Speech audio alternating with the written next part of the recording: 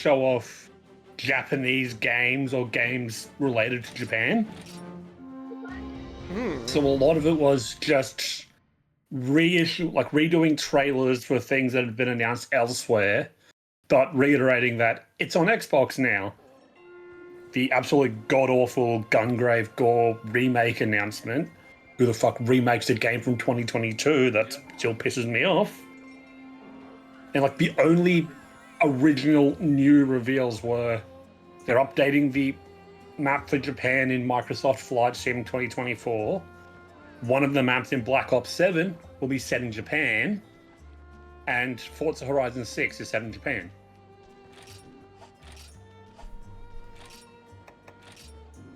No, Ian, this isn't like a port or a remaster or anything. This is a from-the-ground-up remake of Gungrave Gore from 2022.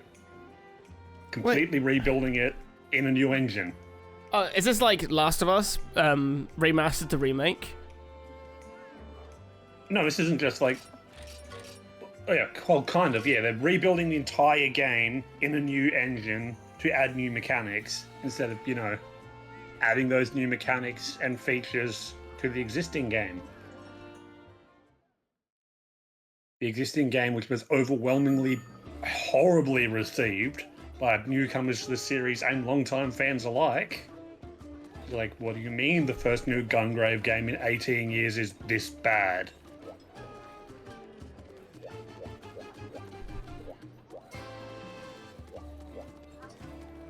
Yeah, the devs haven't really said why they're just going a new remake to move it from Unreal 4 to Unreal 5. But apparently it needs a from-the-ground-up remake to change around the mechanics and add new features. Because apparently getting absolutely slammed with, like, 3 out of 10 reviews across the board wasn't good enough last time.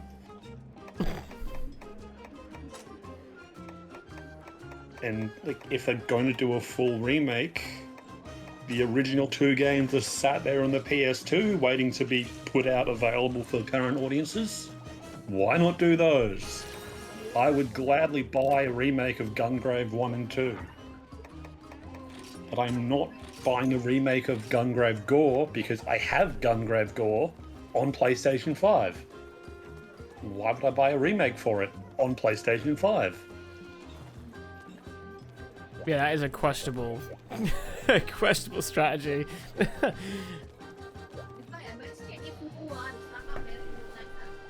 But I am quite excited about Forza Horizon 6 being like set in Japan and, you know, existing because I like the Forza Horizon games.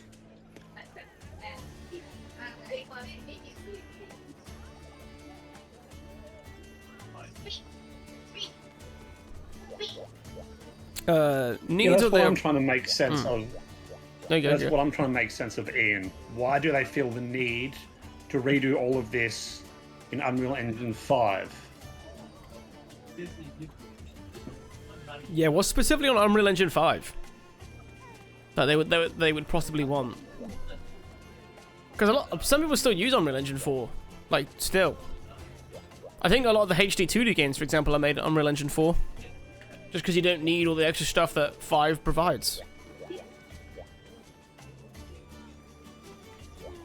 You mean 5 is a big improvement on 4 by all accounts? What do you mean, dude? Everyone hates Unreal Engine 5 because apparently that's the reason why developers keep releasing low frame rate shitty ports. It's all Unreal Engine 5's fault. All of it. Yeah, don't tell the YouTube comments or Reddit that Unreal Engine 5 is actually good and it's just bad publishers not letting their games be optimized. It's like they would have to do something to like not make it feel like a huge slap in the face to people who bought the game originally, then turn around saying, "Oh yeah, we're remaking it, buy it again."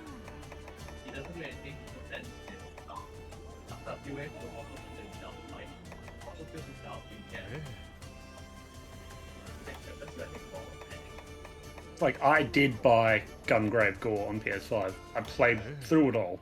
It wasn't great, but it wasn't terrible. But if they expect me to buy it again just for the new content, that is going to be a very hard sale. that if they do what a lot of other games did, like, oh yeah, $10 and you upgrade to the new version, I might give that a try.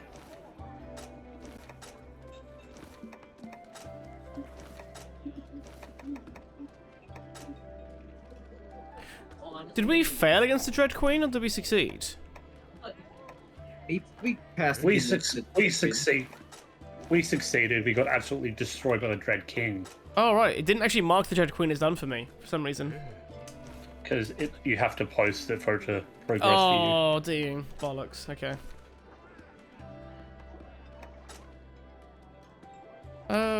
This looks like a cool fight. I don't know how hard this is going to be, though.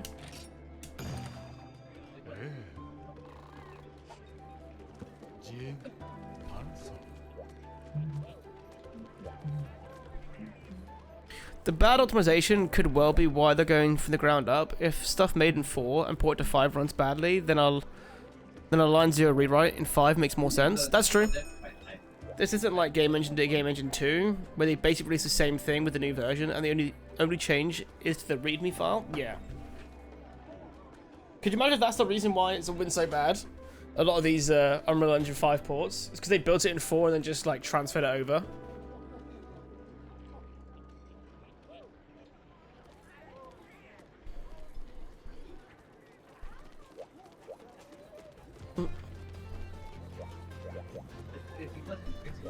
But the online space has been crazy though. You see any game be like, made with Unreal Engine 5, straight away the comments are always like, oh, here we go, another laggy game. It's possible if you think how long the dev cycle of AAA is compared to how long they've had access to it. Yeah, that's true. That's true. You know, average dev cycle is 7 years. Absolutely.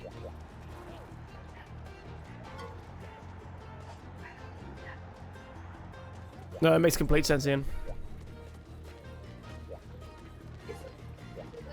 That might be why a lot of HD 2D games are still made in Unreal Engine 4. They're just committing to it. Because to be fair, the versions are still, I think they're still supported. I think 4 is still getting security maybe at most. In terms of Unreal Engine 5, they're on 5.6 now or something. And there's already talks of Unreal Engine 6, so who knows? Yeah, they haven't exactly specified what new mechanics and features are going to be in this to warrant it being a remake instead of, you know, like a port or a remaster. So that's why I'm so iffy about the concept of it existing at all. It's like, you haven't told me why you're going to expect me to buy it again. I'm expecting just like, oh yeah, you are remaking this game from the ground up to appeal to long-time fans and newcomers. What does that mean? What are you changing? What are you adding? A lot of is this your OC? OC? No, I don't know. I'm not there yet. Alright, come over and see. Right, a lot of AA and indie games run in 5 like a dream, but they're probably 100% written in 5. That's true. Yeah, I think so. Yeah, they haven't given us the why properly to just be, oh yeah, it's got new stuff. Smile.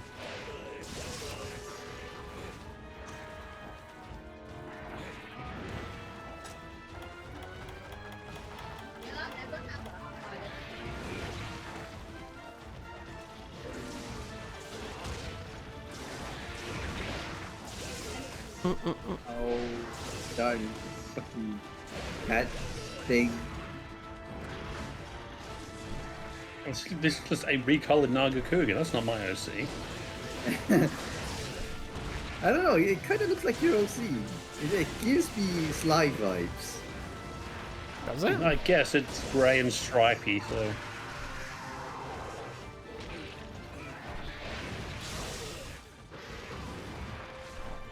I can't. I'm out of here. No, it's like, what's your language?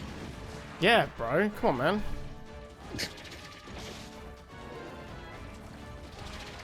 Though I will say the stuff they showed for Microsoft Flight Sim looks absolutely stunning. I mean, Microsoft Flight Sim always just looks very, very nice, but they really done- went hard on these areas and the new planes they're adding. Well, like, They've look done very more good. things for the UI than for the games. Oh no, they are updating like all the Japan map stuff for Microsoft Flight Sim 2024, and it looks very nice.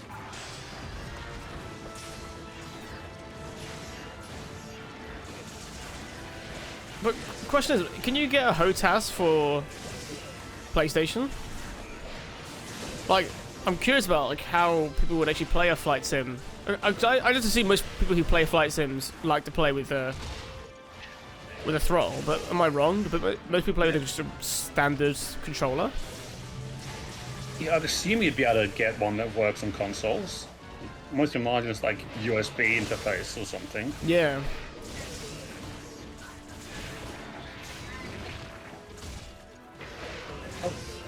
Like, I kind of want to pick your brain a bit.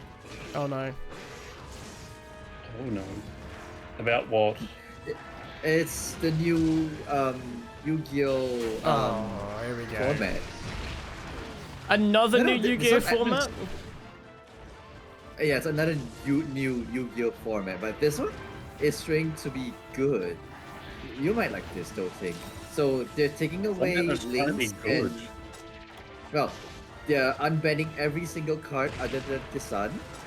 That's one. Two, there's no more links and pendulums. And three, all unbanned cards and staple cards have a now point buy system. So I can put self-destruct button in my deck. Yes, potentially. Okay, fuck everybody else's fun then. I'm doing that. No. Wait, what do you mean by a point buy system? Is there like a list of So- like every banned card? If like you need this many life points? You sacrifice points to get the card? Or No. So Like- you have a Like,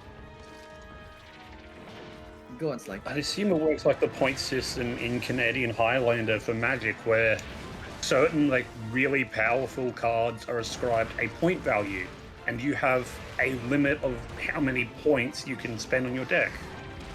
Yes, that's it. And you typically have to disclose that at the start of a match, like, oh, my point cards are such and such. You might only be allowed to spend 20 points total on these high power cards in your deck. Like one might be Yeah. worth like 15, for example. Yep. But instead of 20, it's 100, and certain cards have like points between like 1 to 100, where like something as mundane as Butterfly Dagger Elma is 1 point, and Pot of Greed is 100 points. Okay, I really like that system. It's like you can run a bunch of absolute trash, or just Pot of Greed, which allows you to draw 3 additional cards from your deck. Yeah, exactly. However, cards that are not on the like list, they are worth 0 points. That means you can get like you can play a rogue deck and have like a staple card like Pot of Greed or Graceful Charity, Monster Reborn, for example. Like all the cards that absolutely everybody played back in the day are all banned now. Exactly. So this is like their new way of saying, hey, we remember you guys. So here's some old cards to play with. So it's like Time Wizard, but everything from newer sets is also allowed. Yeah, except they're banning links and pendulum cards. Okay, yeah, that's really cool. Right? I'm very, very down for this idea. I like- want it to be like a thing, but currently it's only in a TCG setting and not in OCG or Master Duel, and I want this in Master Duel. Sounds like the ultimate like nostalgia format, but you can still play with new cards. You just can't use Exactly. the weird newest mechanics. It's like Synchro and XZs were starting to come around when I was still playing Yu-Gi-Oh! When I was younger. So I can understand keeping those. But like for a nostalgia format, Pendulum and Link are still like too new. Yeah. However, this does bring up some issues because some decks do need pendulum cards. For example, the Hungry Burger slide. Hungry Burger. Yeah, Hungry Burger. Is that a card or is it a deck? It's a card.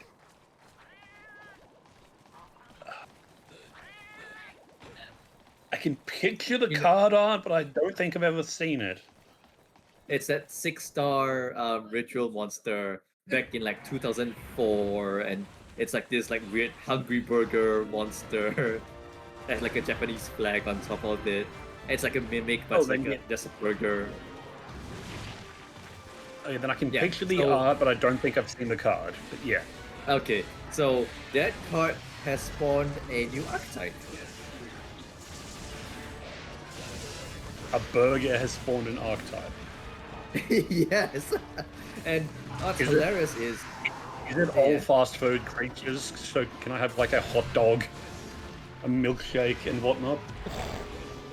unfortunately no, but they did it in such a Unplayable. way. What's the fucking point, no, no, honestly? listen, it's nouvelles where it's instead of fast food, it's not pastry, fine dining. So instead of like a hot dog, it'll be like coq au vin or tomate Yeah. saltamique. Exactly, exactly. And the issue is that deck is very like rogue status, and it can't has it has a starter in the pendulum card, but because pendulums are banned, that deck is kind of like gone, kinda. Well, sucks to suck then. Yeah, I guess so. But it's like A deck when that's you not think banned of- next time. ouch, It's got a point. fair. Ting wishes he'd point to spend on his deck. Well, if your natural base stat is 1, doesn't really matter how many points you spend, it's not getting anywhere meaningful. You know what I mean, Ian? You know, it's already a -3 modifier in D&D. Like, what good is it making it a -1?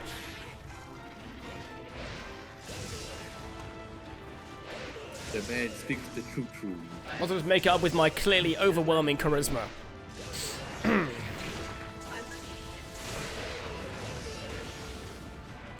Sorry I wasn't listening. You were listening. That'd be mean to be dad. Oh, is he weak now? He's just tired. Yeah, it's just catching his breath. Oh, genuinely left the room. Fuck's sake, Ian.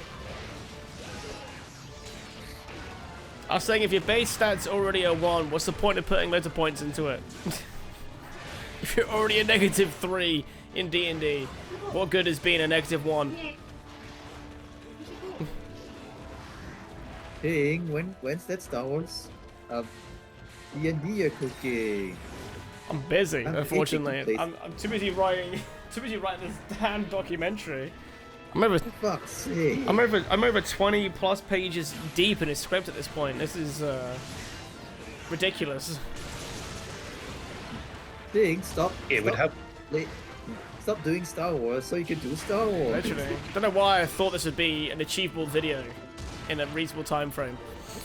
When so much shit has happened in the whole series.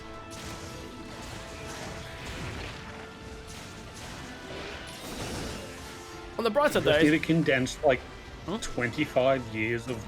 You have to condense 25 years of gaming history into one video. It's easy, Smile. especially one as dramatic as as Battlefront as well. It's had like Yes. 3 fucking cancelled games, gigantic controversies. Like it's gone through like 4 studios as well. Disney bought Star Wars in that same time frame. EA got an exclusive license in that time frame. It's ridiculous. Bastard jumping away from me. Used all my files for nothing. This is why your mum doesn't love you, Nagakuga. Oh, damn.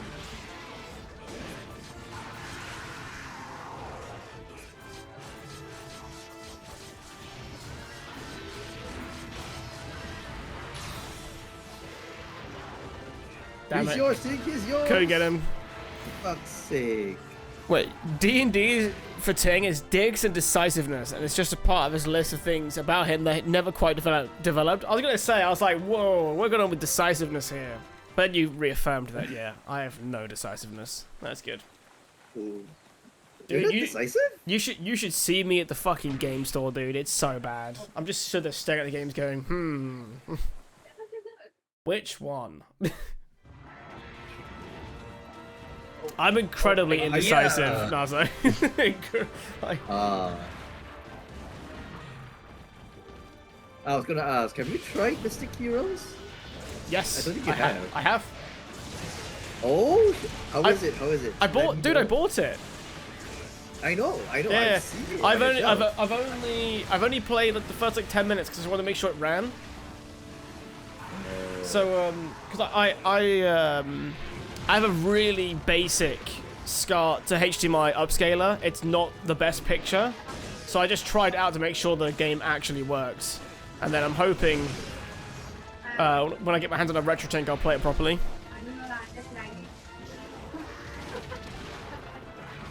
You will love it. Like, it's a weird Dynasty Warriors. Is it Warriors-esque game? Yeah, it's got your same like standard combo, but it just instead of using what's it called? So using like a heavy move set, you have magic intertwined. Yeah, exactly. Here, you motherfucker. The only streamer I've ever known to use a poll to decide if he should use a poll. Funny though, right? Pretty funny though. Well, I have my RCA to HDMI adapter, so N64 is up and running. Nice. Wii U isn't powering on for some reason though. Really? Well, are you like you getting nothing? The fuse hasn't gone in the plug or anything silly, right? Yeah, nothing. How weird. I doubt you've taken the fuse out, but could be worth a check. It's a shame I'm not close enough to you, because obviously I had to not long ago rebuy a power pack for my Wii U. Dig, there's a trap behind you. Oh, is it? Oh, see behind me. I mean, Yeah. Yeah, but we're literally behind you. ah, so the handheld is working. Okay, what do you get to on the? What do you get to on the handheld? You better wonder if it's a power pack. That honestly not a bad thing to check. I can try and. Bitch. Oh. How far away are you? I can try and bring one to you on Saturday.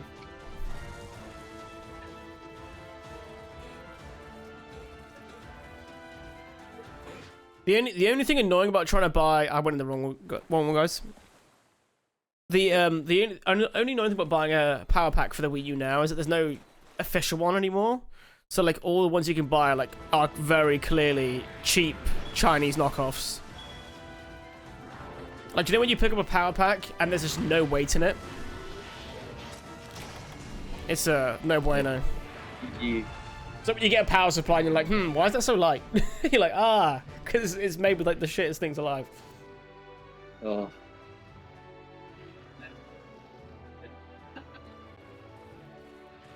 There wasn't a lot of weight to the Wii U one anyway. No, but you haven't felt the one I currently use, Ian. It's diabolical. Especially to a 361. The 361 you could use as an actual fucking weapon.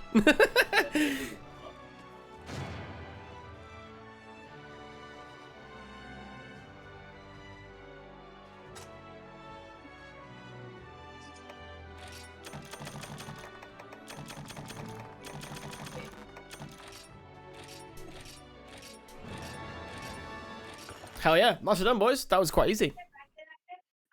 I'm assuming it's quite early in the challenges. It didn't look too far away from the Dread Queen. It just looked in a similar vein. High rank-ish monster, I think. Yeah.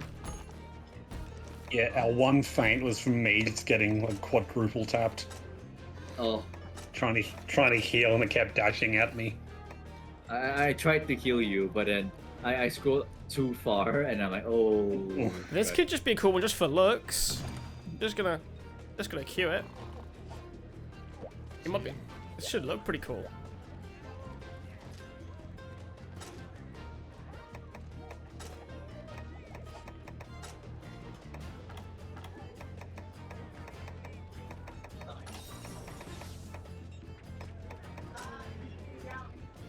What do I want here?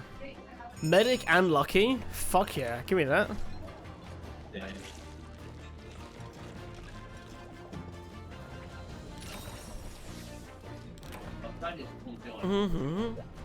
Slide, I was gonna actually ask about this. Did you play the original first Ratchet and Clank? Yes, too. Is there a big difference between the original Ratchet and Clank and the remake that we got on PS4? A lot of the levels are the same, but they've reworked a bunch of stuff to follow along the plot of the movie a bit more. Oh, okay. So the whole framing of it is it's Captain Quark in prison retelling the story of the movie from his perspective.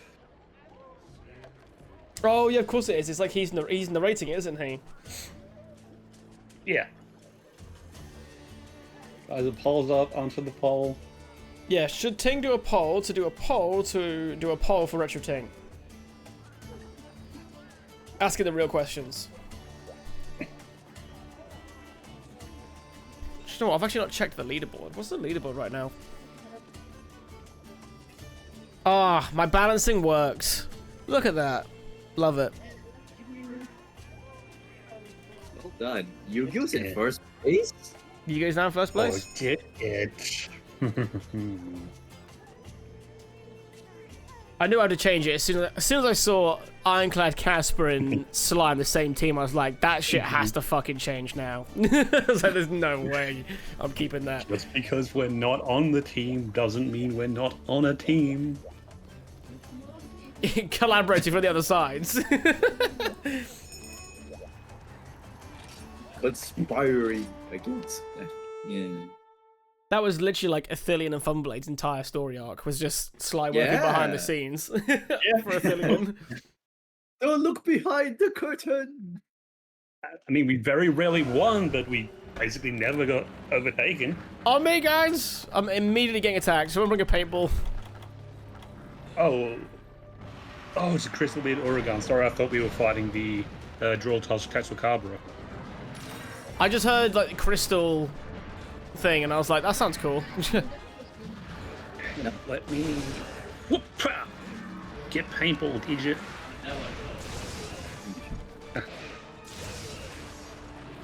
It sounds like a Singaporean thing, Sly. I don't know why. What, Egypt?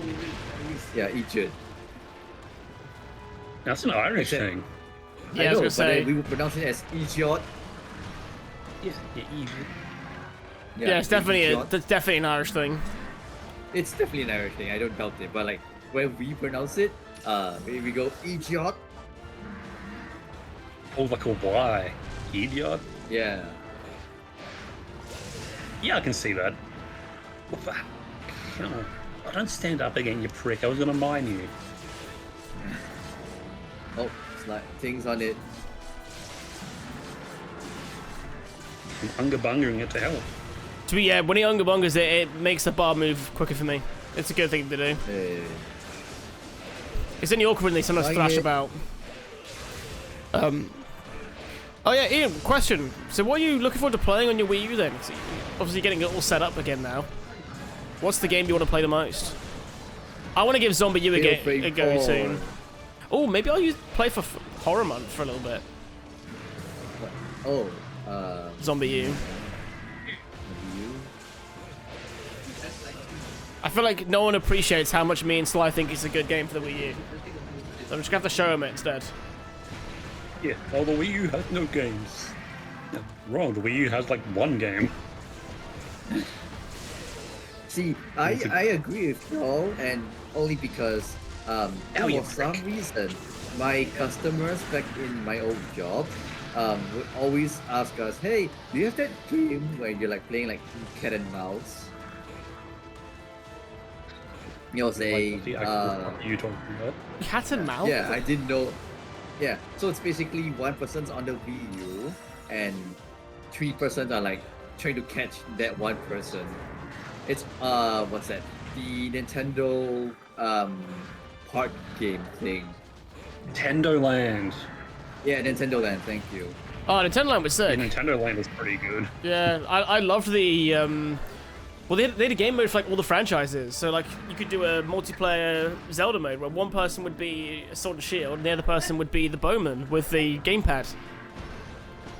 Oh shit! Yeah, it was man. sick. I really liked that. I think what they were like on about was the Mario like catching game where you like 3 people were toads and they have to like hunt down Mario, which is so weird. Like that could easily be a Pac-Man game. Well, oh, I've been playing a little bit Need for Speed on the Run. Also, the Run on my 360. You toying with playing Assassin's Creed 2 on there, so the Ezio Collection on your PlayStation. To be fair, the Ezio Collection is honestly barely a upper res, so I guess it's just kind of whatever you prefer playing on. I don't think I have my original copy of Assassin's Creed 2, unfortunately. But man, I need to play Revelations. I should just start playing it. I just would like to say this Uragan, it looks like it has amethyst growing out of its beard. That's the intention. Railgun. Yeah, I was gonna say that's why I picked him. That's what he is. It's so cool. It's so cool. You have everything up to the Black Flag on 360. Nice. I want to play Assassin's Creed 1 again. I just don't want to have to redo the prologue. I hate that prologue so much. It's so Just long. get a mod and skip the prologue. Honestly, it's like over an hour long, and it's just Altair being a grade A twat, essentially. It's like, why do I have to follow the rules? I am the best. Like, no, like, you risk everything. Oh, but I am the best. Literally. It's like, when it turns out, like, the guy in charge is actually a massive dickhole, and it vindicates Altair for being a massive dickhole in the beginning, and it's like, no. No. Like, oh, turns out the head of the assassins was, like, behind it this whole time, working with the Templars. So Altair is now vindicated for being a massive dickhole the whole game. Yeah. Also, did you just fail? The mount. all- Yeah, I did. Ah, okay. I was waiting Yeah. for it to like fall down and then nothing happened. Yeah, Altair isn't Connor, that's a good point. But have you considered he's not Hatham? So that's another strike against him. Do you know what? That's what I hated the most, actually, about Assassin's Creed 3, was that Hatham was actually such a better character than Connor was. Oh, man. He was so much better. Hey, all the cool stuff about Altair is like either in the DS spin-off or just in dialogue in 2. Or, it's in Revelations 2, isn't it? There's a bunch of stuff about Altair as an old man in there, which sound really good. Like, ooh, the armor of Altair in 2, like this big grand thing about this grand, powerful assassin.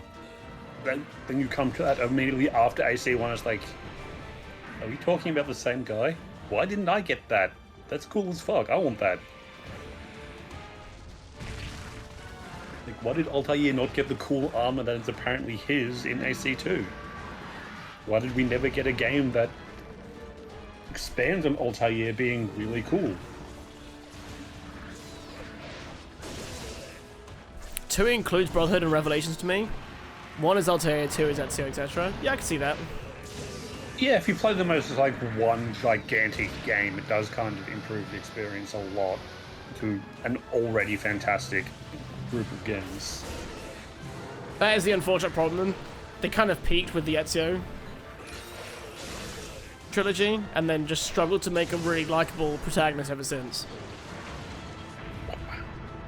Like, even, like, God, Edward Kenway just isn't, as a character on his own, isn't that great.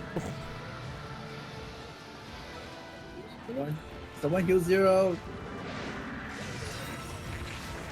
That's right, you guys charge the other way. They didn't I peek think at all just in outside of case. Ezio being the best protagonist? Absolutely, yeah. Oh shit, my cool drink's run out.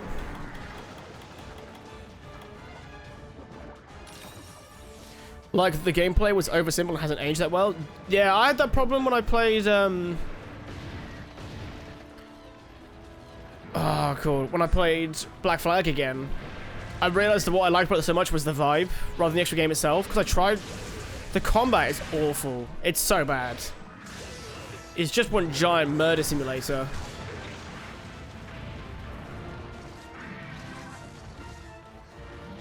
Like, you get a singular counter off, or a singular execute of anyone, and now you can just unlimited chain execute everyone.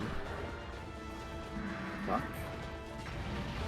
Which obviously started with Brotherhood, but it's just so much worse on Black Flag.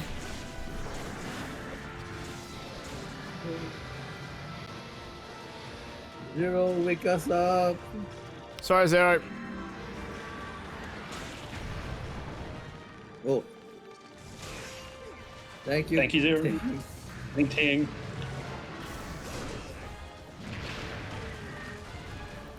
The fries, so the fries are good, and so is Bag. Yeah, I actually watched Minty play some of Assassin's Creed Syndicate, and it looks. I can see why you spoke so highly of it. I really should give it a go.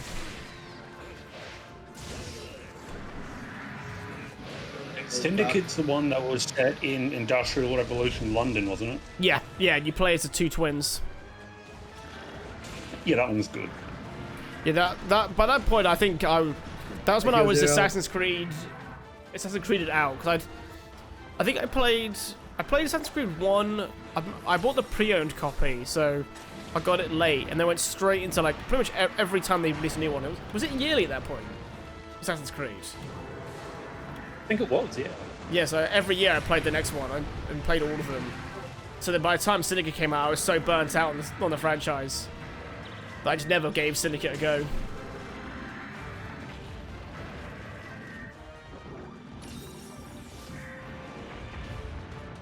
But then I made the mistake, I skipped Syndicate and then I thought I'd finally come back with Unity, and the Unity ran like actual shit.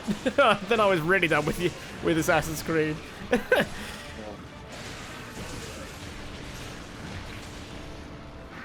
I keep seeing so many reels of Assassin's Creed Unity. I keep not sending the slide, because I know you have the same answer as me, when it's just like, oh man, Assassin's Creed peaked with Unity, and I'm like, oh, you're misremembering the era so badly.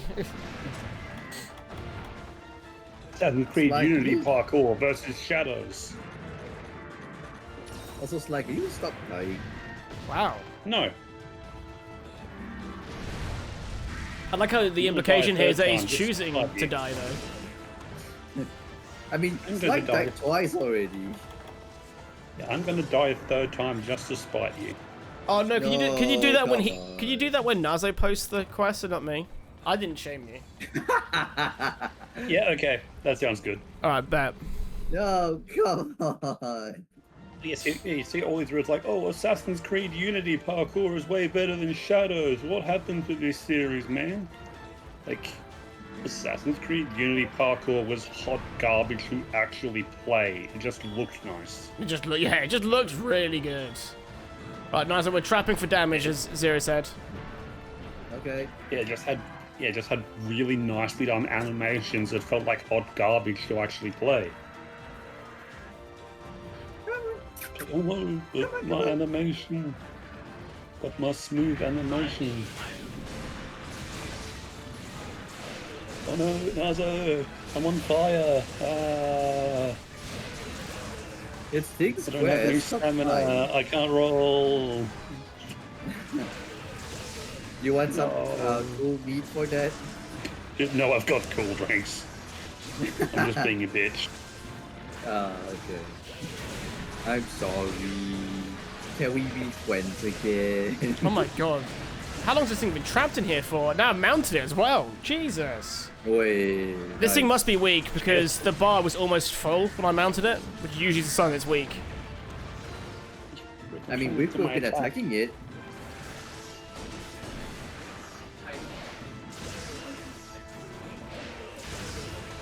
There is no comparison between the stealth and parkour games in the series to the open world games. Like, they are so different by design. I know, and people just can't help but compare them. I saw a video, Because this new thing bad. new thing always bad.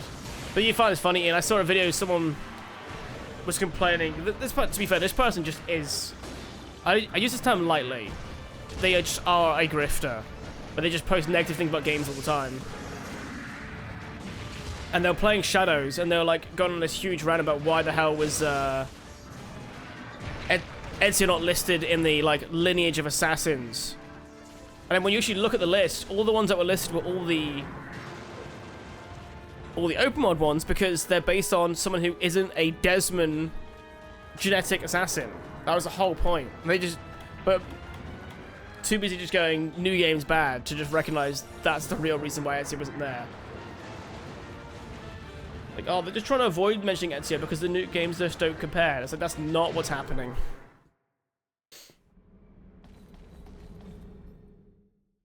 To be fair, anything's a continuity error in the lore if you don't actually pay attention to the lore.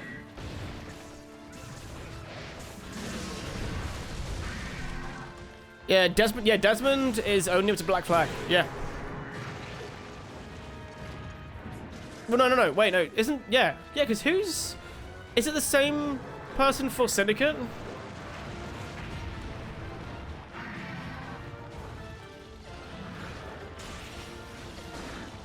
Is it the same person for the open world games for Syndicate, or is it a different genetic background? I kind of blocked out the Animus stuff altogether when Desmond was out of the picture. Yeah, same. Ah, shit. Crap. No, I must leave. Slide. Oh, I just didn't care. Same, dude. That's the reason why. What? I think Slide talking about it. What was the game there? They've cut loads of the Animus stuff out of. Oh, the rumored Black Flag remake. Yeah. They're like, we're gonna get rid of all the like real like today stuff. I'm like, yes, good. People were mad though. I'm like, why? Yeah. Like, according to rumors and leaks about this rumored and leaked Black Flag remake, it won't have any of the outside of the Animus segments. It's like, yeah, cool, they're cutting the worst part of the game. That is good news.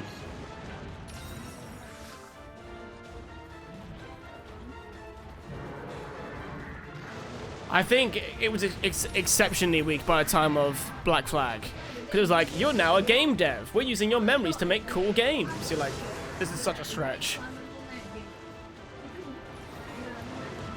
Yeah, you're working for... Oh, we can't call it Ubisoft. Hard. Oh, wait. I are hard. I love it.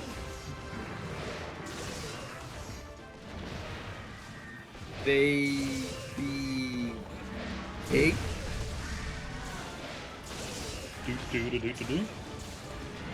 Yeah, same difference, right? There we go. Captured now, boys. Let's do it.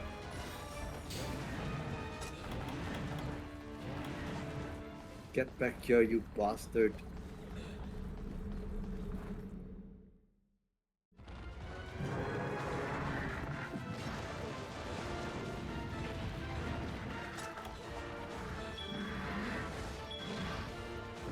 Come on, buddy. You're standing on it, you piece of shit. Thank you. So, he wasn't stood on it yet. His head was overhanging it. That doesn't activate the trap. Yeah, but hitbox thing. Hitbox. That's not how traps work, Lazo. Yeah, but in the newer games, when a hit touches the trap, it triggers. Are we playing the newer games, Lazo? Shut up. We got him, ladies and gents. Also, yeah, it's not Black Flag at all. You're right. Yeah, Ian. Yes. 3 was obviously the last one. That's when I actually kind of lost interest in the real world stuff. It was already pretty weak, to be fair, by Assassin's Creed 3.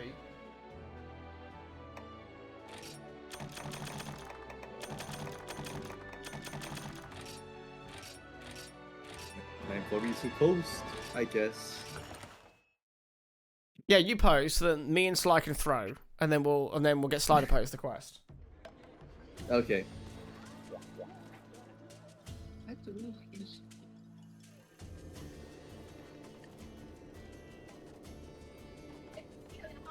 I normally don't damage trap, but 2 feints and I had full buff set up, and this is the lamest deviant. Yeah, there we go. Oh damn! Oh, the Shit. Silverwind Nagakuga armor is so cool. Oh, let's have a look at this.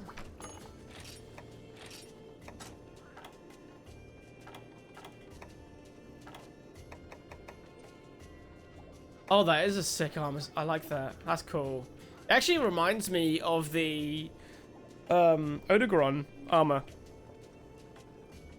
Just a little bit. At least for the chest.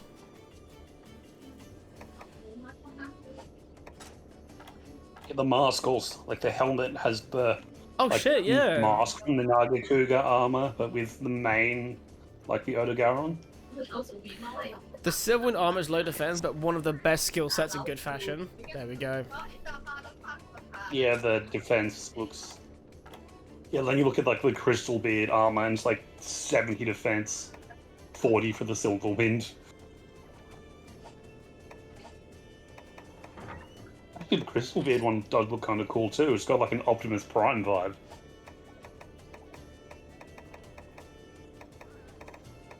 I am Optimus Prime. I am Optimus Prime.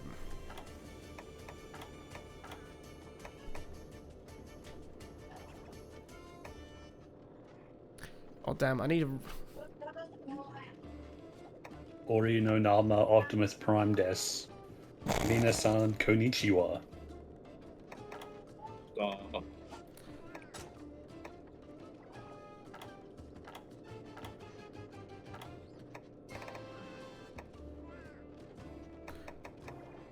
Watashi wa Autobot-san. Hey Rasputin, how you doing today, buddy?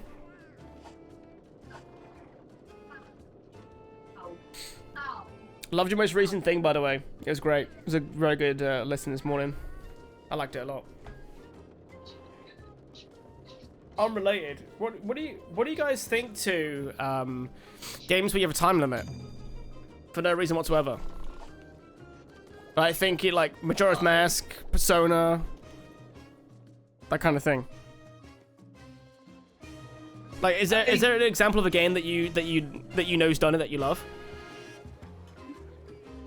I mean, you are asking the Persona 5 fan if they like Persona 5. But like, if they got rid of the time gating in Persona 5, would you like it more or less? I'd say less. Because the time gating is an important part of the narrative. The only thing I don't like about the time Persona gating in games. Persona 5 specific, I like it for the dungeons. I'm less of a fan for the overall world thing. Because like, you know me, like I would do the dungeons in like the mandatory 2 sessions. Right? And that'd be great. And then you have like 28 days of I need to fill the time now. And the bright side, it means I basically maxed out every relationship possible because I had nothing but time. But wait, your group is based? Yeah, these guys love that kind of stuff, especially Sly. Like Persona 4 does that system as well. When like a person is trapped in the shadow world, you've got X amount of days to save them or they're going to die. I like that sense of narrative urgency that gives. Well, that's cool. I didn't know And about then that if you Persona do 4. rush through it in one day, like you can with very easily with Palaces in 5, you have a lot of time to do all the side stuff, which is, in my opinion, the best parts of the game. So it has a really nice narrative purpose behind it, making you rush through it. But once you're good at the game, you're rewarded by suddenly having all this free time to do everything else. I don't think I've ever played a game where like time is like in the background, just ticking away. I think the closest like what Baldur's Gate 3 maybe. And like Majora's Mask, you have enough control over the flow of time that it eventually becomes a non-issue. But again, narratively, that sense of urgency is just amazing. Well, it works on Majora's Mask if you know the slow down time song. Because I'll tell you one thing. I remember when I first played it, I didn't know anyone who played Zelda at the time. So trying to complete the first like fairy palace, whichever the first dungeon in the woods. Trying to complete that one on regular time, I was like sweating by the end of it, and I finally did it. And my mate was like, "Do you know there's a slow down song that halves time speed?" I'm like, "What? What do you mean there's a song that fucking halves time?" Like, yeah, you just play this and now you have double time to do the dungeon. I'm like, "Oh shit!" And it made it way easier to get all the fairies and everything. So basically, you did Zawardo. How's I don't that? think Ting gets that reference. I do not get that reference. Damn it. It's a JoJo reference. I've not watched JoJo yet. I say yet. Yeah, but like, really, Let's- Majora and Persona are the only games I've played that I can immediately think of that have a strict time limit running throughout the whole game. And I really, really enjoy that mechanic in both of them. Baldur's Gate 3 did it wrong in my opinion. And main reason, you can just spam long rests. I hate it. I don't know why they have it. It's because it's literally a D&D feature. But like by the end of the very like what first one game session at most, you're like scrambling for enough food to do a long rest. But by the end of the game, or even the end of Act 1, you have more than enough resources to long rest between like every big fight, which is a little lackluster. It's in zone 10 by the way, guys. It flashed for me for a second. Oh, wait. People have been largely respectful of the disagreement, which is nice. Yes, I did go through the comments. I was really curious about it. Yep, on me, boys.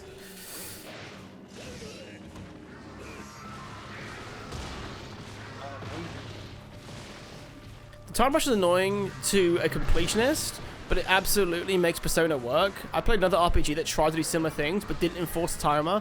You could just ignore the urgent plot NPC, and the moment I found that out, the experience broke mechanically and narratively. Yeah, I can see that. What's that running meme, isn't it? Like in, like even hell in Ocarina of Time, when you got like Zelda going, please help, like you have to like save Hyrule, and it's like meanwhile you just go off fishing looking for the Hylian Loach for the next like 5 hours. Yes. Like it's such a the world. What? Like the world's gonna be destroyed. Yeah, excuse me, while I spend the next like 6 months fishing. It's like such a meme in like almost every RPG at this point, where what's happening is the end of the world and you're just like too busy just doing other shit, like collecting bugs. Yeah, oh, the evil king is going to summon the dark god of ultimate destruction. Yeah, that's cute, but I need to collect every single red herb in existence. I think it was even worse in Twilight Princess, because like the world was literally like everyone was literally trapped in this like horrible Twilight Zone, and you're just there like, so I just need to make sure that Agatha the Bug Lady's happy for a second. Yeah, I need to like get these bugs for this girl, and also I need to find all of the collectibles. So your impending apocalypse can wait. Okay, thanks. Bye. It's like, yeah, Nintendo's added stamps now to Twilight Princess HD, and I want to collect them all first before I do anything else. No. Although, am I right in saying, were the stamps for the Miiverse, or was it just for the game? I can't remember Yes. now. For the Miiverse. The stamps were for Miiverse. Feels bad, man. Rest in peace, Miiverse. But you needed to have the stamp unlocked in the game on that save file to be able to use them when you're making a post. No way. Yeah, you'd collect the stamp and then you'd make a post in-game to Miiverse, and you could use the stamps you've collected. Dang. Miiverse So with was the really death of cool for Miiverse- like the 4 weeks it was alive. Like I quite enjoyed it. Wait, I thought it existed in the 3DS as well. It existed along the. I'm just exaggerating it, but it felt like people really only utilized it for the first like month of its existence. Oh. You know, the one Miiverse post about Sonic the Hedgehog still makes me absolutely cackle to this day. Wait, the one At post? some point. Yeah, someone probably put a post of a screenshot of like a really shitty placed spring in Marble Hill Zone in the very first Sonic game. It's like, what's the point of this? I thought you were meant to. I thought Sonic was about going fast. This sucks. Like, oh, it's a trap to prevent you from just holding right. Like me standing outside your house with a baseball bat is a trap to prevent you from walking outside. I remember that. I remember seeing something like that. And so just broom, broom, broom, broom, left and right, left and Yeah. right. Yeah, if you just like keep running in that one area of Marble Hill Zone, you would just dink off a random spring in front of a staircase.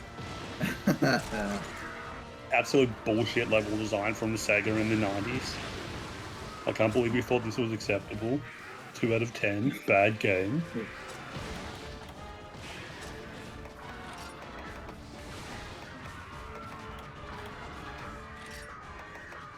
I mean, looking back, it is kind of insane how much bullshit platforming is in the old Sonic games, considering Especially Sonic's whole Sonic thing 1. is going fast. Especially Sonic 1. Yeah, everything after Green Hill Zone and Sonic Fast turns into precision platforming. You have to go slow. Yeah. I was gonna say, Chemical Plant Zone was fucking bullshit. I hate that place. I just like the music though. Chemical Plant Zone. I'd say Chemical Plant Zone 2 Act 2 has more platforming than a Chemical Plant Zone Act 1. Probably, yeah. Yeah. Dude, Well, that's how we're doing. We're doing good, dude. We're just trying to think about games with timers on them that were good. I'm just trying to think of like which ones. Here, you know what, here's an example. Here's an example of one game with a timer that they don't tell you about. Far Cry 4. Just wait 10 minutes at the beginning of the game and you'll finish the game instantly. It's like a seriously? yeah. Oh yeah, there's a hidden ending where at the start, when you're having dinner with Pagan Min, Who's a he villain? walks off and he walks off to kill somebody. He's like, oh, like I'll be back in a few minutes. You sit right there. If you stay sat there and don't leave, where you'll be abducted by rebels and start the whole game, he does just come back eventually. And like, yeah, all right, let's go scatter your mother's ashes at this memorial, and then you can go home back to America, and you get the end of the game. You just finish the game that way. The fuck? That is amazing. And Far Cry 6 had something similar, but a little bit into the game. You finish the first mission, and the rebels help you get a boat to leave the islands. And the idea is you're meant to, like, oh, turn around because you're going to help the rebels after all. But you can just keep going and fuck off. And you can end into the game where the corrupt president, played by Giancarlo Esposito, fully takes over the island, and you're just sat there on a beach somewhere chilling. That is not my problem. You can just fuck off, like, yeah, I've got my boat now. I don't care about you. Bye. That shit is rad. Honestly, I love it. It's so good. Yes, secret quote-unquote good endings. Oh yeah. Metal Gear Solid 3 has like a couple of secret endings all involving the same boss fight. There's like one where it's like what? You purposely sit there for like what, 20 years and then the guy dies and then it's like a game over or something? Oh no, it's not 20 years. If you like leave it there for a week or change your system time, like you could on the PS2, he dies of old age. But you can see the same guy like a couple of hours into the game, like off in the distance, and if you snipe him, you kill him there, and get an ending to the game where you've created a time paradox. Because that guy wasn't meant to die there. Why did you kill him? It's just for some reason, games like, yeah, you've created a time paradox, and it's like, fucking, what do you mean I've created a time paradox? Okay, I don't know, as I talked about in the video, just aren't that many games with time limits. You know what it is? There's loads of games with implied time limits. They try and create a sense of urgency, but like, there just isn't one. Which obviously is something you talk about. Yeah, Ironclad.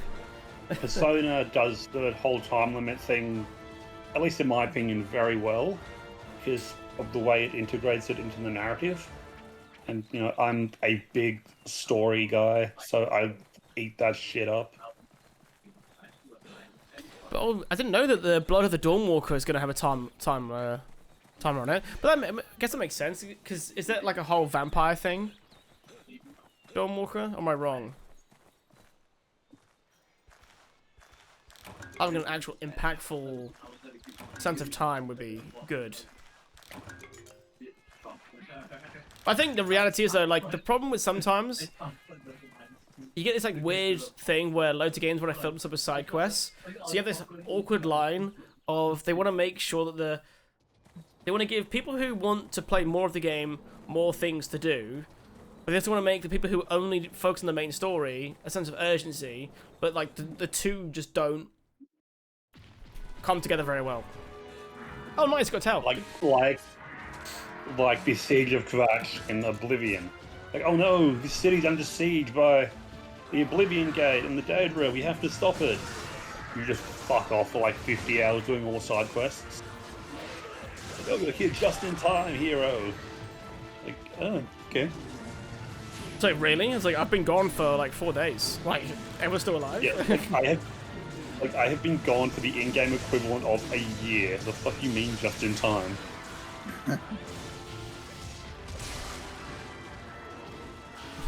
We've got to get back to the village before it's destroyed. Explores 30 hours before going there. Yeah, you just got it just in time, literally. Yeah, it's even funny if you do the thing that me and you do, team, is like constantly spam rests, waiting for people to be where you want them to be. Literally. It's like, so it's like, oh, dude, I'm just sat here waiting for 12 hours while this urgent emergency is going on somewhere, and I've done that like 10 times. So like almost a whole week has passed with me just sat in the corner. The rest mechanic, much like in like the Elder Scrolls games, much like the long rest mechanic in Baldur's Gate, it's a very non-system that probably shouldn't be there. Although it's quite glitchy, it works in pretty well in Morrowind though, right? Like if you wait a certain time frame, everything kind of spawns as it should. So I think with Oblivion, it was a bit glitchy, wasn't it, the timer? Because it would just reset some NPCs, even if it wasn't their time to be somewhere. They'd be like, yeah, it's 2 in the morning, but this guard's going to respawn here, because this is where he is at 7, or something. Yeah, with Morrowind it did feel more like, yeah, it's just picking up all the NPCs and chucking them down where their routine says they should be at that time. Yeah. Because I had a hard time. Do you remember the one where, do you know the actual good Dark Brotherhood quest where you've got to go around and essentially kill this lady's entire family?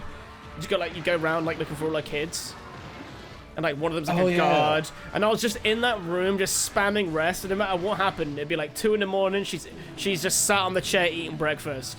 It would be like 3 p.m. the day, she sat on the chair eating lunch or whatever, and like no matter what happened, like she would just never, at least according to Oblivion, she never slept, which is so weird considering she's literally in like an assassin storyline. Like there was no credible window to kill that lady without being arrested for fighting a guard. Or the one where you had to kill that guard in his shack. He was sat there for like hours waiting and resting for where the NPC said he should be alone at home, but he never was. Yep. So you had to find the one other person who had any info on him. He's like, oh yeah, he's out here fishing at that time. And then you found him and killed him easy because the game didn't tell you that one guy had the right dialogue. Yeah, literally.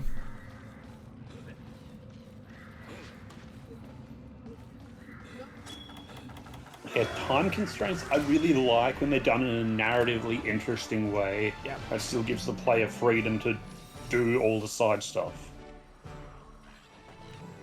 If you're going to put all that side stuff in the game, I want to play that side stuff. Would you count Castlevania 2 Rondo of Blood as time-based?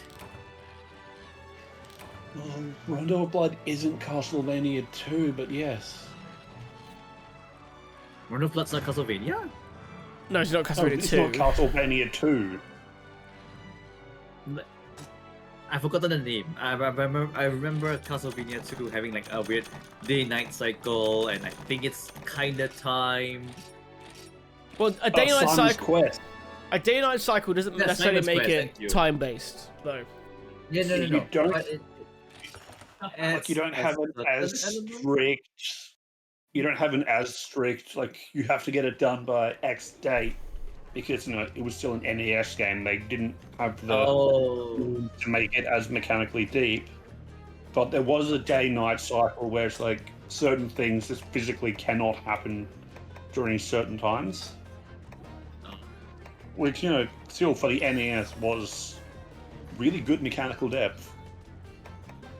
but flopped as a Castlevania game. But, every single time it went to the nighttime, you had to sit through the what a terrible night to have a curse. Yes. screen. Oh my god! It's just like 5 seconds of like scrolling Yeah. text and just A very slow scrolling text.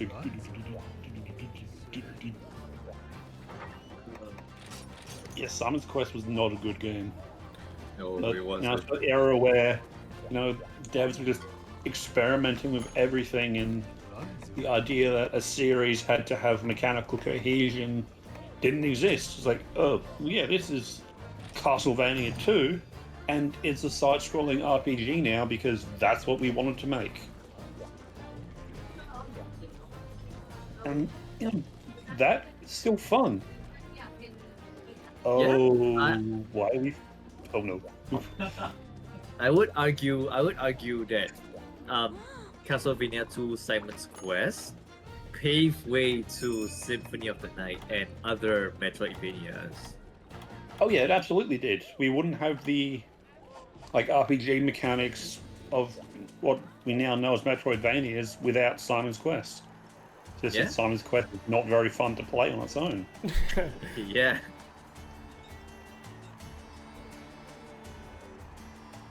Also, didn't you y'all say you were gonna troll on my quest?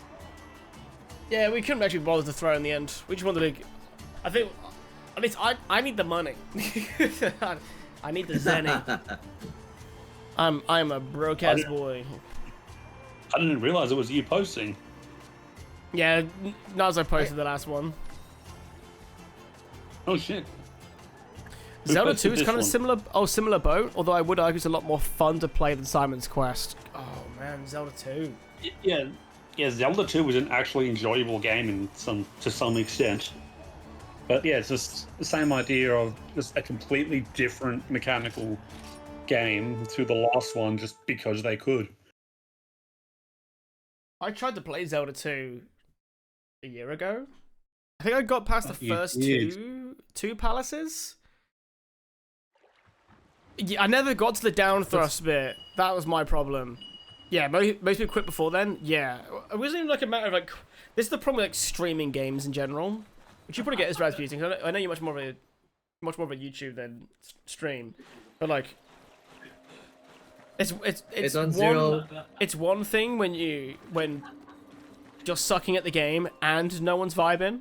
It's like next level. Bro, I was playing Zelda 2 and I was like, wow. It's like, I suck and no one's a fan.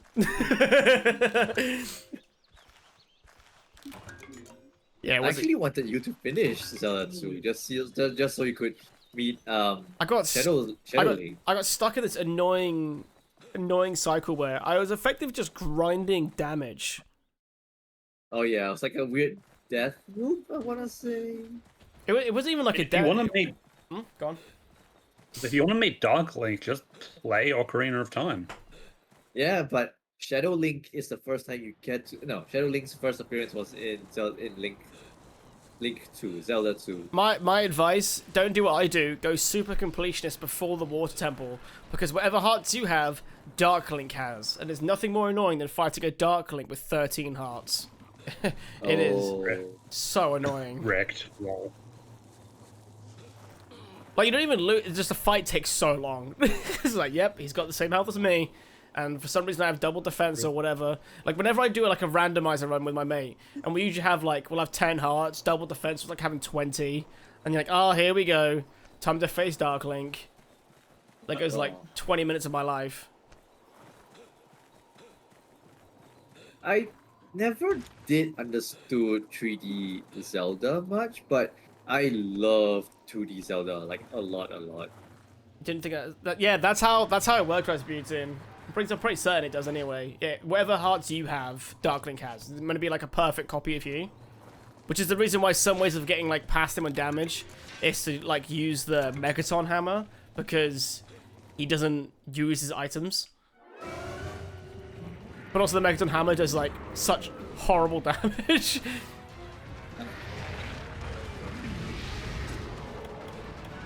But yeah, I found myself enjoying 2D Zelda more than like enjoying 3D Zelda. I guess it depends for me. Minish Cap's really good, I would say. I like Minish Cap a lot. Yeah, Minish Cap is Four one of the Swords. best ones. I started at 4 Swords. That's diabolical, saying that you prefer 2D Zeldas, and then the one you pick is 4 Swords. That's insane behavior. To be fair, all right. So to be fair, and I've told this story multiple times to you. There's no to be fair, but it's okay. You explain your heresy. Which I've gotten the free 3DS 4 Swords edition on the 3DS when it was the 25th anniversary. Or was it 15? Either way, I got the anniversary edition of 4 Swords, Yep. and it was the only like full game I had besides Mario 3D Land, and I played the hell out of it, and it was very fun. I'm not saying it's a bad game. It's just of all the Zeldas to say is better than the 3D Zeldas, 4 Swords is just a choice. It's a free game. What do you want me to do? What do you want me to say? I just like 2D Zeldas, and 4 Swords was my first introduction to it. That's all. I'm not saying it is. Codex Astartes does not the Codex Astartes does not support this decision. Thank you. I'm glad. Yeah. Heresy detected. Purge the unclean. All right. I mean, purge away. I'll be purged away. It's fine. I'll die on this hill because that's literally the first game I've ever played, and I don't mind playing any other 2D Zelda games, but I've not tried since because I don't think it's my type of game. I need to play 4 Swords eventually because you can play it on the Switch now really easily. Yeah, It looks fun. When is it? Well, Nai wanted to be a part of it, and now Nai works again, so like it's in like more hours. So we'll see. Boo. First no D&D, now no 4 Swords. Boo. Yeah, I think that's the key, Rasputin. The one thing Zelda's always done a pretty terrible job of is making multiplayer games that are scalable. Because Nintendo's like, this is 4 Swords. This is made for 4 people. If you have 3, too bad. If you have 2, too bad. It's like Triforce Heroes. If there's 2 of you, then you've got 1 doll to make up for the person you're missing. Although Triforce Heroes, though, is like the worst example. That game is... Now, that game really... If NASA said Triforce Heroes is the best kind of 2D Zelda, that'd be a bannable offense. I've never played it, and I've heard bad things about it. So Well, I think it's perfectly fine if you have all 3 of you. Then it's fine. But if you don't, it does literally give you a scarecrow. And then what happens is when you need that scarecrow to do something, you like press a button, and then the scarecrow turns to life, and you are now that character. And then the character you were is now a scarecrow. Like it cannot physically function without at least 3 actors in the game. That's so stupid. What the fuck? Like, at least in the anniversary 4 Swords, you actually get to play as all the links as one player.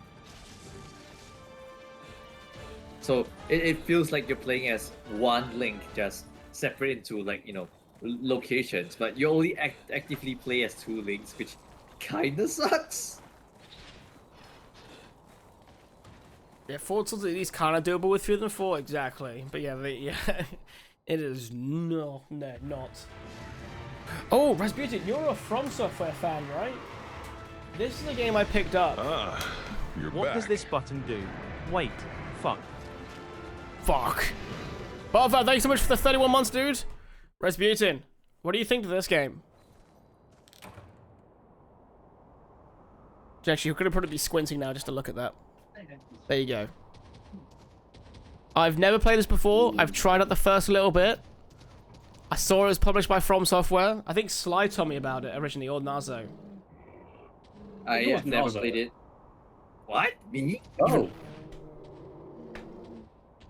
You've not played it? So imagine if From Software made a card game. That's what it is.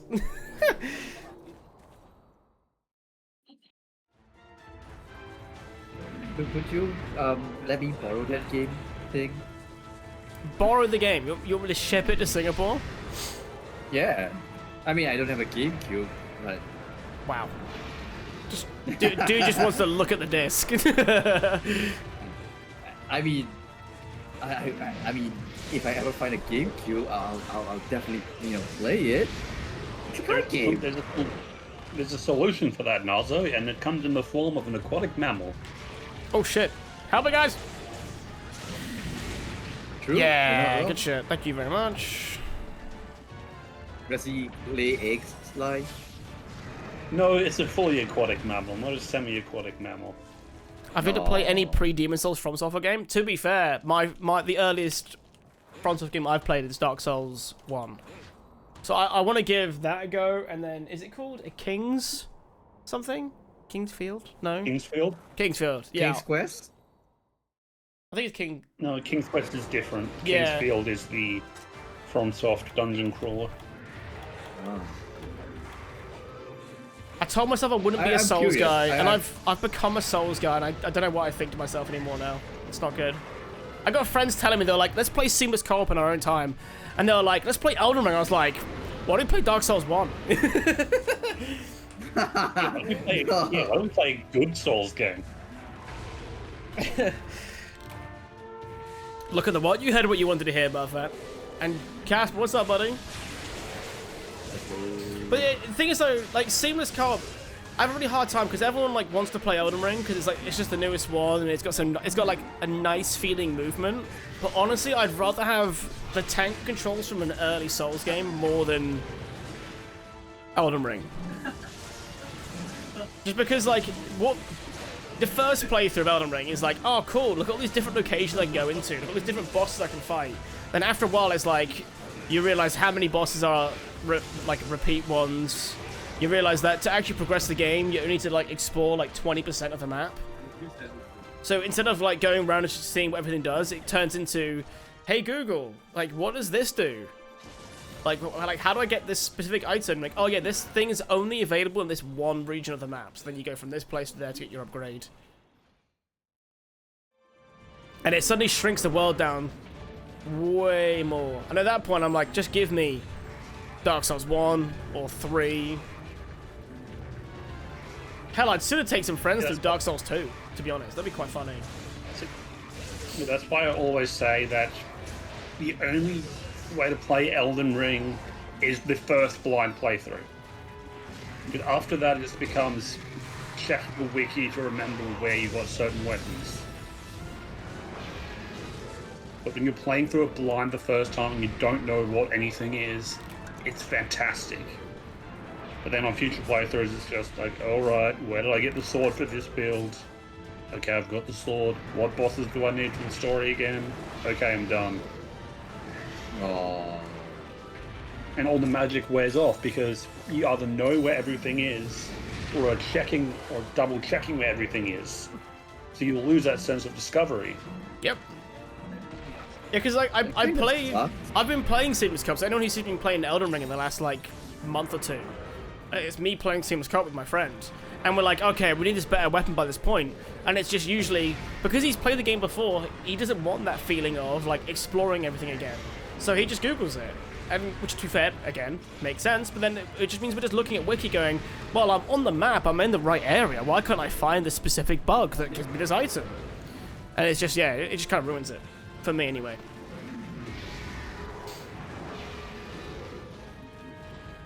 Watching some gameplay of Lost Kingdoms right now. Game looks super interesting. I literally played the very beginning tutorial, and it just interesting enough where I feel like I want to do something. I want to do like a topic about it. I've bought like some specific games. I'm like, I want to make a video at some point on this, and then that was definitely one of them. It's one of those annoying things, unfortunately, where it's really hard. It might be okay, but like the file type to pick up the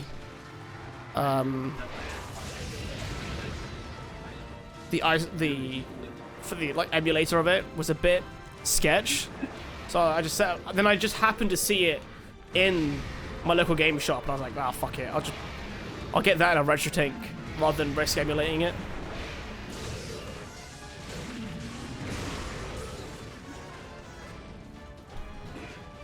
Oh, not to like circle back to like Mystic Heroes. I am kind of curious. Of the 4 characters, have you like found your absolute? Not yet. character I've only played one so far. I only played one of the characters. I tried the dude out with the sword, because usually like my first character in any like Koei Tecmo game was the Joyu like figures. Fair. Sketchy ROMs, right? I know the feel, Rosebeard. I did a multiplayer playthrough of Dark Souls 3 with some friends years ago, and this guy was a walking encyclopedia of Dark Souls 3. Like, a complete encyclopedia. Like, and he wouldn't even you would know that he didn't have a wiki, didn't have anything. He'd be like, okay, you go in this corner here, dude. Open that chest, you get this really good ring. And it would be exactly what he said. And I was like, how many times have you beaten this game? And he'd just be like, yes. Like 10 times over. Yes, I've beaten this game a lot. God. Your mum has tank controls? That's funny. God damn it.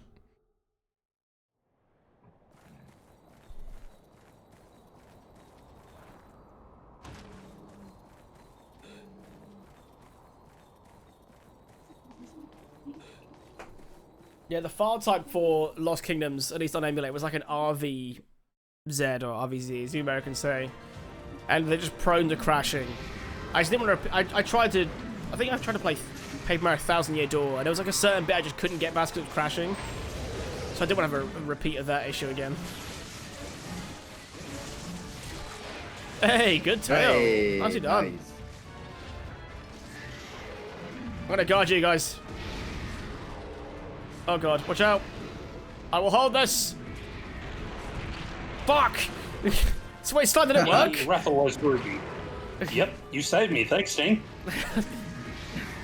Repaying the favor for Fatalis. Fatalis, yes.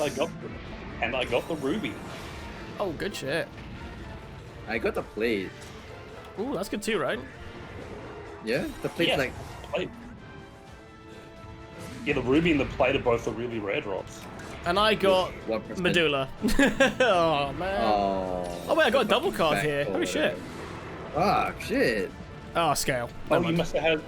must have had a food bonus for extra carving. Feline carver. Oh, I have one too. Let's go. I got the scale. Ooh, unlucky. Slide, no.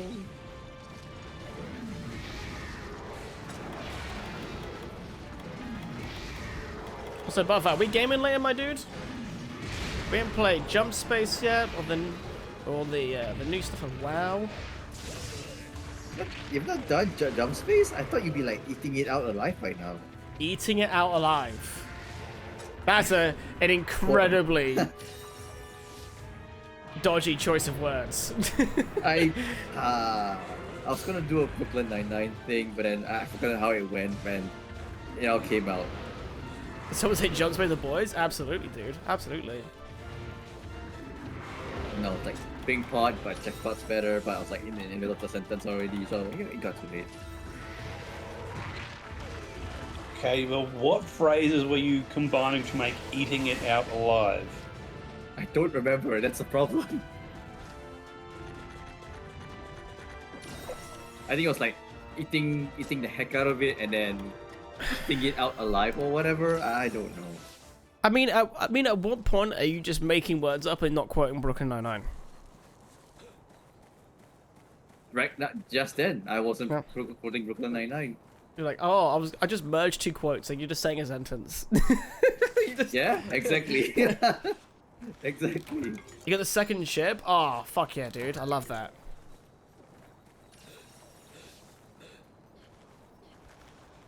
I do like the look of the second ship. It looks cool. Although, what game did I send Sly earlier? What's it called, Sly? Ascent? Oh. I need to go back Tell on, you in just a second. go back on our chat.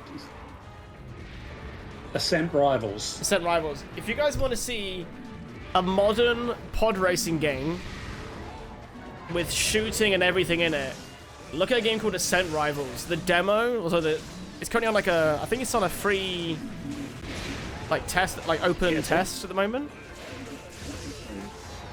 But it Yeah, looks so- Totally not Pod Racer. totally not pod racing. But the way, I like the Like control twins. scheme though. It's cool as hell. Yeah, what was it, like twin stick controls where each analog stick controls each engine independently? Yeah, so the left analog stick controls the left engine, and the right analog stick controls the right engine. Whether you know, like, and there's a lot of like you go up in the air again, much not like pod racing. Wink, wink, nudge, nudge. You do the whole classic thing of like when you're in the air, you pull back on the throttle, and then when you land, you like surge them forward to get like an extra extra boost and everything. Like proper like Phantom Menace vibes, but It Cool as looks fuck. really cool. yeah, it looks really cool. And It reminds me of like the arcade pod racing game. yeah, Something's on the Poodoo. Poodoo! and with it being twin analog sticks, you can probably rig up like a double flight stick setup to control it, which would just be ace. Yeah, could you imagine just having like two throttles for that bad boy? It'd be sick as hell.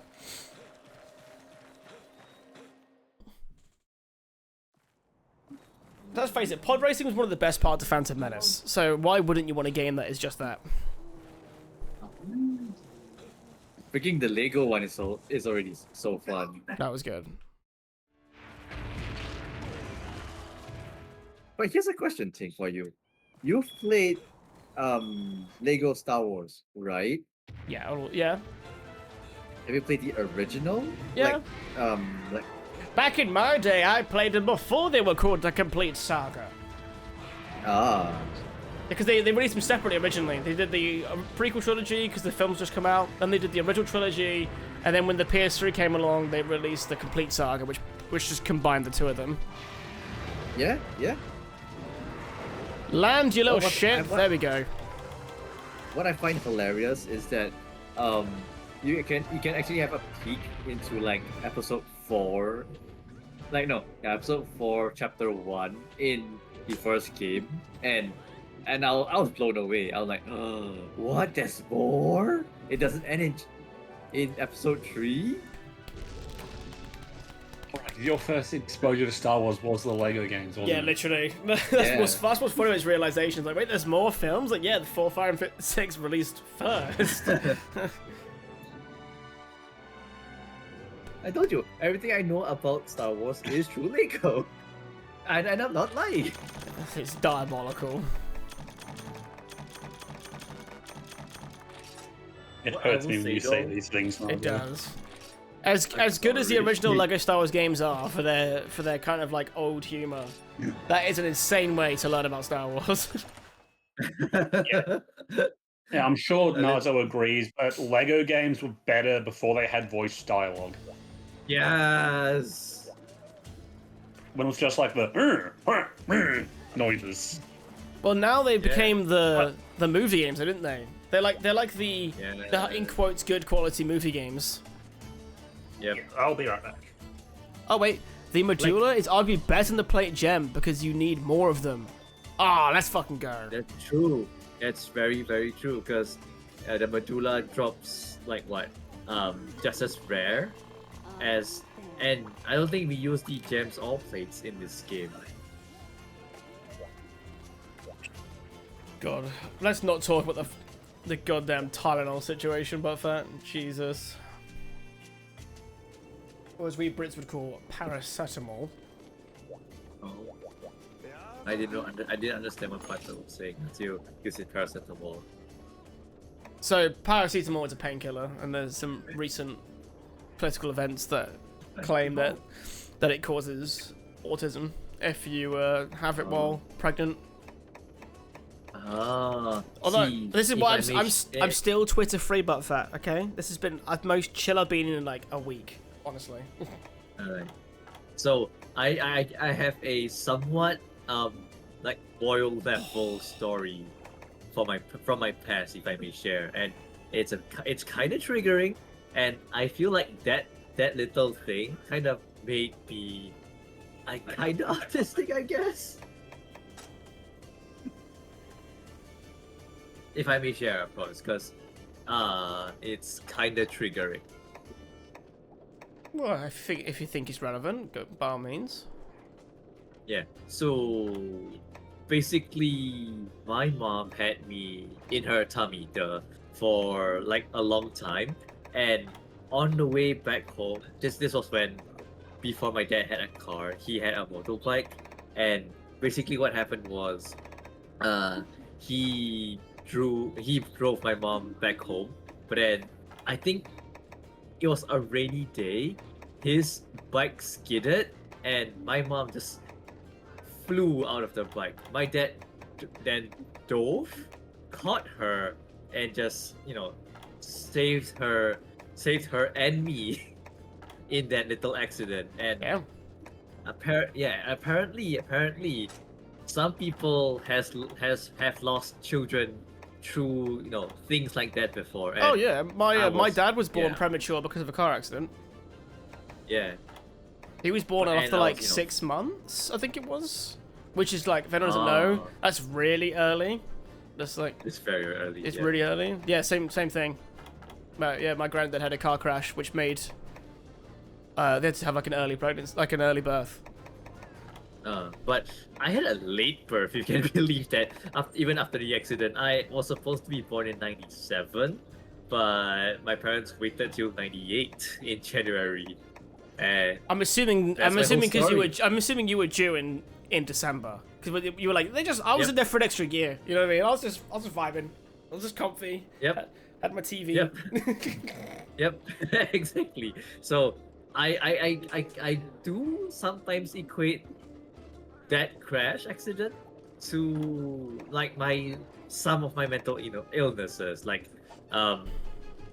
the like brain farts, my kind of autism, even though my doctor have stated that I don't have autism or ADHD. I mean, if your doctor's clear you know. Yeah. Tetsu and Glav left. Okay, cool. I didn't know which one to go for. Oh, to be fair, we didn't do. I don't have any. Oh, go, dude. I don't have any excuses like that. I'm just like this. I'm It's just. just like I'm this. just a Welcome bit. back, by the way. Just a bit odd. All right. See, Yeah, I but- was just built different. Your brother was premature. 4 pounds. Yeah. Yeah, my Constructed. my granddad was from the old day where it was normal to have a pint at a pub and then drive to another pub and have another pint. Are we doing slice or yours thing? Oh shit, sorry, Sly. Did you post the Tetsukabra or Glav? I posted the exact It's same the one same as you. one. Troll Post. Alright, cool. Also, the Dread King armor, fucking cool. I really liked that. Yeah, it's so cool. It's like I want to just. see the female one.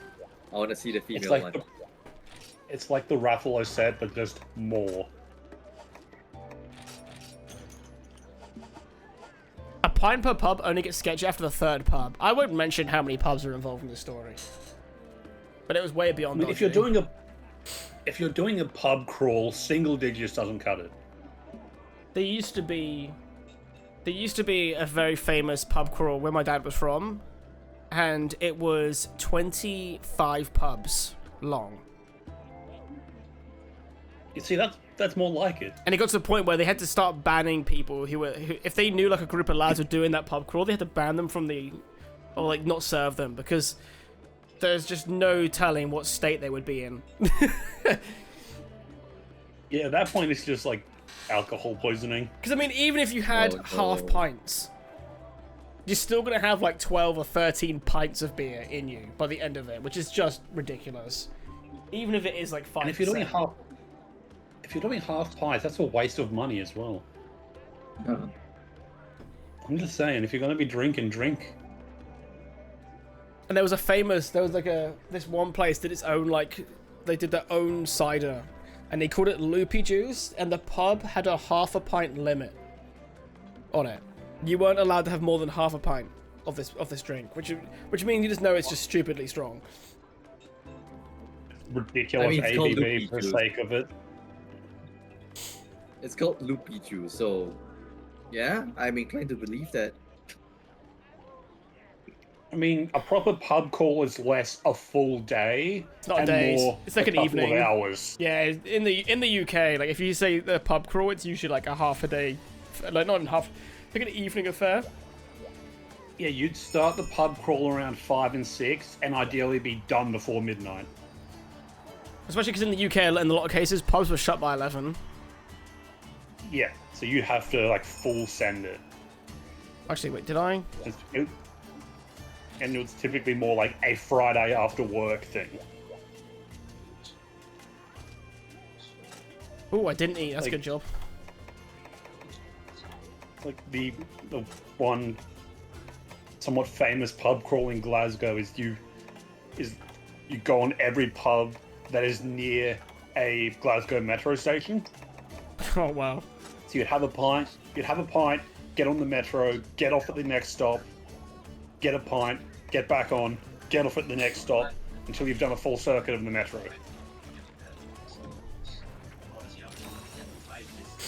In the Pacific Northwest, the pub crawl is an all-day affair, going from tap room to tap room, multiple pints at each, leaving only when the vibes start to fade, then move on to the next. Because I feel like, well, at least in the UK, a pub crawl is kind of designed of like you're trying to get to the end destination. The whole point isn't like leaving when the vibe goes. It's like the achievement of going to Yeah. having one drink at each stop. And partly because the stop is so Yeah, fucking and it's- long, it's silly not to. Yeah, in Australia and the UK, a pub crawl is less about having a good time and more about getting fucked up. Yeah, pretty much.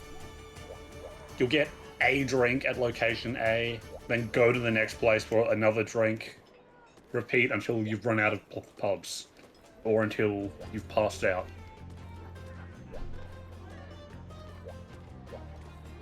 And sometimes that one drink may not even be a pint. You may have one cheeky bastard who decides everyone's drinking spirits here. Like, oh, it's my shout, so you're all having a fucking whiskey rocks. Yeah, cheers, mate. I've just, had like 3 pints of beer. Oh god, just imagine mixing that is disgusting. If I'm throwing up, I'm aiming at you, dickhead. I've never done a But, pub crawl. cheers, just Wait, I'm coming to an Oz to do a pub crawl with you since Tink doesn't drink. Yeah, but Sly knows much more about drink than I do. All the stuff I know is about what the UK used to be like, because it's all the stuff that family has taught to me about.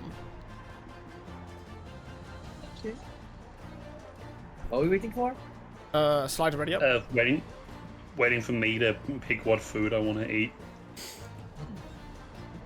What looks good here? Yeah, I had my first drink in like 6 months, Casper, the other day for my birthday. I just had like a couple rums. That's about it. You don't have a fucking snitty, mate. What kind of place is this? I'd rather just have coffee, if I'm being honest, or a cup of tea. Yeah, mixing beer and whiskey is fine if you don't mix grape and grain. That's the rule. Science. Interesting. For me, my problem is actually just beer. Beer just doesn't equate with me, so I just don't bother anymore. Oh, Buckfed. Ting and well, it's more so I have a question about coffee, and Ting has basically kinda have answered it. Oh, but this we is wanna it's about look to long the black expert. versus I'm going riding. Americano. Americano. Yeah. I think Buffett also answered it in chat. Okay. Did he? I don't think I've read it. It's the problem. You ask someone a question and then you don't pay attention to their answer. It's because Buffett No, didn't not- see the question. What's the difference between Nazo a was long asked- black and an Americano? Buffett. Sly has answered this question, but Nazo just obviously just doesn't think it's good enough. No, I saw it. I saw the answer. I saw the answer. Yeah, Nazo I just just wants want you to Buffett. confirm, as you know, you're more of an expert on this than I am. Yes. Not saying you're not. I just want Buffett's opinion as well. Oh yeah, I fully agree. Buttfat knows more about coffee than me. Oh, okay. Jesus Christ, that's a big boy. But yes, Buttfat, what exactly? Yeah, that's what I thought as well. Yeah. A long black is hot water after the espresso. Americano is cold water before the espresso. Same dirty water, different order. Neither drink is recommended. Wait, Americano is cold water after. Almost everyone knows when they have an Americano, they have hot water. Yeah, I was gonna say.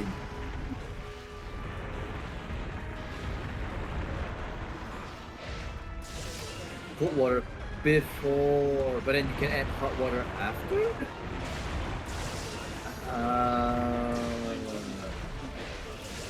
Makes the espresso more bitter. Because Americans think the more bitter, the better the coffee. I have that sometimes. I remember one person, they were trying to praise the coffee that someone had made them. And in their praise I was like, that's under extracted. They're like, oh no, I like it when it's acidic. I'm like, that's under extracted. It's like, it's not a matter of preference here. Oh, like finally, real coffee. What you mean? Really? You mean like horse piss from a drip machine? Like absolutely under distracted and tastes of either nothing or like actual brown piss. I had one guy, he always asked, they were like, I want the strongest coffee you've got. And they'd be like, I want an Americano. I'm like, that's a watered down coffee, sir. So can I have 3 shots? And I was like, it's like, if you insist on having some variation of Americanos, like, can I just suggest that we just make you a shorter Americano so you don't feel like you need to just put in a 4th shot of coffee? And he's like, oh, that's way better. I'm like, yeah, because like, mate, you're watering it down. That's literally what an Americano is. You just water... Like, yeah, that's way better. Yeah, because you're drinking more of the actual espresso and the good part.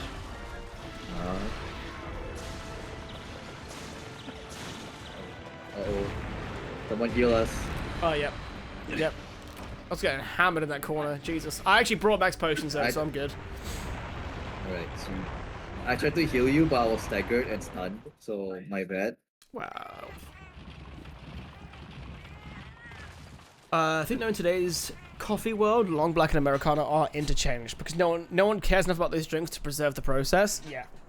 Plus, I guarantee you, if I made an Americano with cold water before, they'd be like, excuse me, sir, why is this cold? Oh. It's like explaining to that guy why we heat up milk for a coffee, and it's like, because, mate, your coffee would be cold if I poured that much cold milk in your coffee. I think You're the just only people the only people that really care about like a proper long black are Australian boomers. Like, oh, that's the only proper coffee, none of this frou-frou latte bullshit. Yeah, fine, like enjoy drinking your brown water then. There's one place near me that their flat white is like pretty close to a cortado. It's really nice. I quite like that one. It's just even less milk.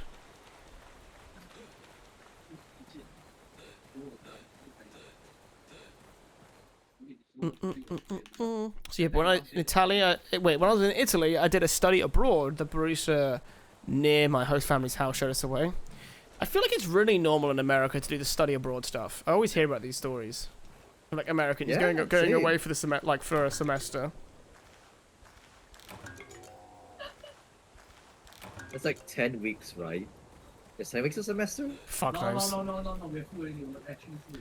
Remember an Americano is technically supposed to fit in just a 6-ounce mug, a quarter of the way with cold water. Then, oh, of course, yeah. Actually, we've got to this weird phase now where people think if I just put more liquid in just a giant cup, that just equals more coffee. When I had to explain it to someone before, I was like, no, everything is a double shot. So I was like, depending on what you order, depends how much I water it down. And they're like, oh. I was like, I didn't get that, but yeah, that's just coffee. At least the cafe I go to, if I get coffee when I'm out, they give you more espresso depending on the size of the cup to equate what would be a double shot in the same amount of, like, based on the volume of water. Like, so it's the same ratios regardless of the size. Yeah. Like, oh yeah, the smallest cup will be a double shot. The biggest cup will be a quad shot because it works out the same ratio Oh, that's cool. of espresso to milk. Oh. You did 4 study abroads? Italy, Japan, Korea, and Germany? Jesus Christ. Wow. Perfect travel the world.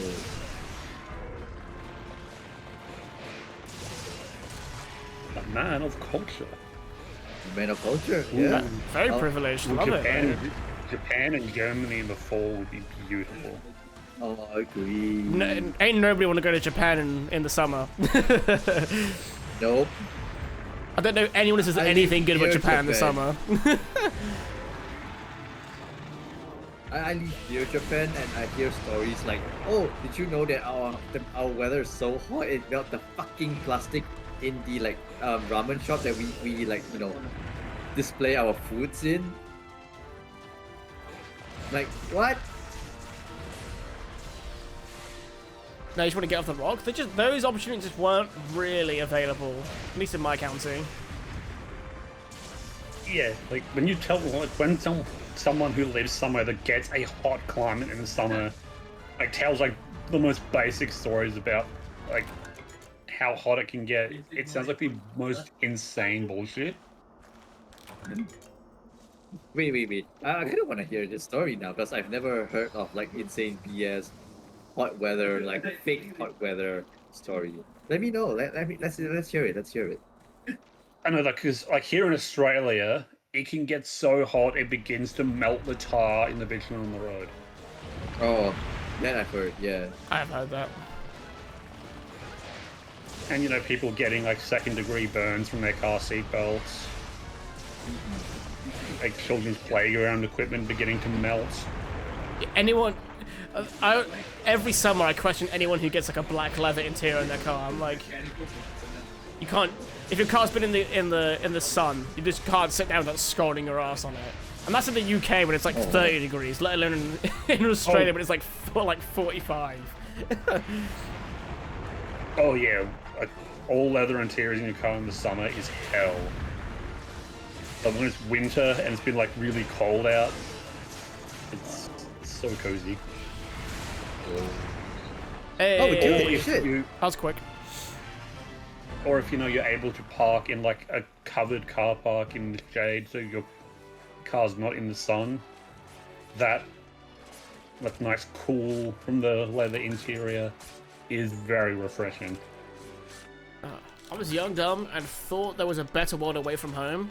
While those countries were amazing, nothing beats coming home. Yeah, at least I have that with the UK. If you can get past the problems that my county has, Cornwall is a really good place to live. If you just don't mind dealing with all the tourists in the summer, and how unaffordable the housing is. And how shit the jobs are. But besides that, it's a pretty place to live. Cornish pasty.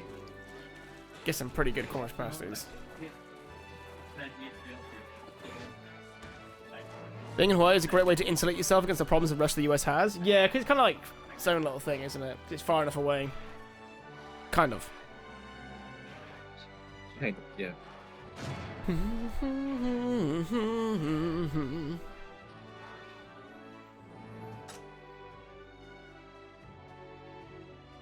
Yeah, exactly. I know you are a state, but I think because you're not connected to the mainland, you're like a state that's kind of dealt with the same distance as like a territory. Is that what Puerto Rico is, right? Is it territory? There's like a difference, right?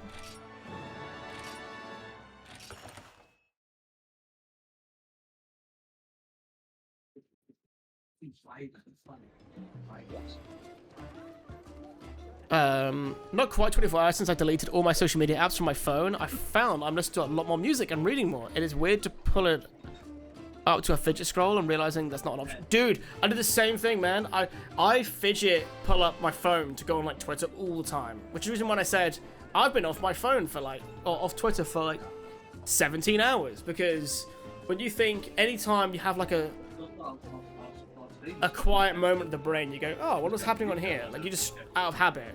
Like this afternoon or this morning, I went to my usual local cafe because I helped them with some tech problems yesterday. So they gave me like a load of free coffee and some brownies and shit for helping them out.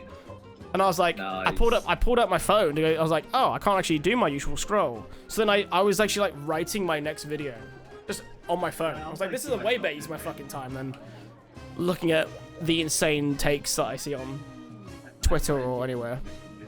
Hell, even like some of my comfort people on Instagram have got jaded. There was this one guy I used to love watching because he would always talk to the background of like the music from Legend of Dragoon. So I just knew he was an old JRPG fan. And now all he does is just make videos raging about Final Fantasy VII Rebirth. I'm like, my dude, What the fuck? chill out. Like, Sly, do you want to post the Glavenus? I mean, I posted that one. Naz, do you want to post it? I think I've Yeah. posted like 2 or 3, so I've probably posted more than you two. Either way, we get the armor for it, or at least unlock it. So There we go. That's Glavine. it's been 1 year now that's since I good. deleted all social media except Instagram. But my Instagram is curated to perfection. Nothing political, nothing bro podcast related. It's all food, Japan travel stuff, nurture, and sexual innuendos. But God, my feed is so cursed because of the shit I send above that. It's so bad. Oddly, I have the same thing with ButtFed, but for my Instagram. So like, art, video games, like quizzes Oh, yeah. sometimes, and then some sexual stuff here and there. My problem is if I reward my algorithm the wrong way, because when I see an insane take, instead of going, don't show me this again, I'll be like, Sly, can you fucking believe this take? It's wild. And then they'll be like, you want to see more of that stuff? I'm like, no, I just one off. I wanted to just share how wild it was. don't show it again.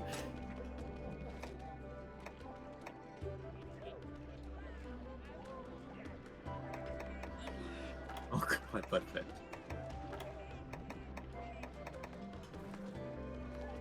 It's funny because the same sexual stuff I send my wife, I also send the boys. Yeah, same. But she doesn't know that, so don't tell her. I mean, it's on Twitch now. Damn it, Ting. It's okay, she doesn't Why go- do you broadcast? It's okay. She doesn't go on Twitch. It's fine. Yeah, but what if this is one of those times she Nah, accidentally opens up and She's forgot her password. She ain't getting on here anytime soon. there, Squiddles. Yeah, let's go, Squid. Right. I will ready up, but I need to go and grab a quick cup of tea. So long as God, knowing me, I'm a Cuppa? A cup of tea. little cuppa. I think he doesn't watch Ting stream. She used to go on my stream just purely because I would ignore my phone, and she'd be like, "Oi, I'm trying to text you about this thing, and you're not replying." Right, I'll be back in just 2 seconds. Well, no, Right. you know what I mean. 1, Didn't 2. you count, you bastard? Oh shit, Tim's back. Hey, how magical!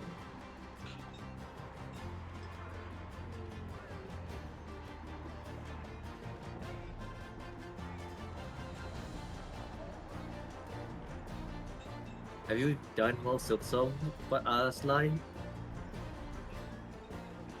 Did a little bit more. I'm still going through that same bunch of enemies in Hunter's March. No, I feel you. Oh, Though. I I did feel you. I did do a few of the other side wishes, like around the Oh, Marrow. I completely went through and cleared Shellhome, like the wood area after Bellhome. I did the boss that and got the wall jump ability. Oh yes, the wall jump is such a Like it opens so much more areas now with just the wall jump alone. It's so Yeah. So freaking yeah, good. So now I'm going around exploring what I can do with the wall jump and looking for those purple flower things. Oh. The Yeah, I wanna purple get- flower. The Yeah, the- badge that the purple flower gives you is so good. I actively using it even in this like mid to late game. Yeah, so my plan is to try and clear that side wish first before I go back to Hunter's March. And I've also found the boss for Bellholm, but I want to do Hunter's Oh, March yeah. first.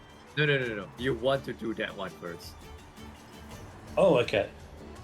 Yeah, you want to do that one first. One, it's the most satisfying boss to kill, and once you kill her, a lot of things unlock in Bellheart, and it is so wild just with just that thing unlocked. It's like night and day. I feel. Yeah, because I did see like all the different buildings in Bellheart. It's like, oh, cool. When I save the people, I'll have heaps of shops. It's my. Yep. So yeah, I'll do that. Then go back to Shellberg, Shell Place, whatever it's called, to find all the purple flower hearts. Then I'll go back to Hunter's March. Then I'll progress the story. Yeah, that's why. Yeah. So much stuff to do in that game. I'm loving it. I'm just I getting know. lost and sidetracked. It's so good. Same. Like, honestly, even though I'm in Act 2 right now, I'm still finding ways to just, hey, there's side quests to do. And I'm still actively going back to, like, the Marrow, Bellheart, just to see if there's any side quests I can do it. Every time I go back there, there's like a plaque there. I'm like, yes, more side quests.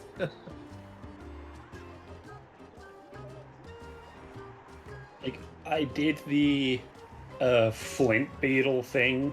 That took a while. Oh, yes. I think it took me about 2 or 3 tries per dude to take them out. So I had to like learn how they move about in whatever area they wanted me to fight it. Like learn these safe spots I could heal without being blown up. Yeah. And that was quite a fun little diversion. I'm back.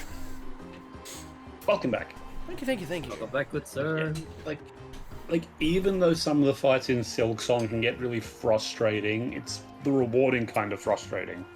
Yes, I definitely agree. Like, literally, before I started playing Monster Hunter with Nimble, I went ahead and like, you know what, fuck it, let me just give the place I'm stuck at like 2 or 3 whacks, and when I finally clear it, I'm like, yes!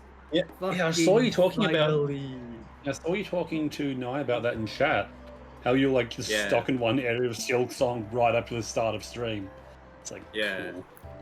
Oh, it's a gauntlet bot. You know how like Silksong is broken into like bosses, enemies, and gauntlets. You're gonna get evicted, like.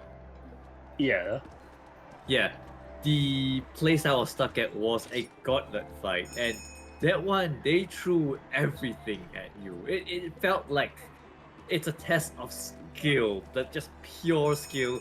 How well you can use your traps, how well you can use your silk, and how fast you can heal before shit hits your face. And it's just, oh, the frustration, but the end of it all is just Wow. satisfying. Insta GG's crit for life. slide.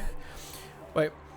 Brother, time doesn't exist for me. I get more done in a day than most get in a week, and if it's holding my back, if it's holding me back from my potential, it's for the sake of humanity. What the fuck?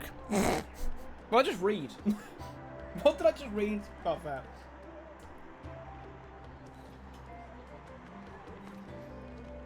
Read up. Okay.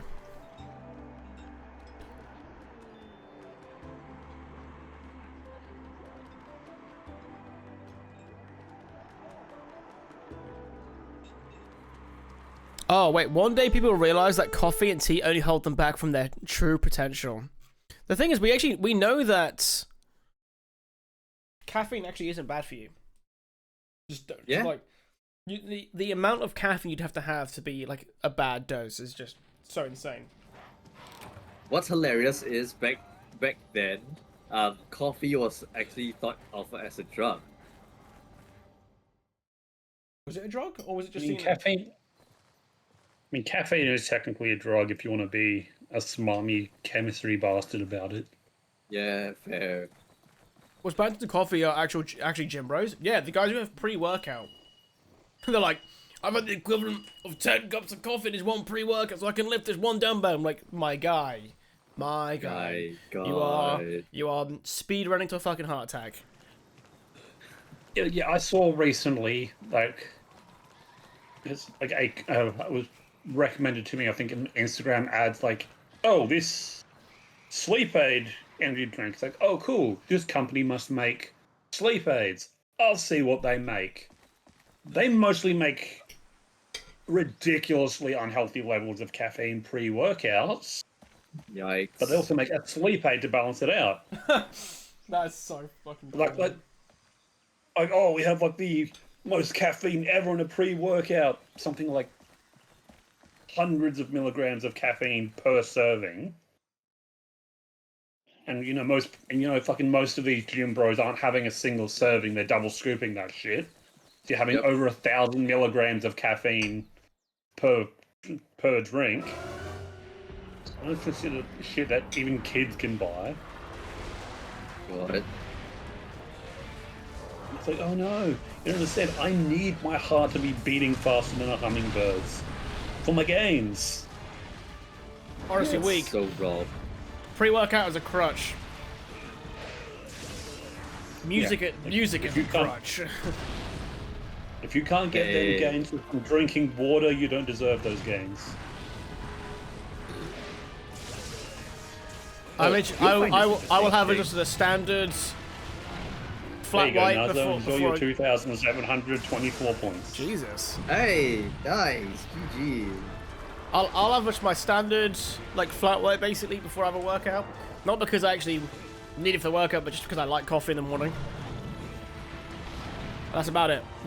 And then more heresy. I very rarely actually put music on in the gym. I'll usually put on like some kind of like TV movie. I mean, nothing like Podcast. lifting some weights while listening to Goku scream for the 100th time.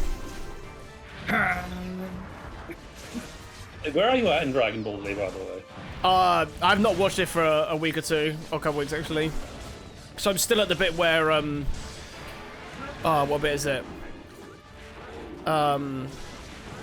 Vegeta and Vegeta.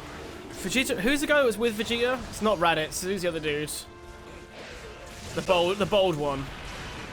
Yeah, nothing. Nappa. Those two have just encountered Krillin, Gohan, and Piccolo. That's where I am.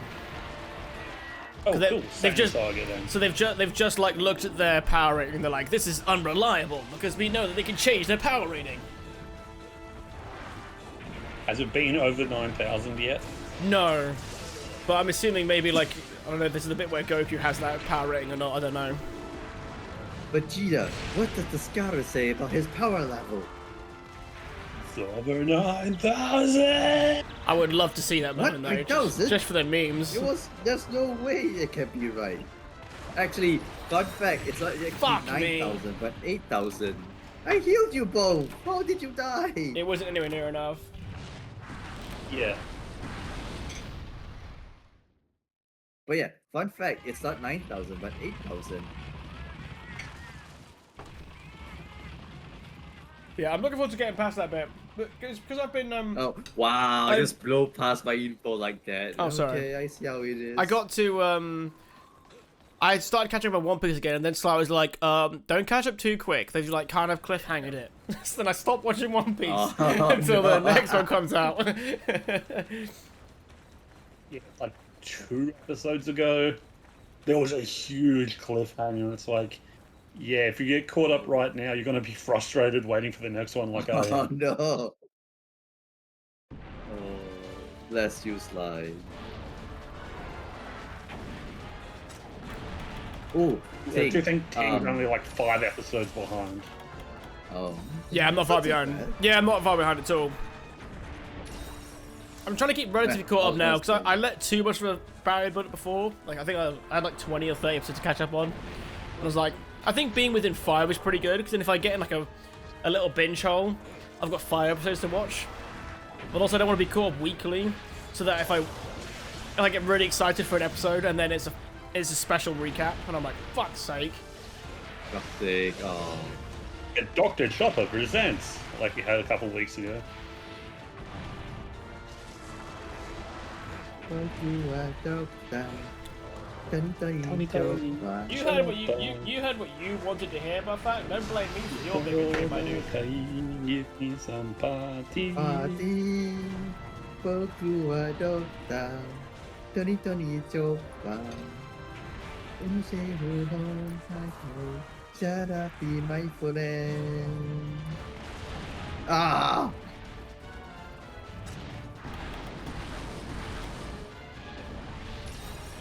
But then, yeah, I could have watched more Dragon Ball. Then I decided to rewatch Shogun. Because Shogun's just so fucking good. I don't care what anyone says. What that? What that? You don't know what Shogun is? No. King's man. talked about it like so much. So many times. Really? When it was coming out, me and Buffett just didn't stop talking about it for like a full 3 months. Wow. It is I know it was such a like, good TV show, genuinely. I think I either tuned it out that or I just wasn't paying attention. Yeah, it was a good watch. Totally Yeah, it's so many shows. I'm so fed up of exposition, and then Shogun just does it such a good job of it. Yeah. In the Japans. Yeah. Plus, if you're like a fan of like the classic Abroad Japan crew, Sea Dog, and so on, there's been a lot of references to Connor being John Blackthorne, who is the main character of Shogun, or one of the main characters. Oh, Ting, by the way, I know you're a lover of flat white. I do have a recommendation for a specific drink in Singapore that you might like. Go on. It's called teh tarik, which is pool tea. And what they basically do, just to show off, is that whenever they pour the tea, or like the coffee in this case, they'll do it in such a way that it looks like they're pulling the tea from the can. And it's entertaining and it's just as good. Cool tea, did you say? Pool, P-U-L-L. Oh, okay. Oh, never heard of that before. Yeah, teh tarik, we call it here. Oh, I'll have to give that a try. Yeah, it's very entertaining to watch when they do it, and if you ever have the chance to drink it, it's very delicious. If you merge Connor's voice with Chris's delivery, they are Blackthorn. Absolutely. In the Japans. You see, Japan's here in the Portuguese half.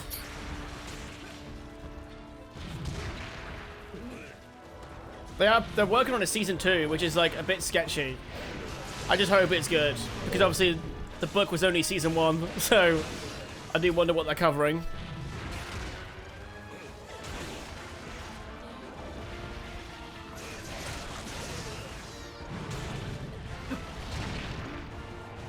Oh, mind if I pick Yal's 2 brains once more?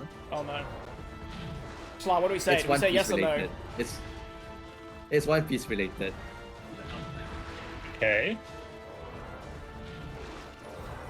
Alright, so I'm waiting for Ting's reply. No, before I go do for it. No, continue. go for it. Alright, so Kuina, Zoro's rival, and she dies from falling down some stairs, right? Yeah, as far as we know, Queen is dead. Yeah. So there's a theory going on. I'm not saying that she becomes someone else. No. What I'm saying is there's a theory going around that when she fell down some stairs, um, trigger warning. Um, when a child fall down some stairs in Japan anyway, when someone says, "Oh, the kid fell down some stairs," they've actually taken their own life because a dream like abruptly ended for them, and they could not find the will to go on. So what's the question? Oh yeah, I've heard that So- theory as well. Yeah. So my question is, do you buy into that theory? Since Slight has answered, so I'm gonna guess that's a yes. What about you, Ting? This could sound really bad. It's been so long since I've watched the beginning of One Piece, I've forgotten a lot of the details.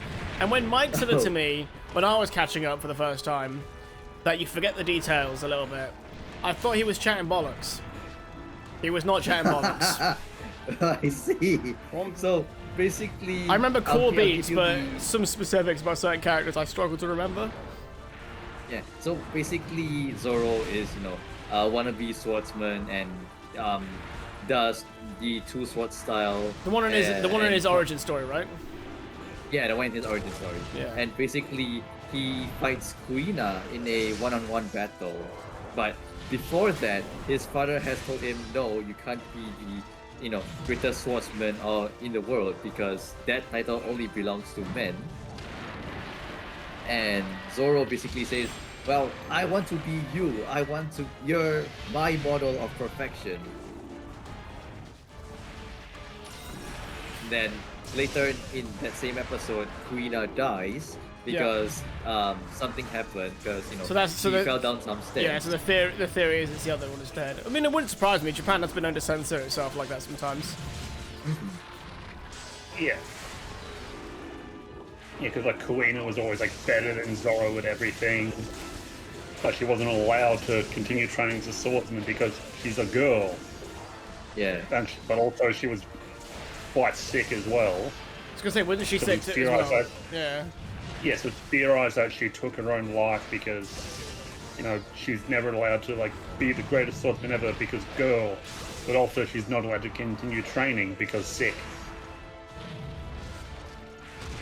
And there's also a theory that the reason that the cursed sword doesn't seem to impact Zoro is because Kuina's soul was in the sword.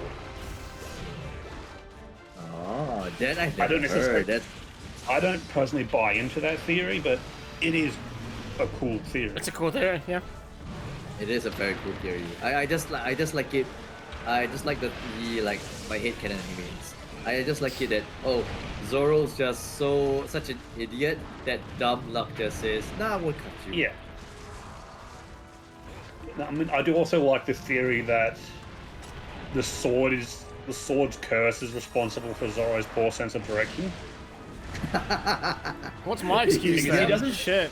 because he doesn't seem to get lost as much until he gets that sword. Oh, slide. GG.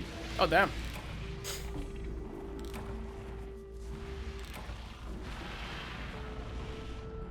There was a double feint, so it makes sense. Wait, who else fainted? You and Slide. I didn't faint then. And then Slide again. Oh right, when you said double faint. Oh, I thought you meant the earlier one. Right. I thought then you said double faint. I was like, so I'm still standing. Get my shield up. Yeah, before. No, that first one I was savage. He literally slammed his tail direct on Man and Slice's head. Yeah. Come on, That's why I was like so surprised. I was like, oh, time for a heal, and then nope. These guys hit way harder than almost any heal that we can provide to each other. Yeah. No, yeah. Oh yeah, Casper. Ting forced me and Ironclad to change houses so that magic isn't too heavily balanced to win. Yeah. No regrets. Because, we've... Like, the three of us all in the same house, it's unfair to the other houses, apparently. That exactly it is.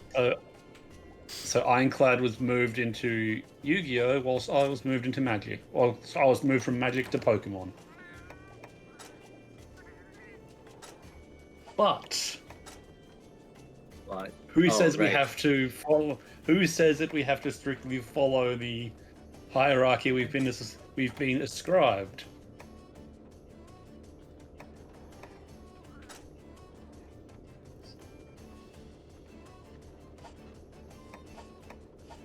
Which basically means Sly said he's just going to help Magic out via via Pokemon. Yep. Say I I would do assume- this. And I assume Ironclad is doing the same. For example. To, like. Let's just say I was to do that. Haha. Wow. Yeah, I've been, I made everyone split up, Casper, because Guild is not fun when one house... It was literally like... God, what was it? It was like 4 times the points over one overnight stream. Like, one overnight, came back, they had like 9k more than anyone else. I was like, it's been one day. Yeah. Yeah, it was that crazy.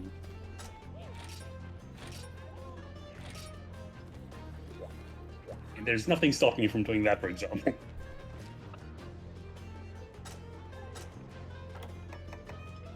And aside from not having enough points to do it again. Because otherwise the choice is I have to nerf offline points again. So I don't want to nerf it again. Yeah, well, Why we're not already just- only earning, what, like 10% regular points? Yeah.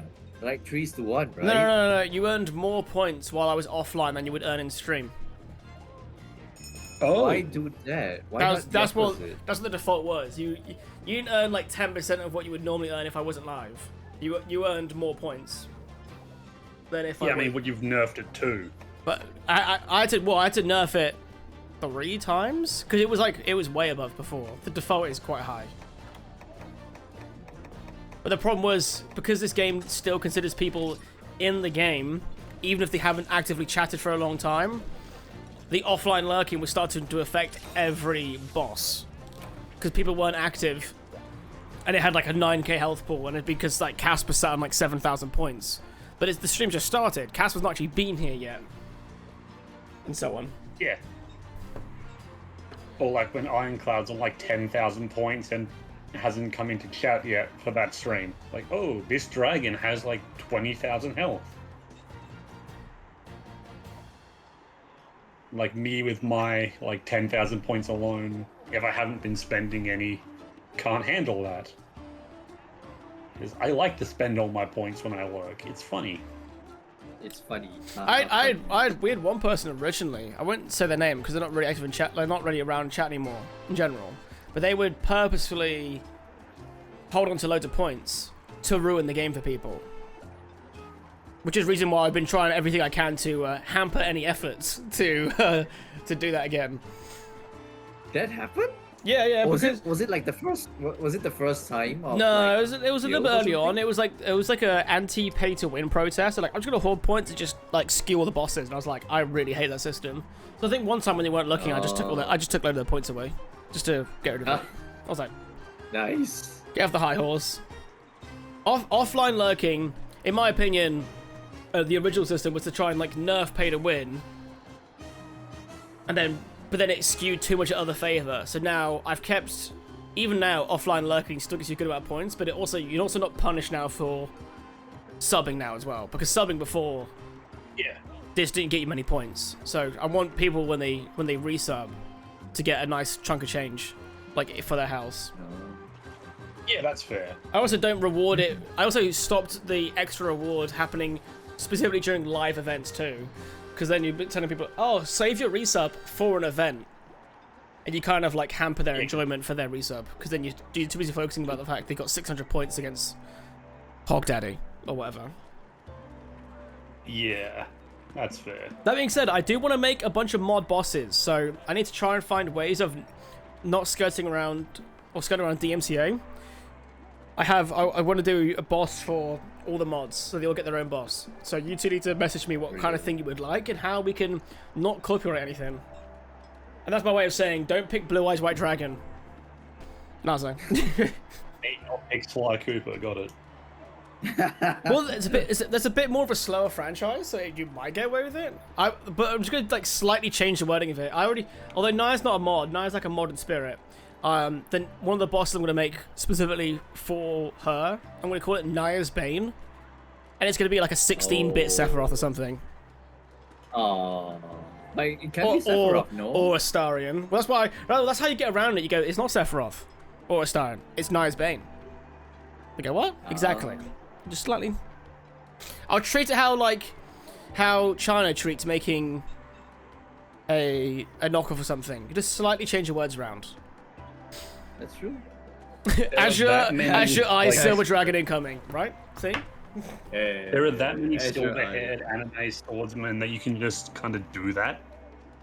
True. To be exactly. You go which white-haired dude with a giant freaking katana do you want to pick? Because doesn't the main villain from from Devil May Cry have the same thing? Dante's brother, isn't he? Doesn't he also have a ridiculously long katana? Yeah.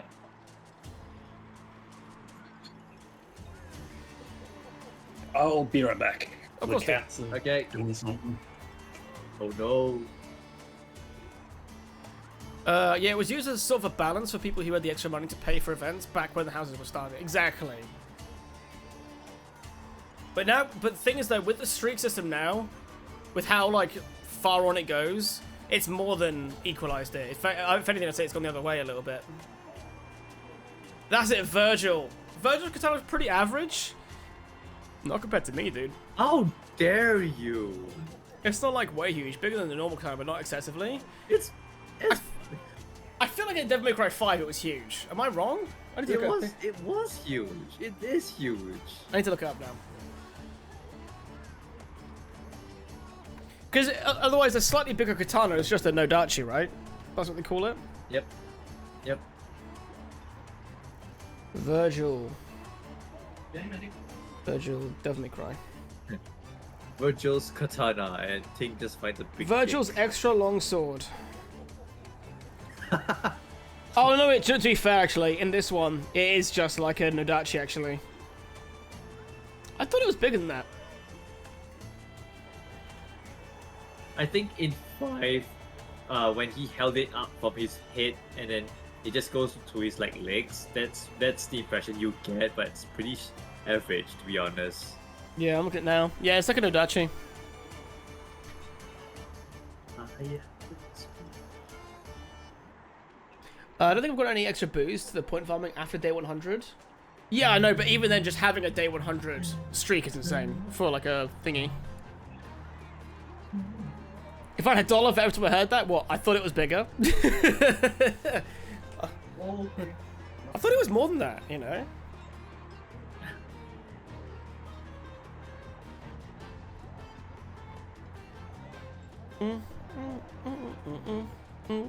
If I get a nickel for every time I hear about this particular thing, I have 2 nickels, which isn't a lot, but it's weird it happened twice, huh? It is weird that it happened twice. Sad trombone. Oh yeah, I need to change the thingy. I'm gonna bring back the more older houses again. I'm gonna bring it back. I just need to figure out the right way to do it. I'm gonna try and board game Guild up a little bit more. Nice. I'm gonna try and board game it up a little bit more, but I haven't come with the full system yet, so I'm gonna keep the meme houses for a little while longer. Yeah.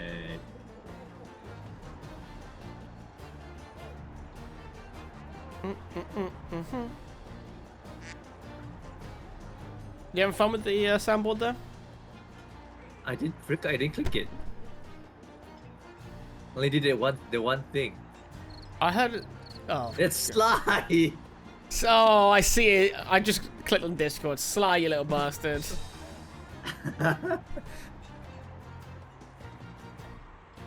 Yes, my cat decided they wanted more biscuits. Their bowl was full of biscuits.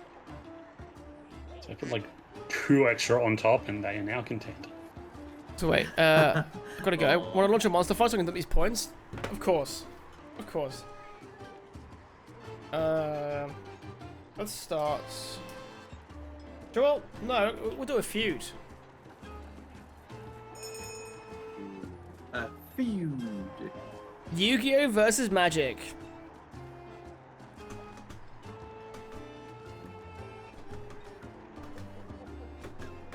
And sit this one out and build up my nest egg of points again then. Nice.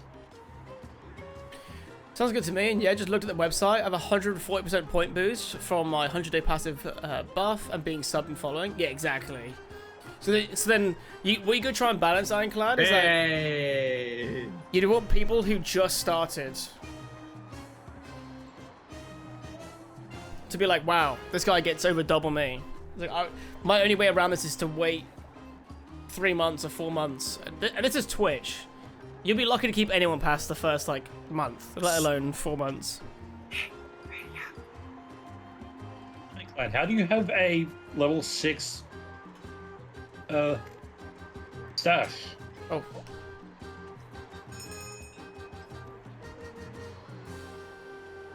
Yeah, level 6 stash. Wait, how does Jake have -2 points? What? That's amazing. Did Guild break? Also, it's possible to get level 6, but I believe, if I'm not wrong, if I'm not mistaken, you can only get extra of those stash if you're lucky through lottery, or if you've gotten stuff from Cole. What are we fighting again? Glavenus? Cleverness. Get paintball, you prick. It's on me. Yep, I'm right here, dude. I'm here. Oh, yeah, that's fair then. Oh, enjoy your lurk, Casper. Good to see you as always, mate. That's probably also a big part of why you always have so many points then, because you're upping your stash right away. Start of every season, just up stash as soon as you can, so you're always earning the maximum amount.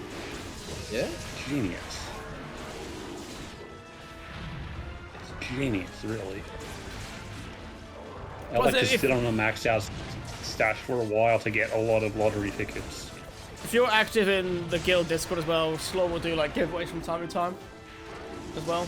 He'll like post his streak and he'll do some points. Yeah. I think Slaw even has it like, hey, what would you like to see? And then it's like, oh, you've done my little like Q&A, not Q&A, survey. You get free shit from me. Yeah.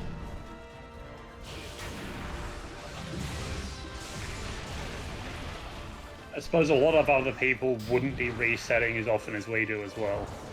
Yeah, that kind of Yeah, skews the that's game true. a little bit.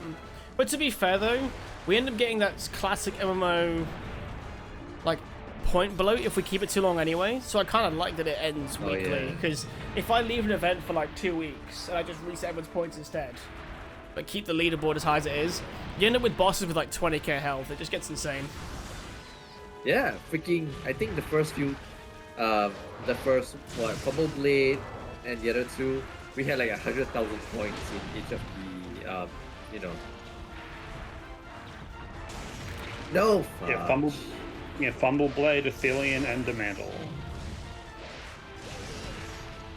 Those were good. I do want to bring this back.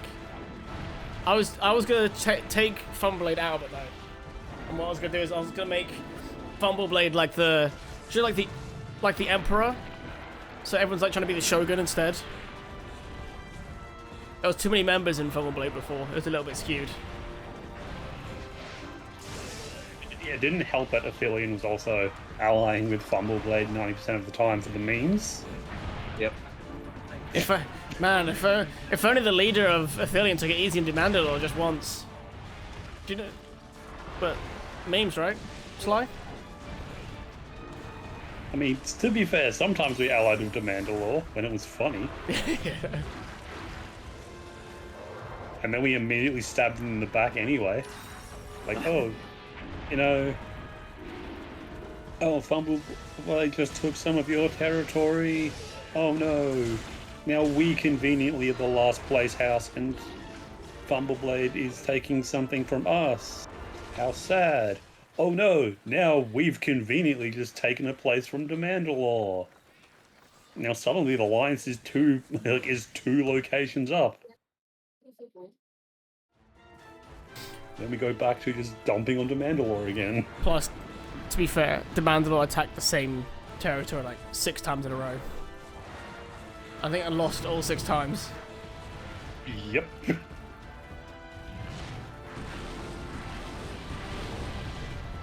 Jesus, it's got some attacks going off.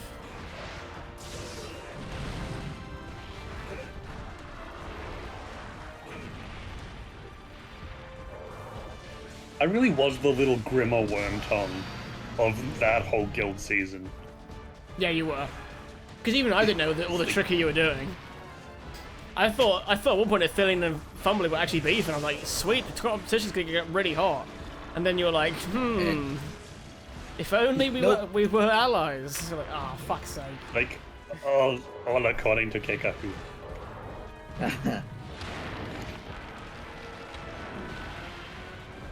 My lord, Gandalf the Grey is not welcome here. He means to harm you. I said, take the old man's staff. You wouldn't part an old man from his walking stick, would you? You have no power here, Gandalf the Grey. I liked it when Ganondorf did that as well in the Legend of Zelda film. Okay, what alternate universe are you living in where that film is out already? Oh, it's the bootleg one from China. Yes. The Tale of Zreddle. Yes. Spelled Zreledleigh.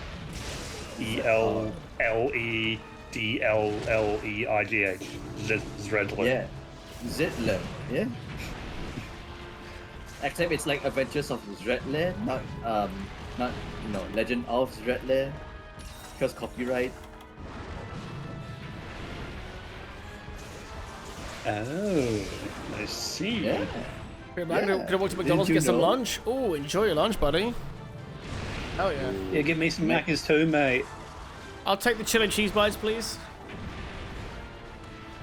Yeah, double quarter pounder, large chips, salted caramel, McFrappe, 6 nuggets, sweet and sour sauce. Salted caramel McFrappe? The fuck is that? Well, it's a frappe that is flavored salted caramel. Question. Wow, that What's is a frappe? good. You don't know what a frappe is? Never had Basically a vaguely coffee flavored milkshake. one. No, Yes. okay. That's why I've not had it. Alright, that makes sense. It's like crushed ice, coffee, milk, ice cream, usually It's topped so with whipped good. cream and syrup. Yes. It's like the peak. Oh, I love coffee. Drinks 90% sugar, 0.5% coffee. Oh, so like every Yeah. Dunkin' Donuts coffee order? Yeah. But Oh, it's man, so I'm- good, mate. It's so good. I've not had one of those in Yeah, it's so good. ages. I used to love those reels. It'd be like someone's Dunkin' Donuts order and it'd be like 34 servings of sugar, 12 pumps of caramel, Yeah.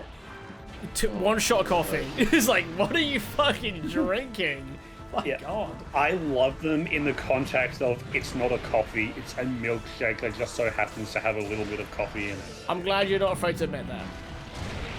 I've like people Like, who are they like, do I'm also- coffee connoisseurs and they order like an iced like vanilla thing. I'm like, it's not.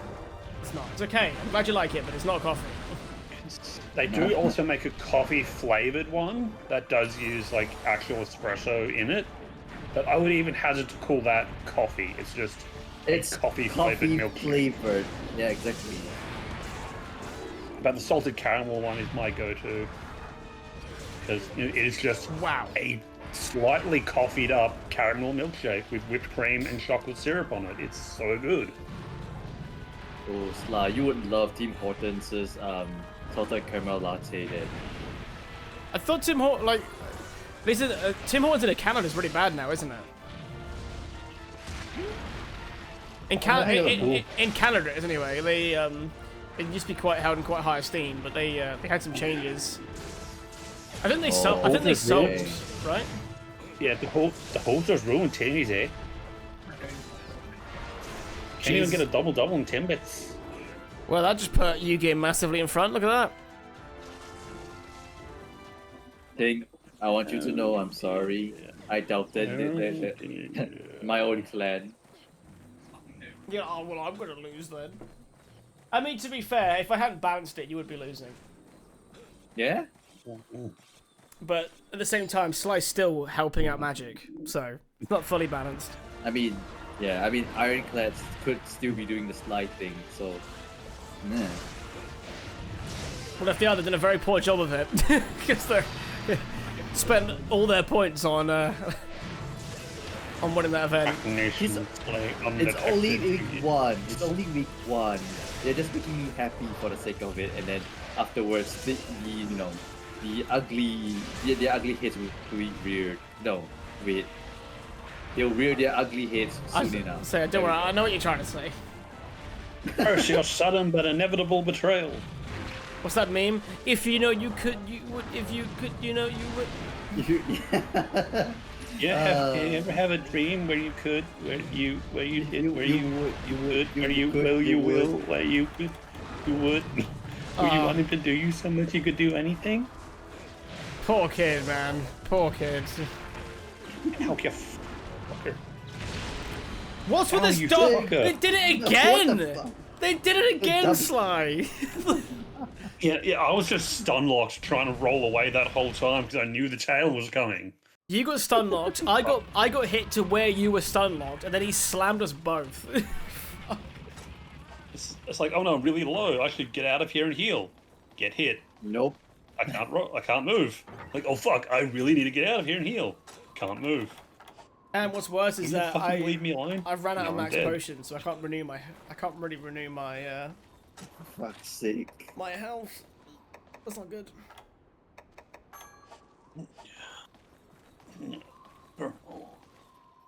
Alright. I'm gonna do something This- that zero Well, traps. do a damage thing. Well, you're gonna have Fuck. to. You need all the help you can get because I think I'm permanently in a big one-hit range now. Shit.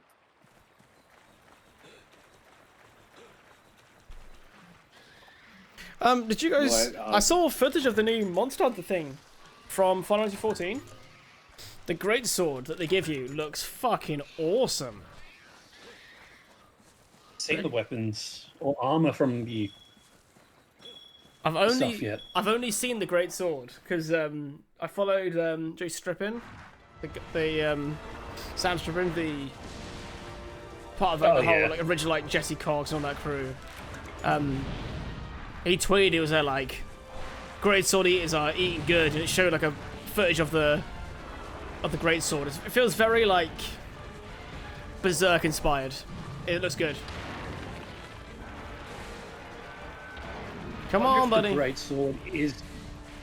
And if the great sword is just straight up the Dark Knight weapon from the Omega Raid in 14. I think it is because that sounds about right.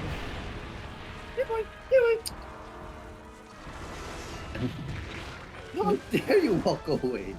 I mean, it would be really cool if like the weapons that have a equivalent in Final Fantasy 14 are just straight up that weapon in Monster Hunter.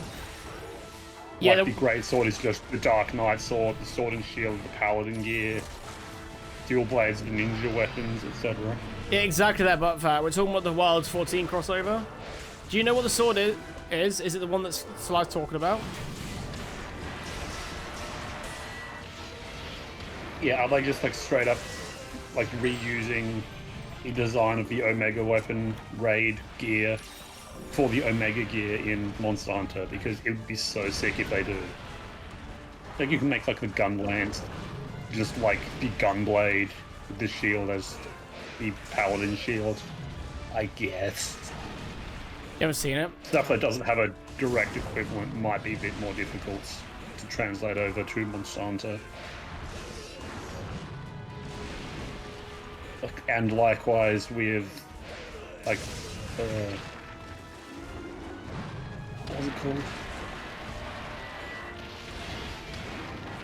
What was the fucking monster that Nada was simping over called again? The fact that I'm not dead is honestly a marvel only God could explain. Jesus Christ. Arkveld. You with like the Guardian Arkveld being the fight that Final Fantasy gets. Would the gear just be the Arkveld gear from Monster Hunter, but in Final Fantasy? Great sword. I'm just looking it up now. Hey, do you want to go into AI mode? No, go fuck yourself. Here we go. I've got a picture. I will send it to you. There we go. That thing, Oh. Zero's giving you something. Well, I've got. Oh god, why is music started? Jesus Christ. Thank you, Zero. Honestly, you're amazing I didn't die. There you go. You see the thumbnail? That's the sword. Oh yeah, that's the level 80 Dark Knight gear. Oh, dang. You didn't The see little it? marble outfit for the Palico. I've DM'd it to you, dude. That's pretty sick. I think that is the. I'm pretty sure that's the gear that Butthart was talking about. Yeah, the level 80 artifact greatsword. But it looks good though. I Would kind of be want it. I'm cool. not gonna lie. I mean, it would have been cooler if it was the like Omega weapon raid gear, but we take those. We take those, I guess. Having the Pictomancer gear is also kind of cool though.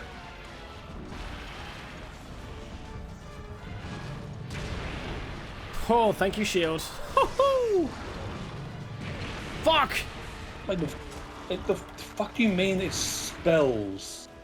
Oh, is it just like items you use to cast the spells like the Akuma movesets? It's like any weapon can cast Pictomancy? That is really cool if true. Oh yeah, if you use the raid gear it would be too wild to be like, yeah, that's a Final Fantasy weapon. But also having something from 14 feels kind of essential for the 14 crossover. Like how in World you got the Gaebolg Dragoon Spear and Watch out, the slide. Dragoon Armor. And Cool. the, what's that? Crossover. The, what's that dragonfly thing for Worlds? Yeah, the Point and Dragoon click. Spear. Yeah, Dragoon Spear, yeah. Yeah, you got the Gaebolg like artifact weapon Dragoon Spear as an insect glaive. So it's like very clearly a Final Fantasy weapon that just happens to be in 14.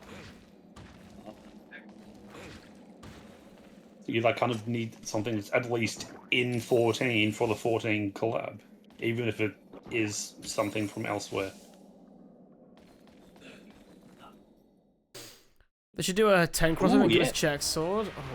To be fair, I'd love Yes. I'd love to have Tidus's sword. Maybe for the sword and shield mix, maybe. That Give us bullet- an insect glaive where you don't actually have a weapon for the glaive part, and you're just throwing a beach ball so you can be Waka. Ah,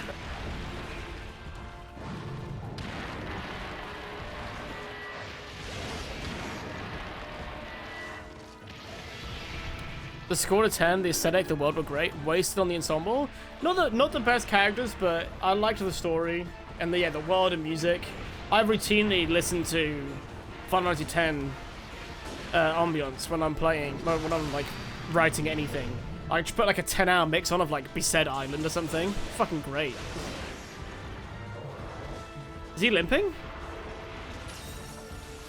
is he limping? So hard to tell sometimes. Like, are they limping or do they just run weird? Did someone just ruin it for me? Titus is that guy you want to kill at the start and leave dead, but no. I didn't mind him that much, honestly. But maybe. Thing is, Final Fantasy X was my second Final Fantasy, so I just kind of assumed that the main protagonist was a bit odd like that. Because in Titus's defense, Leon is way fucking worse. Nope. Attack.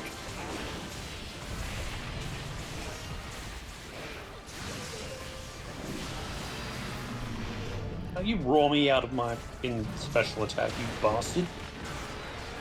No! Oh god. I thought I was gonna get smacked there. Now they knocked me out of my guard, I was like panicking. Oh, Oh shit, I've just changed zones. fuck. I got zoned out. I got zoned out, but I do Lighting. need to sharpen up, so it's my excuse to do that. They moved away from the sad boy, but let's be real, the worst character is Pinello. Fuck Pinello. Hate her so much. And the thing is, well, the ensemble isn't great in Final Fantasy X. If you were to say who has the most worst characters, I would almost look at 12, even though it's actually one of my more favorite Final Fantasies, because Pinello and Vaan is such a bad duo.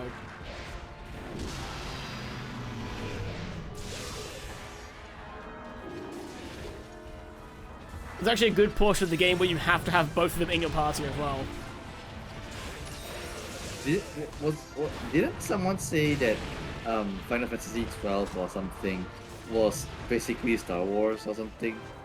It is Star Wars. Yeah, that's a pretty common thing because, it is. The craze of Final Fantasy have been big fans of Star Wars. That's the reason why there's always a Biggs and Wedge in like almost every single game.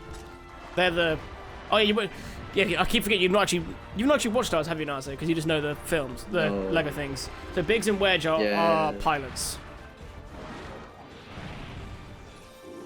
They're in New Hope. Big Darklighter and Wedge Antilles.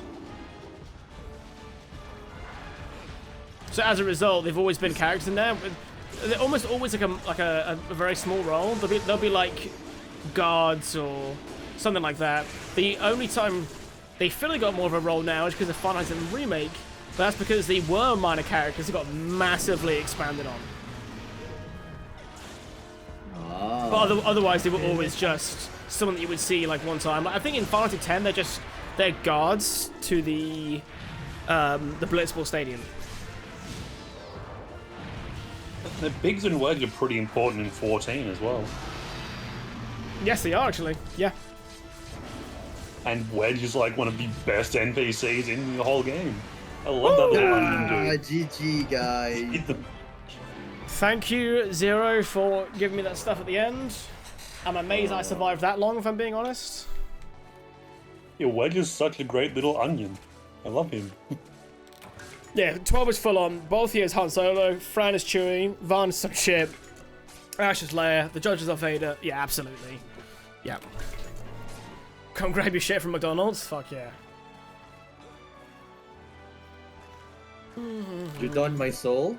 You could say they overcracked it, but the problem is we didn't really get like much of a... Obviously 11's an MMO, 12 is what it is.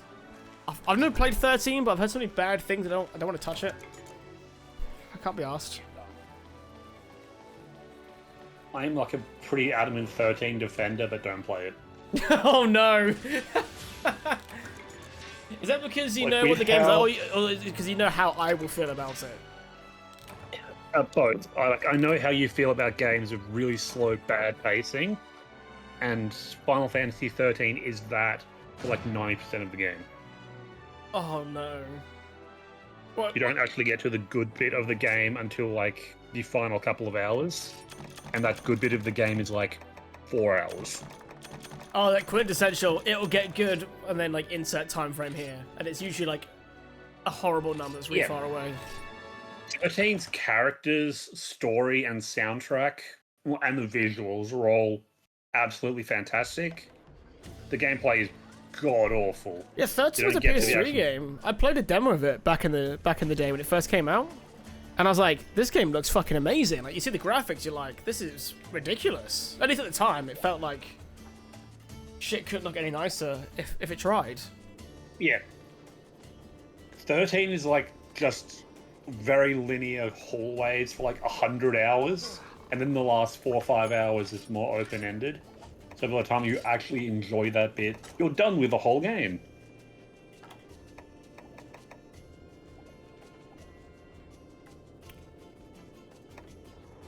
But yeah, don't play 13. Okay.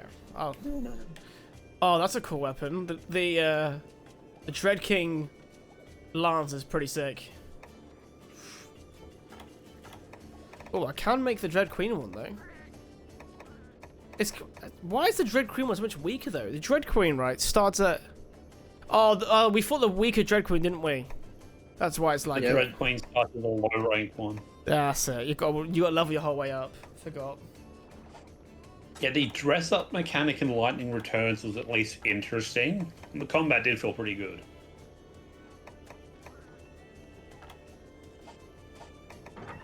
But, you know, did we really need 3 games for Final Fantasy 13? And a cancelled 4th game that turned into 15? Is that where it came from? Yeah, Final Fantasy 15 was originally going to be Final Fantasy Versus 13. That would have been another game in the Final Fantasy 13 universe. Oh yeah, it was a pretty major time jump there.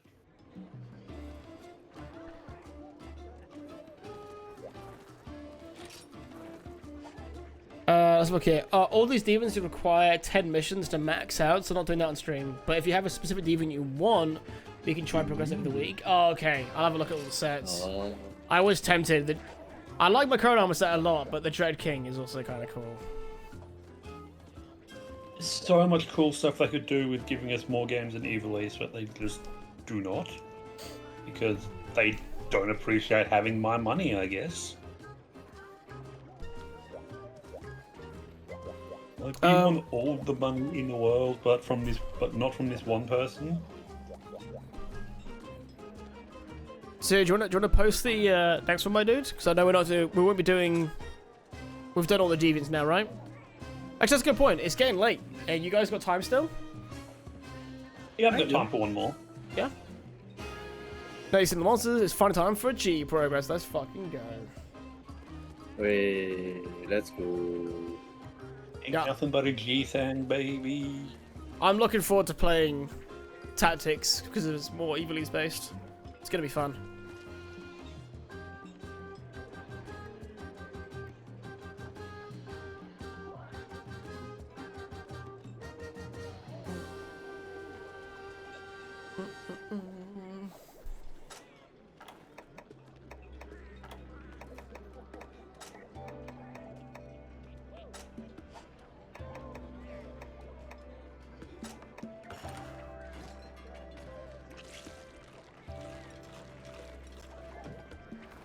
Also, Squid, dude, they're remastering Dynasty Warriors 3. They better keep they better keep that fucking voice acting for the English though.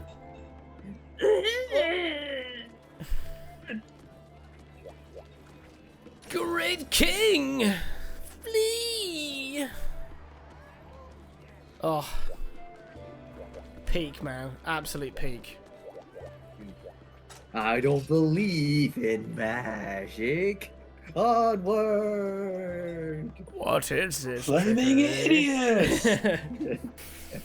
Take this! It's the weird little dance beforehand, and then like, take this. What's the Dynasty Warriors Origins DLC? They didn't show it at the State of Play, but for the Switch one, it looks like the DLC is, you know, the Hyper Warriors that they do sometimes, and they like mix it with everything. Gan Ning was my favorite in Dynasty Warriors 3. He had an absolutely busted Muzu. Like, it was so busted. He literally just ran in a straight line where you could control it, and if you got hit by the blades, it would quite literally take off like 70% of your HP. It was so insanely Feel strong. the power of my magic. Magic. Oh, let's have a look, Squid. Let me look it up. Dynasty Wars Origin DLC. Wasn't that like the Switch thing? Yeah, I thought it was for the Switch only. Oh no, it's for all of them. Or was it like a Switch exclusive and then slowly they'll like No, it down to, is like- for all of them. They just didn't show it the thingy. Oh.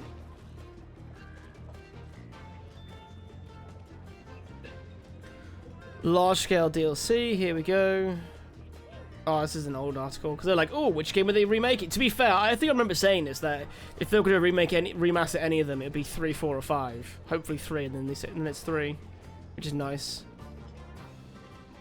Here we go. Official one. It just says major DLC in development, available on the 22nd of January. Okay.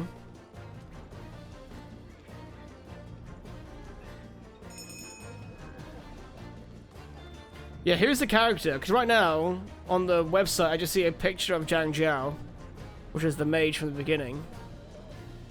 Zhang Jiao. Zhang Jiao.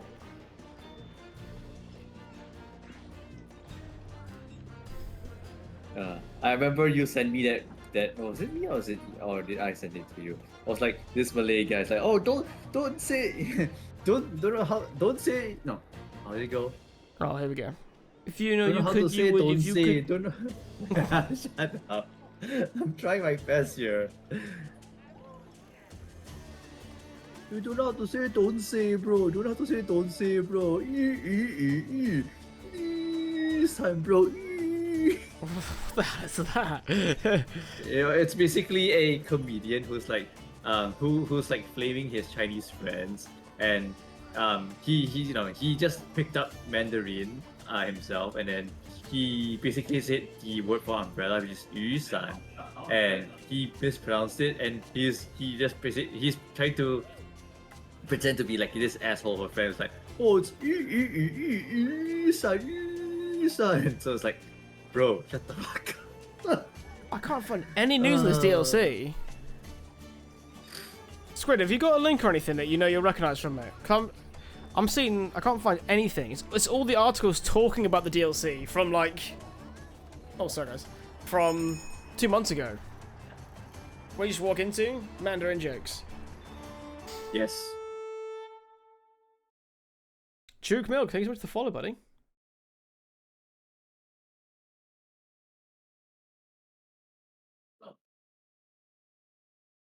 I think what it is, Ting, when like non-Mandarin speakers, when they first see like a ZH, their intentions is like to go Zhang, particularly Zhang. Oh, it is him then, Squid. Yeah, that's Zhang Zhao. He's the leader of the Way of Peace at the very beginning. So you don't recognize him because he's usually a crazy mage, and then they thought, what if we just made him attractive and a fuckboy? That's for some reason. That's what they did. Didn't he appear like early as chapter 1 or something? Yeah, he's like he's always the first chapter in like every game. Yeah, and he was like hot, no? Yeah, but usually he's like a crazy mage that's like, forward, the time has come for us to build a new world. And then now they're like, yeah, brooding in the corner. It's weird. I'm just picturing the I don't believe in magic. It's that's him. That's the guy they've changed. Yeah. Fuck's sake, I Yeah. see. Yeah, see, that's Zhang Zhao. But for some reason, they're like, Dinosaur Origins is like, what if we just made everyone really pretty? So this is actually a really No. cool looking area, though. I like Frick, this. Don't fly away.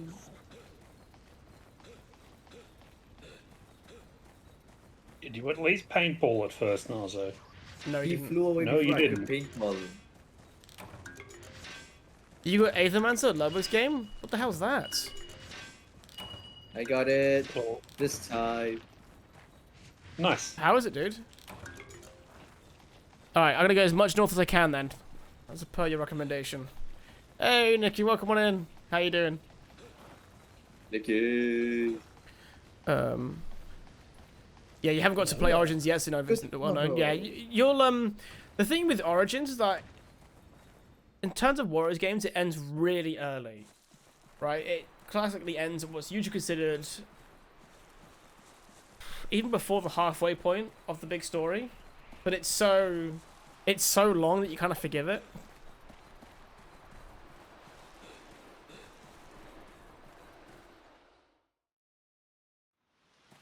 So what's for Retro Thing tomorrow? That's a good question. Oh, All are you right, going we to didn't play do a more Skull poll to Island? decide if you should. All right, we didn't do a poll to decide if you could do a poll or do a poll. Mm-hmm. Yeah. We did, and everyone said yes. Oh, you said to save go north. Oh. No, we did a poll to decide if we're going to do a poll to decide if we're going to do a poll to do a poll. Oh, We need to so do we the need poll to decide if we're doing a poll to do a poll. Got it. All right. And then depending on the results of that, we'll do a poll to decide if we do the poll. And then we can do the poll. Okay. Fair enough. Shush there. It makes sense. I didn't see it. Did we fix the wheel yet? No, I need to go through and cull all their really bad and not funny games from the Retro Ting list. I'll accept bad if it's funny. I most of my games, other than that one, they're all good. I promise. Or what about which ones are in English? I don't know. Can you explain to us why Tomato Adventure is good, Naza? Because I know that was you. Oh my. Sly Okay, has access Tomato- to the list, so Sly does the wheels with me. So All right. Tomato Adventure is an Alpha Games first game. It's only in Japan, but there is an English port. Someone fan dubbed it to be Okay. English. And yeah. Wait, are you telling me that if I get if that game gets done, I then have to find a fan translation and mod it? I can it's blah. I can find it. It's pretty easy. I played through it from start to finish in English. Yeah, I make all of the wheels for Ting. I have the list. Yes. Share the list. Call the bullshit. It is. Yeah. Sly knows all the bullshit is on there. Like Tomato Adventure has been on there since like day one. It It's has. never come up. It was a very early put on the list. Always like, what I the wa- fuck is Tomato Adventure? And it's like, oh, that's probably a Nazo pick because Nazo puts a lot of the really obscure games. Hey, I do. I do. It's by Alpha Dream. It's one of their first game, and honestly, I fucking love it. Like, it's so Mario and Luigi coded, such that it's not even a Mario and Luigi game. So we can take it off the list then. How dare you? Got him. Like seriously, when you're playing the game, you're playing a mini game within a game to attack. Okay, but why is What? it called Tomato Adventure? Oh, because you're fighting a bunch of tomatoes. Sly, you know what to do. Okay then. And here's the funny part. Shall I spoil it?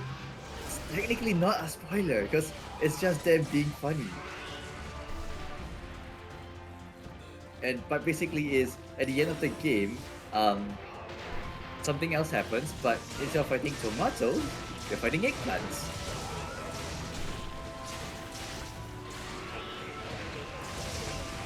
So supposedly there was supposed to be a sequel called Eggplant Adventure. It's Aubergine Adventure, my favorite. That just sounds like a knockoff porn game. Just Eggplant Adventure. is. That does not Eggplant sound. Adventure. That doesn't sound kosher. But no, Tomato Adventure is such a solid game that it requires zero grinding. All you need to do is be good at the mini games. That's it.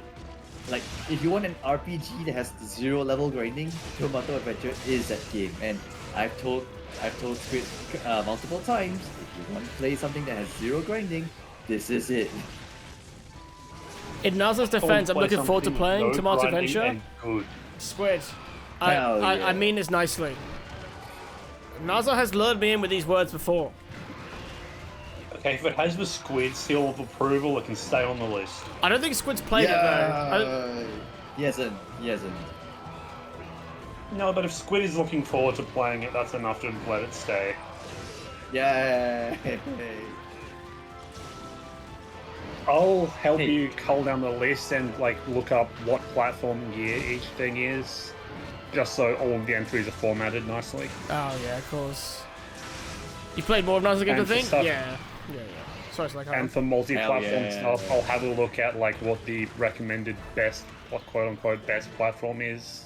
Yeah, I had and that with put that- Rayman. Rayman was way better to play on the Dreamcast than any other port. There was Dreamcast, PS1, or N64, and Dreamcast was like overwhelmingly better.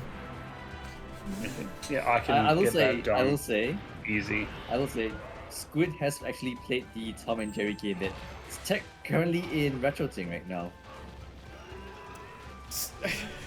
Sink, I said hello to you straight away, you little bastard! But it's alright. My name's Sink. I haven't had enough attention yet. I haven't blocked you. Weird. I like your info dumps, but I don't want to talk over Sly and Nazo to do it. I feel rude when I do that.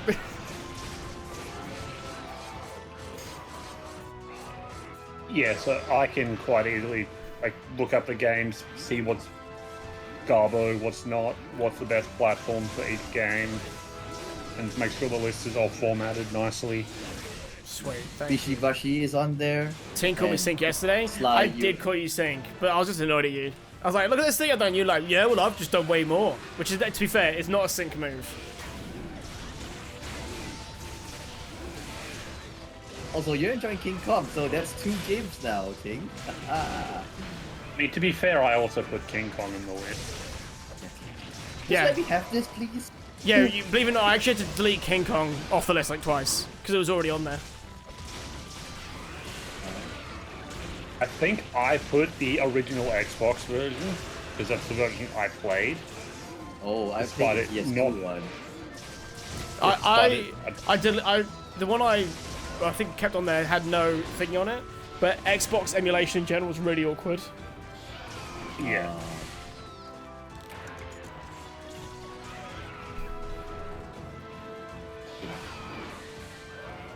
Sure, you kid. The reason why I was talking about the word count of that document, Butterfat, was because it was 6 pages longer than my longest ever scripted video. It wasn't because I believe PS1 Medal of Honor is on there, but that's a good shout. I didn't even know Medal of Honor was on the PS1. I thought Frontline was the first Medal of Honor.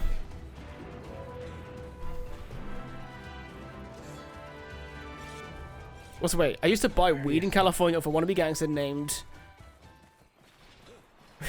Imad, maybe, or and we would call him Angry as his nickname, and he would get mad and didn't see why it was funny. That's kind of funny. I'm not gonna lie. Poor guy. Oh, Sly, since you have the list, I could help you call one game right now. Is the Warriors on there?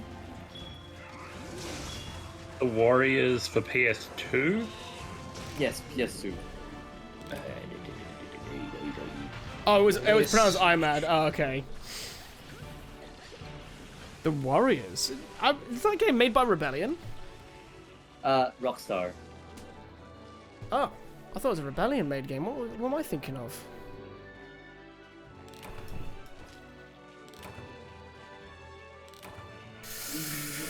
Yeah, I know the cover. Oh yeah, Rockstar Toronto, Rockstar Leeds.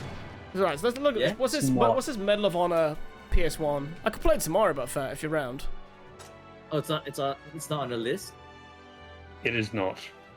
Okay, thank goodness, because I know Squid has some issues with Rockstar games, so I don't know if Ting has the same issues with it, so I strayed away from it. I like it enough where I would recommend it, but if they're not into Rockstar games, I'm totally fine with them not playing it. It's Squid say it's an interesting beat 'em up game, but it's a setting in a turf war type game between gang members, and the characters you play as are the warriors, of course.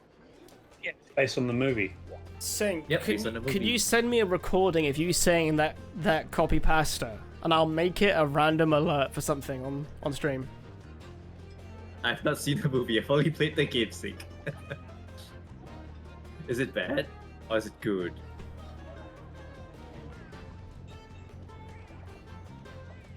I feel like it's good enough. That's why it became. That's why there's a bad movie, bad game adaptation of it. Also, Buffett, would you mind submitting which one you want to see, or is it like both should be played? Oh shit! All right, okay. yeah. See, what's worse about that? Me just not straight up seeing certain things, or learning about them the wrong way first. I'm just gonna go ahead and delete Superman 64. The only reason why it was even tempted to keep Superman 64 was because I was gonna make a day of just really bad ones. I was gonna play Superman 64 and Simpsons skateboarding in the same day. But I feel like I may want to just pour bleach down my eyes after that. I don't know. Sorry. I mean, Ting, you could just play Superman 64 in a 1:1 aspect ratio. That way it runs at its optimal, rating.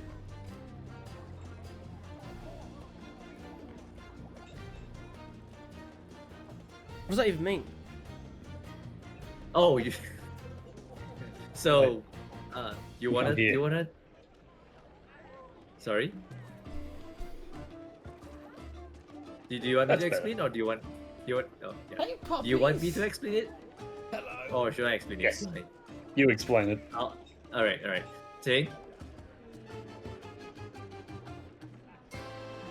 Yeah, I'm here. Inspection by Douglas. Yeah. So in GDQ, they sped run Superman 64, and what they did to optimize it was that the aspect ratio of that game was literally 1:1 or 1:1, the smallest aspect ratio as it can get, and for some reason it runs like buttery smooth. Oh. Okay. Yeah. Oh, Ironclad. I tributed was it Zangan and the Feral Imp for Dark Magician.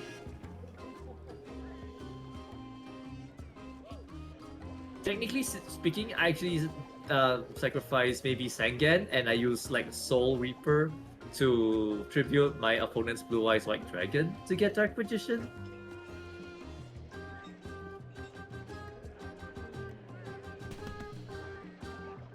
Not Soul Reaper, Soul Crossing.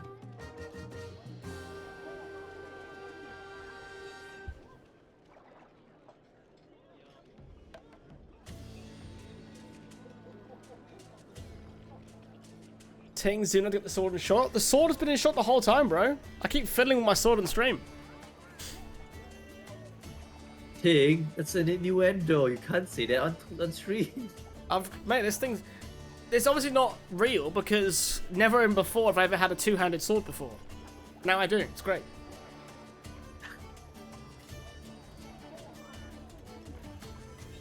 Wait, also any other games I should be looking at getting soon? Maybe some games that fly under the radar and are on console. Ooh. What kind of game are you Unlimited Cruise. What are you after? Like what kind of experience are you looking for?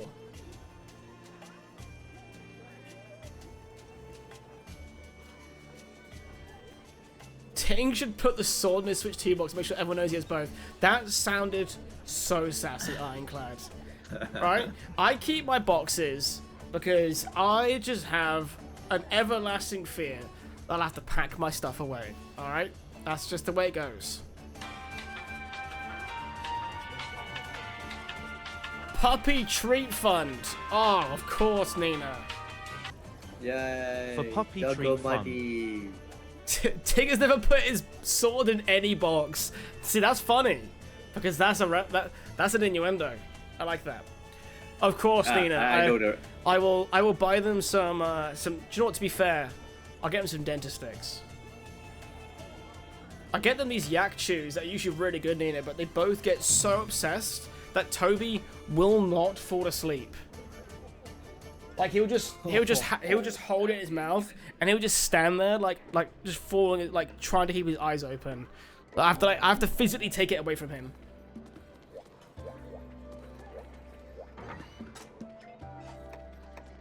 Oh, speaking of like mod bosses, I think I've thought of one, and I think you'll like it too. Okay, hit me. It's basically Giant Soldier of Stone attacking the moon, but it could be any rock golem attacking the moon. Okay, cool. Yeah, send it to me. I'll get it set up. I'm gonna make. I'll just give you the actual card art, and then you can just tweak around with it. Of course. Is that cool? 3. Because that was just too iconic, and I love it too much. And you said no, nothing, no IP related. So I'm like, you know what? This one.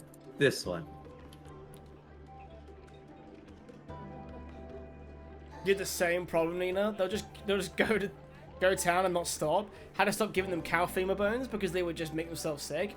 Yeah, we also couldn't get our dogs. Do you remember some people like buy the hide that's been turned into a they like fold it and wrap it into a bone?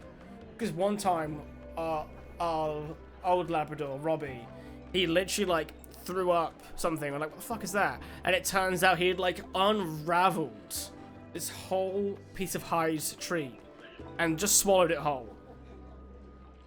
It was like uncomfortably long. I was like, Rawhide's dangerous. Yeah, it was one of the ones that like it's like a standard. It's so weird because it's like such a standard dog tree. So we don't buy them anymore. Don't like them. Pig's ears are good though. But the problem is Ralph would just eat them too quickly. No. Are we still doing things? I think Slime I'm calling it. Yeah, I'm probably gonna have to call it here. That's all good. All right. Is this Mind if we grind gear, if it's possible, because this is a G mission. I think. Is this a progress It's one hunt, that we- Zero? Or is it just a Yeah. hunt? I'm assuming it's a progress hunt. I think it's a progress hunt. Yeah.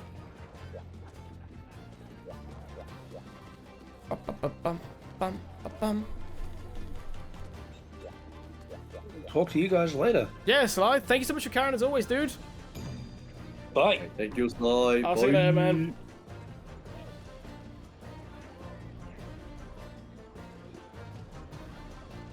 I just need a few refights with this guy. Hopefully that's alright. That's alright.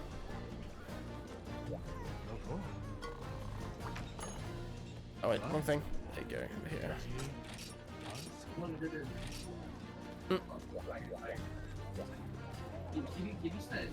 I'll do a hunt or two and then might play some jump space. Who knows? We'll see.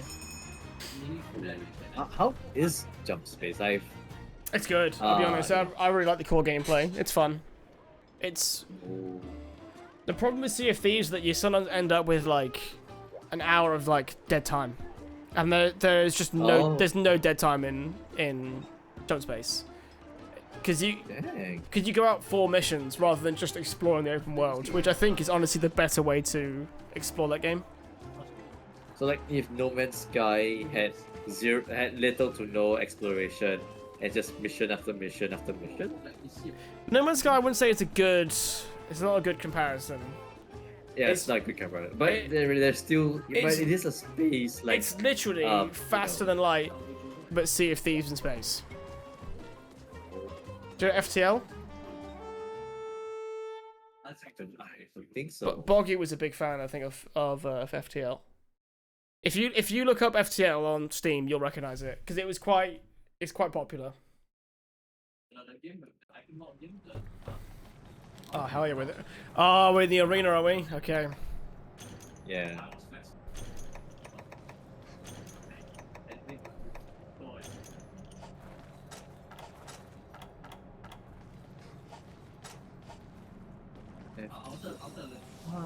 So wait, nothing specific, just not sure what's out there. Preferably things with a physical version.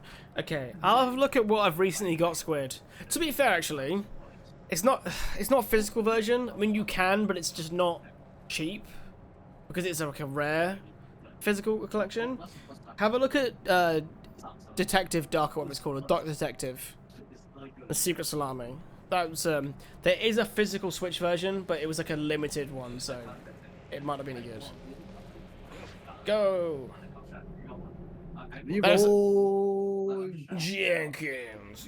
Yeah, that game was really fun though. So you might like that. Oh, you made me do this one. Why are you so surprised? I did say I need to fight this guy some more. Oh, this guy sucks so much. It does.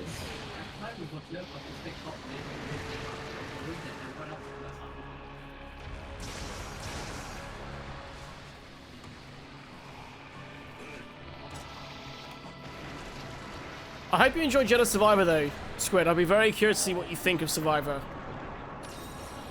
Yeah, didn't Squid Just finished it, Full, right? Squid just finished Fallen Order, which was obviously which is the first one. So I'll be curious to see if you like the, because it's still in places, but it's less of a Metroidvania in the second one, which will either be a plus for Squid or well, if you ever looking to play it, wait for it to go on sale, you'll buy it for like a $5. It's so cheap. I have it for free. You already have I it? have it for free. Yes. Oh, dude.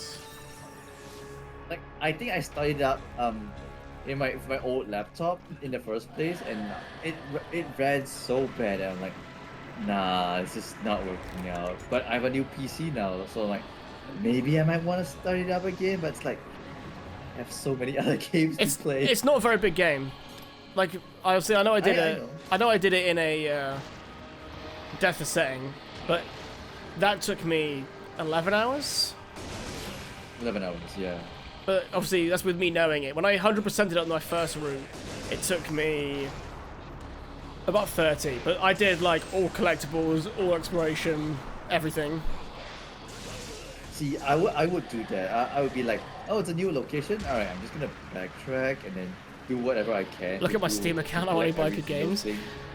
Squid wants just if there's a physical edition of those games, but Sync does provide pretty decent recommendations. So that's always a good shout.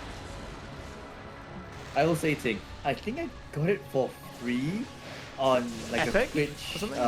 Oh, Twitch Prime. Yeah, Twitch Prime. Yeah, that wouldn't It was surprise on me. Epic and on Twitch Prime, so I got it on both platforms.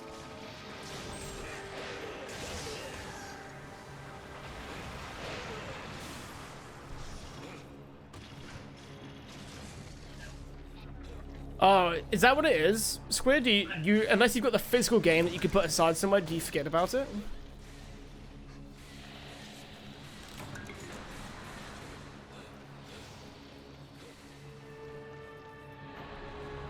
Yeah, the games I've bought at the moment, Squid, that I want to go out my way to play for a video or otherwise, I've physically put in a pile. So I can just go through them. So I know how you feel.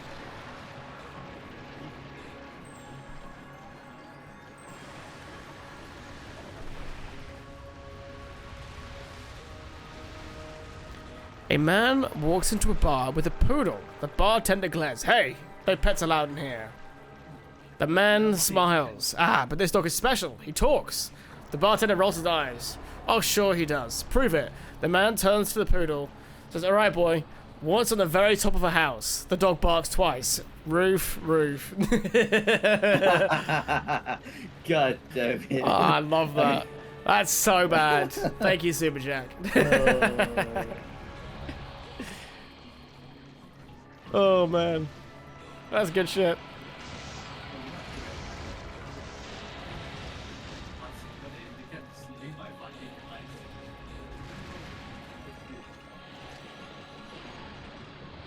Oh, have you heard that Boggy might get his internet back soon? Yes. If he gets the place he's after, it'll give him a direct, essentially a direct line to where he's trying to get connected. Yeah. So it's not for me so intermittent. That's the hope, anyway. I'm hoping for him. That guy, Like, he has been through so much. Like, honestly, he deserves a break. Oh wait, what did you share here, Sync? Let me do it for you, buddy. Oh, it's Steam. Yeah, it's his profile. VIP me already?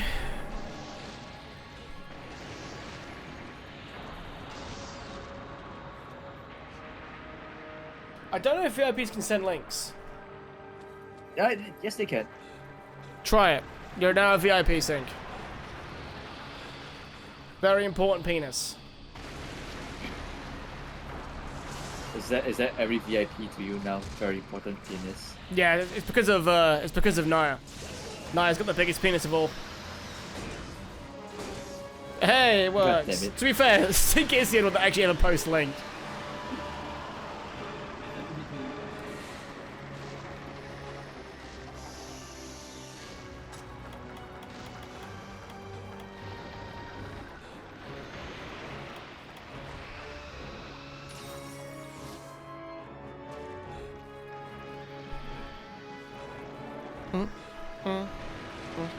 Bum, bum, bum, bum. Fuck, I'm going with help. I got it.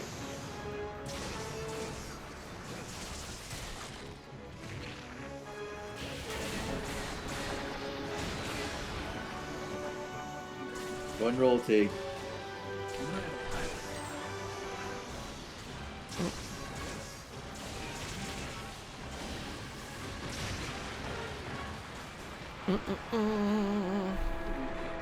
I have lots of things to play, but that list is across all consoles, so it's kind of hard to use, especially if I don't remember what games are put on there. Have you played Suikoden? Oh, Suikoden's a good game.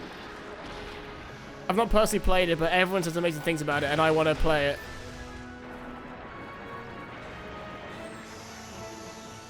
I'm supposed to say Hollow Knight, but Squid has played Hollow Knight.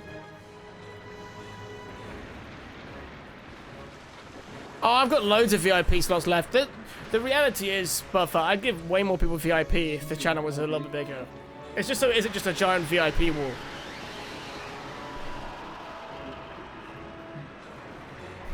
Also, Ting is small, like his penis. Facts. Yeah, the VIP number is done based on the total number of subs at one point, and because we had like one really crazy month ages ago, and it gave me like say 20 VIP rolls or 30 VIP rolls, and we have like 7. Not yet, but I did play a bit of Iodine Chronicles 100 Heroes, whatever it is. Yeah, so I feel like people saw that as just a worse Suikoden.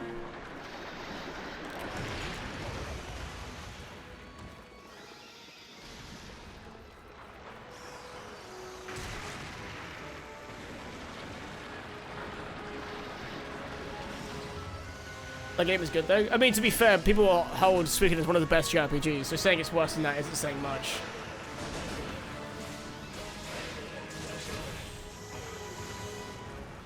It's still worth playing? Okay. I think the only thing is it just depends how long of a game you want.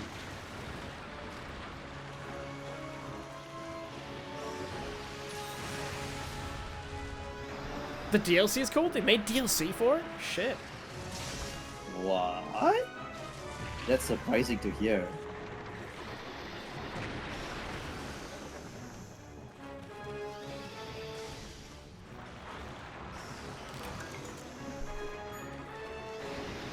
Oh, Solan's only just left the hub.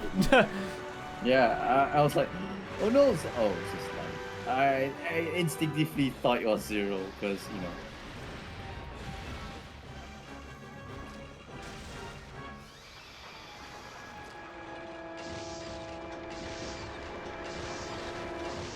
There's 2 DLC. Shit. Yeah, because I can get the physical copy like pretty cheap.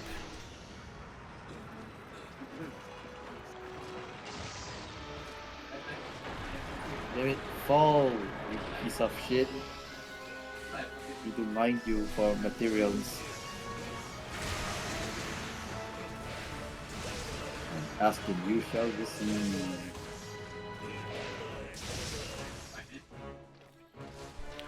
Is that because you kind of fall off of RPGs in general, Squid? Nah, Squid hates to grind in RPGs. Same, dude. Same. I saw someone was saying, do we think Chrono Trigger should get a remake? And while I do agree that I love the art style and it can stay as it is, I would love a new port of Chrono Trigger that isn't the shitty Steam port.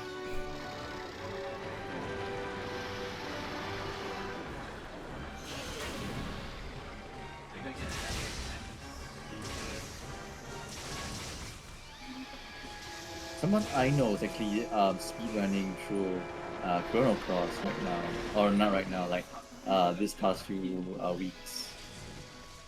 Oh, nice. Well, they liking it? Yeah, they're loving it. Like I think Chrono Cross is like a game that they love for quite a bit, so they're just speedrunning. Playing for more fun. of it. So yeah, let's look here. Chrono Trigger just needs a better port of the anime clips. Yeah, exactly. Yeah, we just need a better way of playing the what's it? The DS port, right? DS, not PSP. No, it was, the DS port has anime clips on it.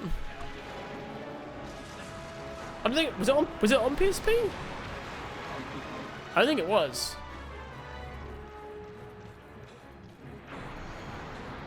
I just naturally assume you're on PSP. I might go hunt it down. The DS port of Chrono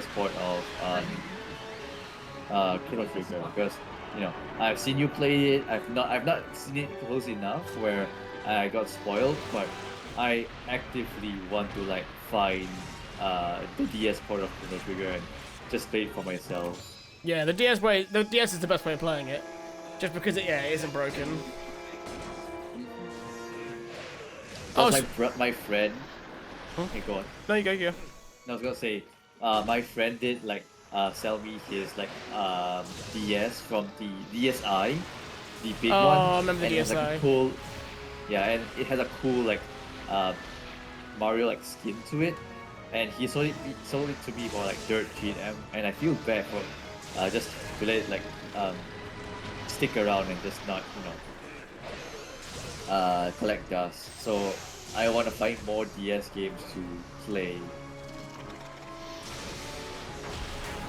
And speaking of, I've actually went ahead and finished the second game for the Mario and Luigi series, which is the Partners in Time. Hey, nice. Still love it? Yeah, I love it. I still don't like how they mess with the bro system though. Sadly enough. So, in Mario and Luigi, as you know, you need MP to like do your. Oh, there we go. One slash away. Let's go. Woo! Sick, I love that dude. Yeah, so the XP mechanics in Suikoden is if you don't ever change your party members, you'll never have to grind. Oh, I love that so much. Holy shit. That's nice. But yeah, so in Mario and Luigi, basically you would need MP to use your bro moves in any game besides Partners in Time. For Partners in Time, they've made it in such a way where all you need is the item and you can use the bros move immediately, which is not the best way to play an RPG because you need to use said money to not only stock up on like HP items, but you rid of the SP or like the mana system in favor of an item system to basically do your magic attacks, and I find that very annoying. What, you preferred magic and mana points as opposed to just using an item? Yeah, exactly. Oh, fair. Because think of it this way, it's cool that you get to use it as a item-based attack. However, if you have enough money, you basically get to have the end game equivalent attack in any RPG game if the shop sells it, and they often do. And I'm like, that's a big no-go for me. I think that that's essentially Final Fantasy VIII. I don't think Nuz has played Final Fantasy VIII. I've not played Final Fantasy VIII. I'm talking about Mario and Luigi Partners in Time, the second game to the Mario and Luigi series. It still holds up. I love the story. I just don't like the mechanic of items as your magic system. I just find that kind of clunky. Yeah, 'cause in Final Fantasy VIII, you would draw the magic from enemies. Like each enemy would have a select number of things you could draw from them, and then you would use them like items. Oh, that's interesting. So you wouldn't have like a But- mana point. It'd be like how many you have like 12 on you, for example. And you could use 12 of them. Oh. But then when you use all 12 of them up, they're all gone unless you draw more again. Gotcha.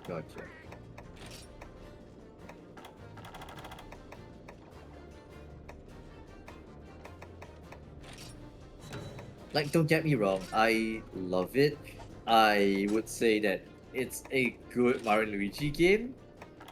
I would say, like, of the 6 games, it ranks third. It ranks third in my list of Mario and Luigi. It's okay, I guess. The only memorable parts is we get to see a gigantic kaiju Dark Yoshi. And that's weird to say, because it's a Mario and Luigi game. You think it's a very cutesy game, but that's one of the darkest story like ever. It has to do with time and like aliens and regret. That game took a dark turn. Wait, if you want some real heresy, I started Final Fantasy 9 and got to the Black Mage village and then fell off that game too.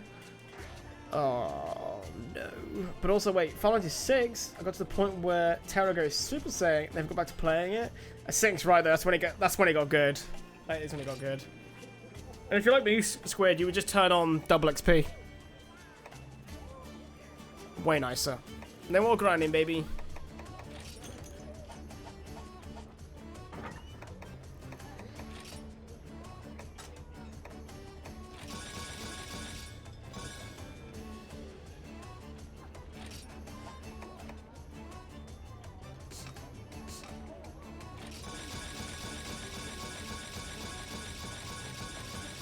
Oh, you're playing the snares? Oh, dude, if you play it again, play the Pixel Remaster.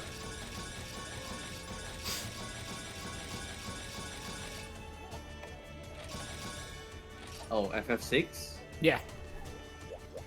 Oh. You can turn off encounters whenever you want. You can turn on or off double XP, double magic AP as well. Have you tried Brave Default? No, they've re-released it on the Switch too. And I was thinking about getting it at some point. Bravely Default 1 and 2. I'm trying to be mildly more sensible with money since the job front is quieting down a little bit. But I do want to play Brave Default. It was actually in the shop I went to look at the older games the other day. I've never played a Bravely Default game, but what's funny is when I went to pick up Octopath 1, everyone in the store was like, "Oh, just the poor man's Bravely Default." I'm like, the fuck? You're like two different Bravely genres of games. Wait. Octopath Traveler is the poor man's Bravely Default? I have no idea why they say Bravely that. Like, Default- honestly, when they Is it Bravely Default cheaper? no, like because in terms of like graphics wise, Oh. that's what I think. That's what they were. Yeah, because Bravely Wow, Default they're- is like they're very different art 3D. styles. They're very different. Yeah, they are yeah. definitely different. Or like the worst version of Bravely Default is Octopath, and I'm like, I take offense to that. Like, excuse you. And in the end, I poured like hundreds of hours into Octopath 1. It's Singapore, but fed. People don't appreciate pixel art as much as the rest of the world.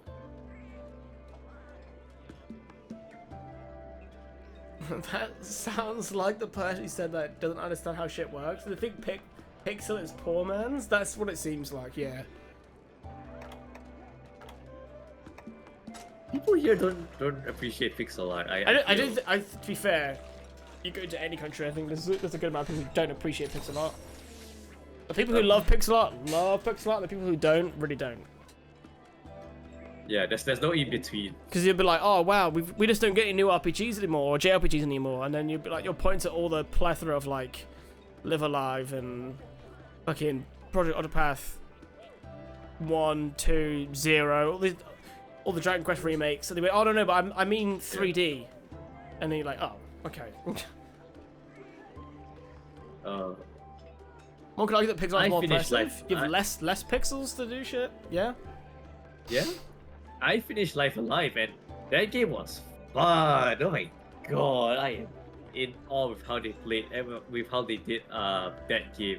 And basically, it's a pick up and put down type of game.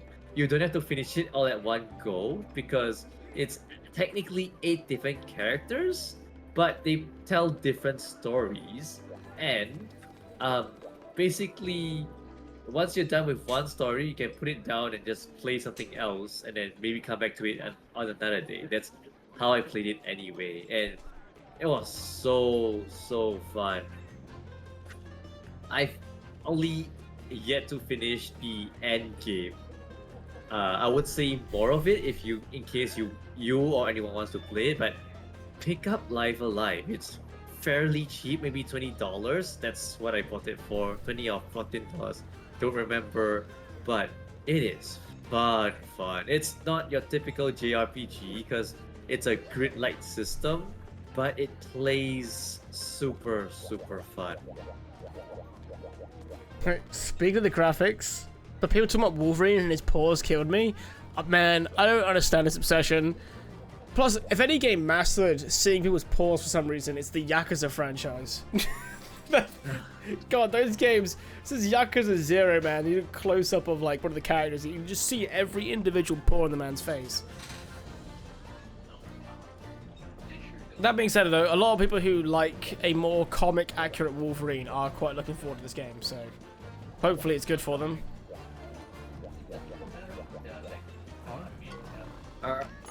Question. Do either of you have the quest, the Thieving Gypseperos for 7 stars? Thieving.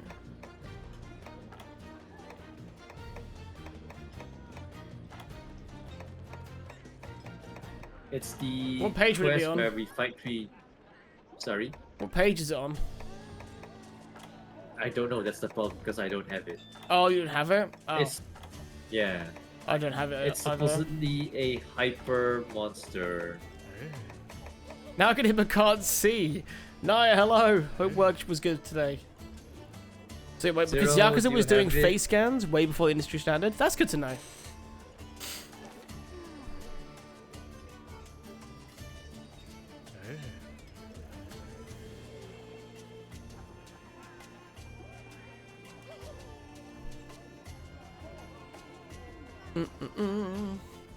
Yeah, I hope they enjoy it. I'm not a big Wolverine person myself, so it's not really selling to me.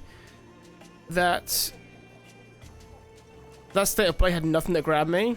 To be fair, I mean, I'm not like a big on like shooters, but Returnal sequel was pretty cool. Obviously Dynasty Warriors. As far as the Tactics, we already knew about that. That was good.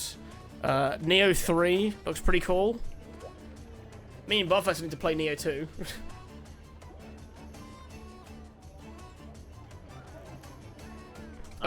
What should we hunt? We probably have like one more hunt in us, right? So what should we go for? Yeah. Did you need to fight that same creature again, or are you good now? I'm good. I'm good. Okay. I need another material from something else, but I think I'll do it on my own time. Well, if that's the So, your case, pick. do we want to fight another Dread King? Yeah. Oh, is it ever worth fighting the second version of it? It's a capture one?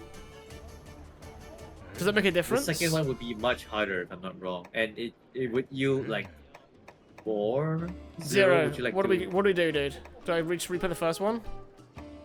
Or oh yes, I need to progress. If you want gear, yeah, I want the Dread King's gear.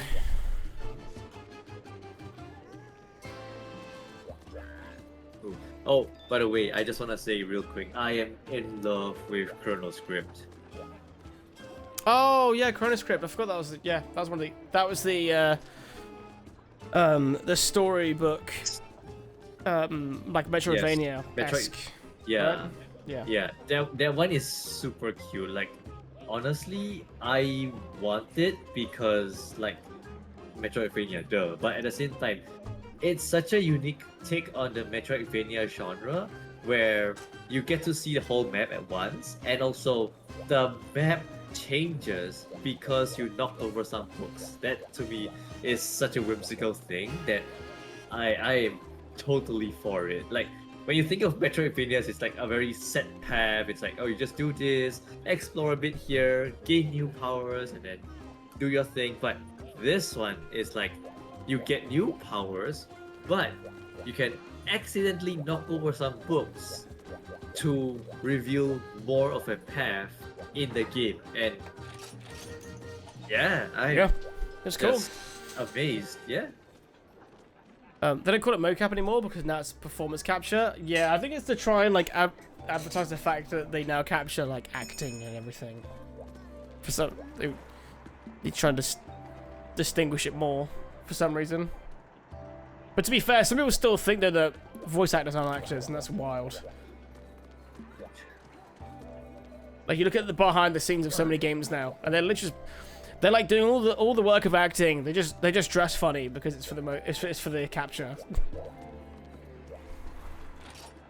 Right, I have Moxie. I don't have Moxie. Fuck.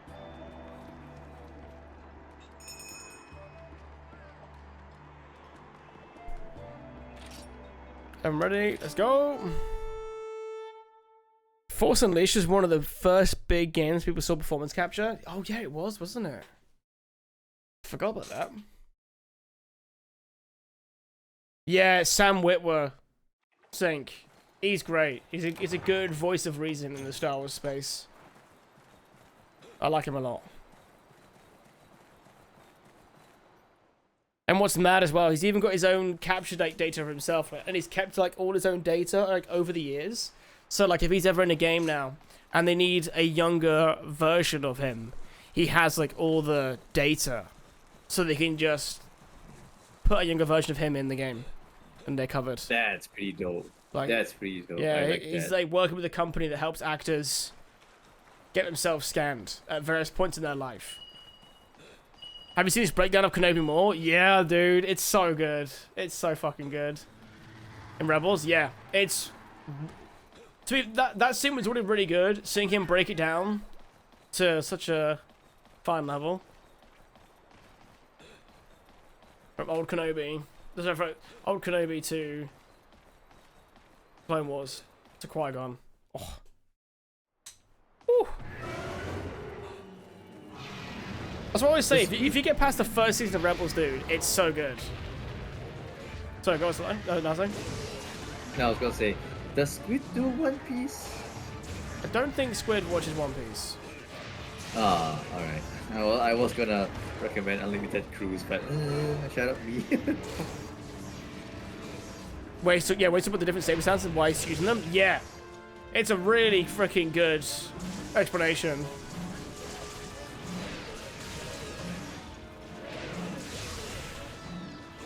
You'll probably like it, actually, Sync. There's Sam Witwer's been on like the Collider and done some like really old like Star Wars quiz shows and everything. Him with like Freddie Prinze and so on. You'll really like it, dude.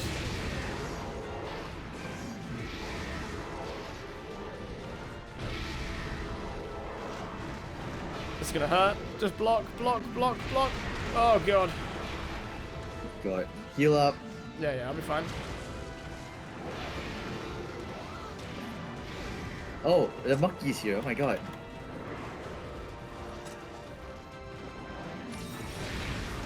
Do turf war, Dev. Well, I healed and then Why are you even here? immediately did that again. Oh, I think Squid's talking about One Piece. But yeah, Rebels is only 4 seasons. Yeah, first season's like Squid- very like even more kid show-esque, so you just getting to know the cast, very like small stakes. But yeah, after season 1, it's great. I've started rewatching Andor again, Sync, because because season 2, man, of fucking Andor is so Wow, so good. Sync. Wow. Fuck you too. Sync gets a lot of One Piece because his kids are big fans of One Piece. Didn't they dress up as like Shanks and that during for the Halloween or something? Oh, doesn't Sync's children like collect the cards as well? I think they played the card game. I could be wrong. No, collect them. Yeah, well, yeah. So, I mean, so when I say play, I mean collect. Yeah. Yeah, Sync had a job as Shanks last year. I thought so. There we go. Oh.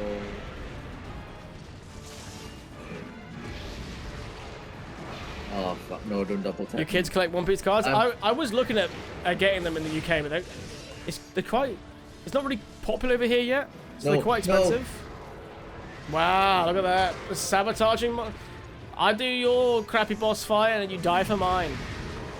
I died from fire and poison. What do you want me to do? Get good, obviously. I got double tapped.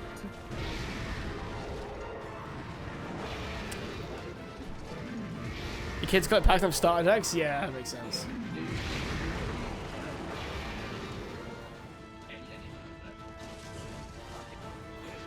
They're changing zone? I think it's changing zone.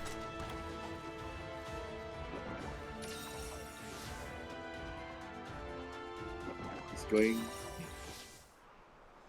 But yeah, like Sing said, you probably can just skip to when Ezra gets his lightsaber. Why is Naza still awake? I don't think Naza has work tomorrow. Nope, I don't work tomorrow. Normally Naza has work the next day, which is usually when he goes off at the same time as Salai. But not today. Yep. I was just fatigued last week, so I just left early with Sly. Plus, I changed my work schedule to purposely work on Thursday, as I can have tomorrow and Saturday off. Nice. Time for food back in a bit. Squid, have a great one, dude. If I'm somehow not here, have a wonderful rest of your day today, mate. I just healed up, you shit. And he ringed me as well. Oh my god. Got you. Oh, it wouldn't have healed me. I'm in a different zone. Yeah, you're in a different zone. Freak. Now you wish you were in the US time zone to watch stream? Yeah, but then you just work different times. Don't worry about it now. It's okay. Start doing what Tommy used to do, which is call in sick to watch stream. So dumb. Hey, if it works, alright. Yeah, to be Let him fair. cook.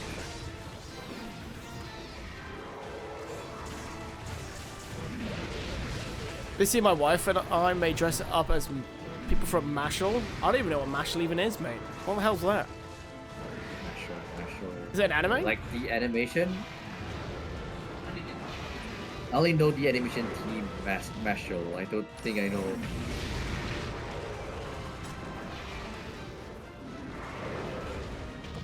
It is an anime. Oh, okay. What's it about? It's a spoof on Harry Potter. I like spoofs of Harry Potter. But I don't really like Harry Potter.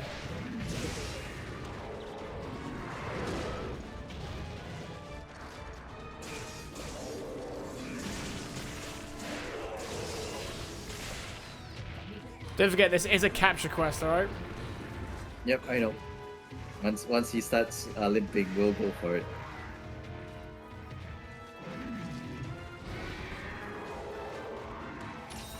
Got you 1-0. Everyone could do magic except the main character. He's just really, really buff. Okay. So it seems like he's doing magic, but he's not. Also, what does everyone use magic to do things that he's just strong at doing? Like what, like moving objects and shit?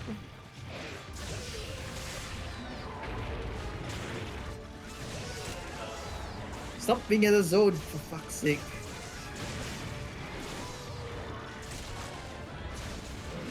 We're getting a lot of breaks at the moment. Oh, nice mount.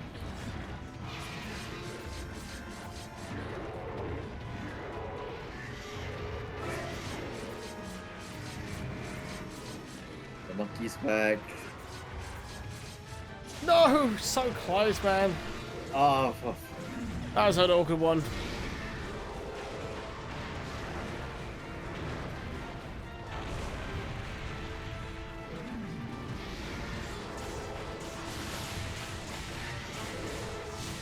wow, Jay, can't believe you're throwing in your own quest. I know.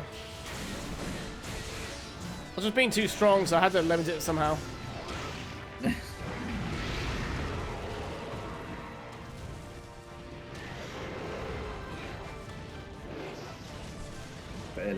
The elephant. is And he's here. and he's dumb as fuck too.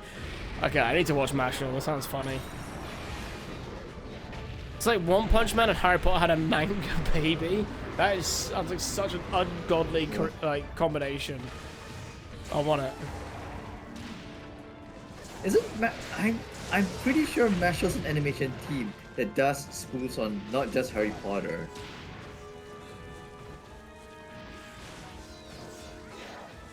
Well, these guys are watching it, so I feel like they know the name. It's gonna be called Mashal, right? Yeah, fair.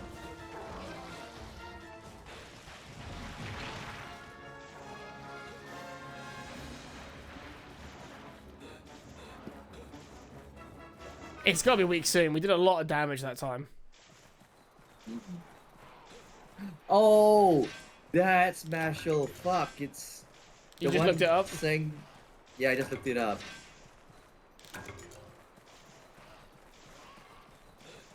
It's that one where the song goes prim pum pum prim pum pum prim pum pum boom. That's why Sync typed that in chat.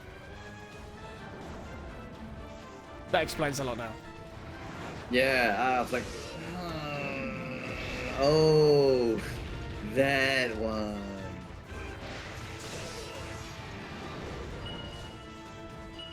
Oh, 0-30 trap, I think. Okay. Poison. No, I'm stunned. I'm poisoned. I'm stunned and poisoned. Got you.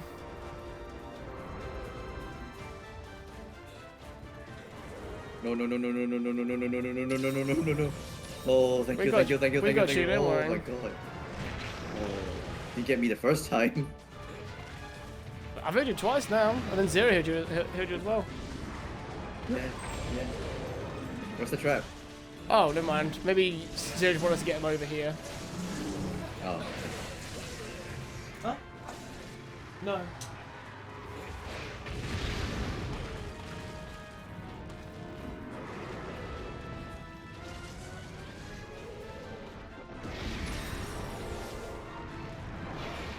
Nice heal from Zero.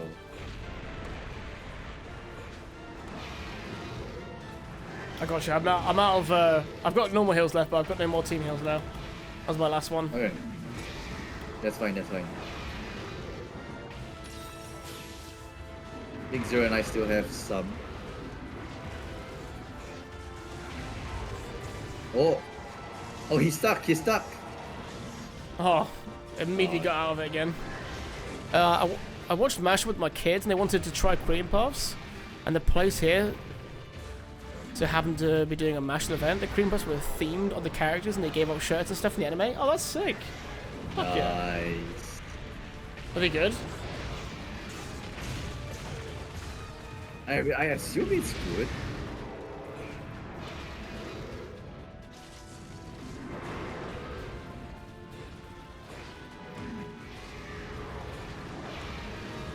This monkey won't leave us alone.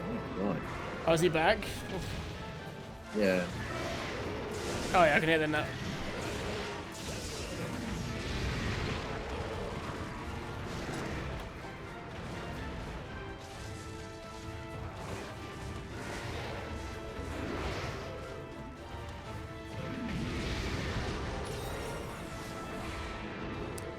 Wait, Bearded Papa's Cream Puffs? That is a questionable name.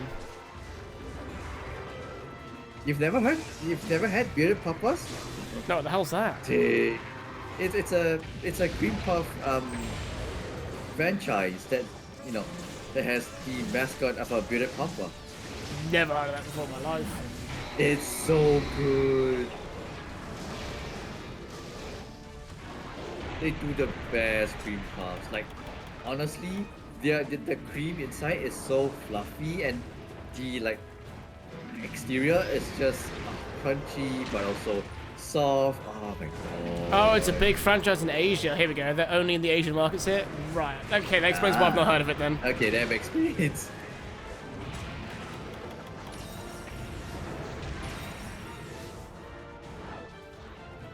Right. I feel like we can probably go for the capture next time, maybe.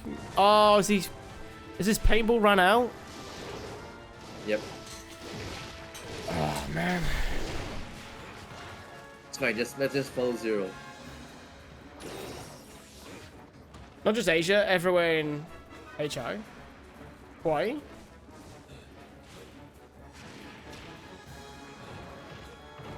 Well, that would make sense, right? Because Hawaii's got a big Japanese population, right?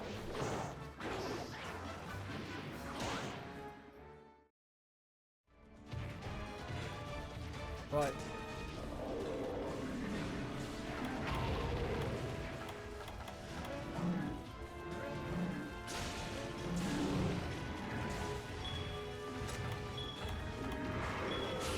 Come on, buddy. Right behind you. Just turn around, you little shit. Oh, the tail is like literally touching it. I'm so angry.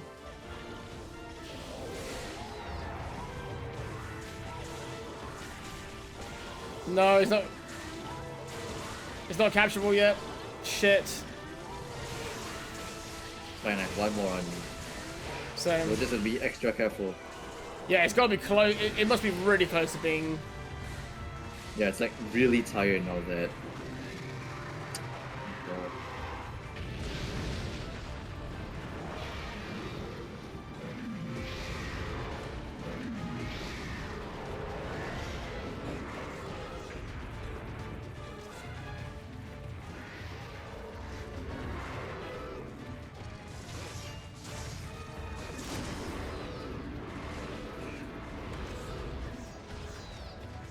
Wait, all Asian? Thank plantation era? Oh god.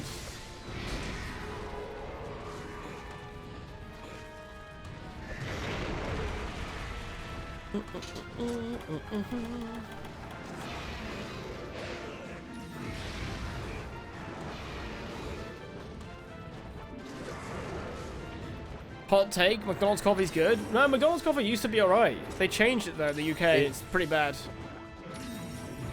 It's bad here, so I'm inclined to agree. I like it more than Starbucks. Dude, I hate Starbucks. Their coffee's the worst. Expensive. It's Just I don't know why it's always no burnt. Like every Starbucks I've ever been to, they've burnt it.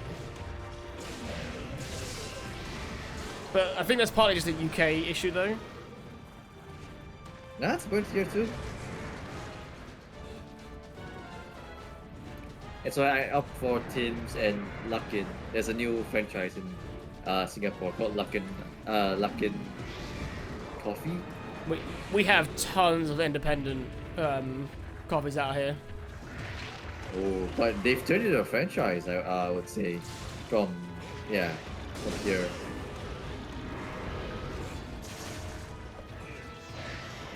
I advise skip McDonald's and Starbucks. They suck either way. To be honest, I'm trying to make a more active effort to give my money to a company that isn't trying to dodge their tax in the country they're in.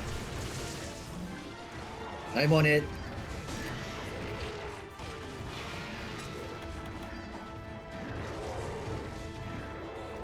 So we've been over this. The American fallacy of coffee flavor is the more dark, the bitter, the stronger.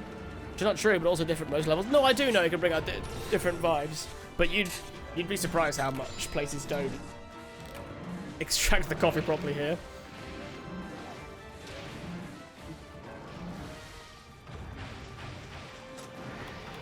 Coffee stands are super popular here. Yeah, that's where I worked for the summer, dude. It was literally like that. Not like a drive up or anything, but it was like a little coffee stand. Hey, It's limping! limping. Finally! And the monkeys here, of course. Tim was a bikini barista. Mate, I would be retired for the winter if that was the case. I'd have made loads of money. I'd have just told you I was there and you'd be there every day. Flashing your credit card. Be great.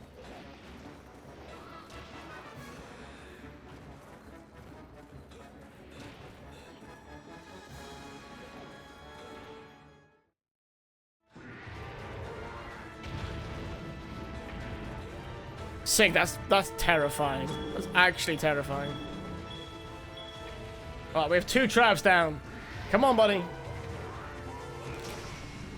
Wait, GG. Only one dead. GG.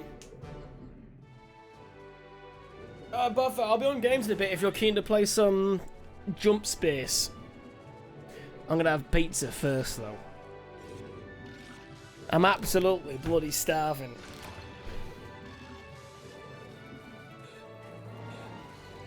But that was a successful session. Thank you, Nazo. Thank you, Zero. Yo. Sly, who's already asleep. Or going to sleep. I just logged onto Steam and Payday 2 has a subscription thingy now. Payday 2? I thought Payday 3 was out. It is, but because I own Payday 2, they were like, hey, here's a subscription Oh, to be fair, for DLCs. well, they broke Payday 2 when they brought Payday 3 out, didn't they? And then no one likes Payday 3, so they had to try and fix Payday 2. I mean, Yep. insane, yeah.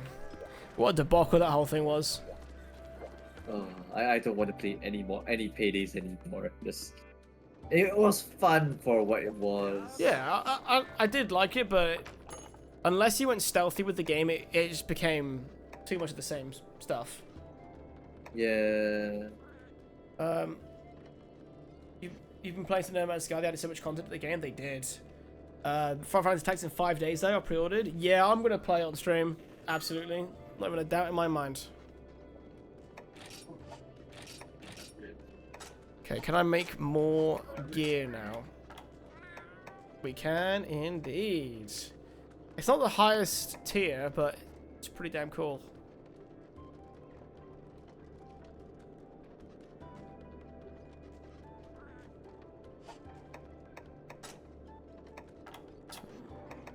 Oh, you little bastard. I can't make the Dread King belt yet, though. Of course. Oh. Unfortunate. I can make pretty much everything else, though, so that's fine. Thing is, the reason why I'd get them is more for looks than anything else, because it's pretty much the same as my current gear. But I think when we upgrade it, it'll be way better, so...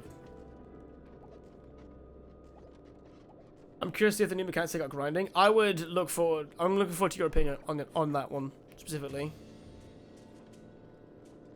It's at the highest tier because you only did missions 1. Remember, you need to progress all the way.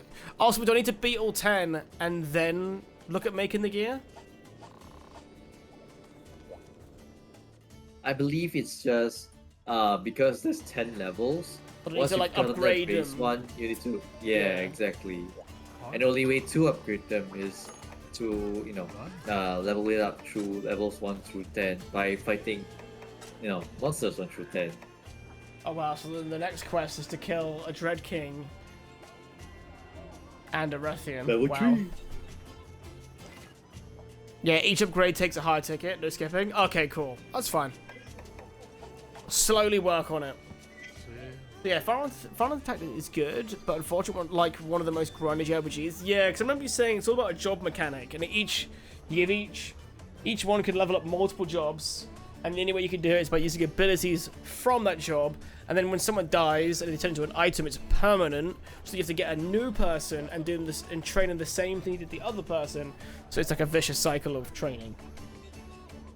I bet they'll get rid of loads of the grinding just by simply removing the permanent death mechanic.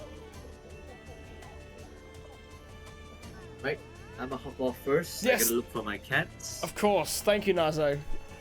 Fun as always, my dude. Right. Yo, GG. GG, dude. I'll catch you later on, man. Bye.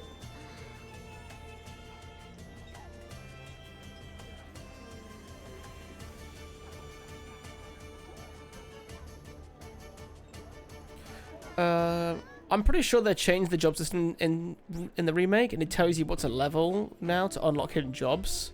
Before you just had to experiment, right?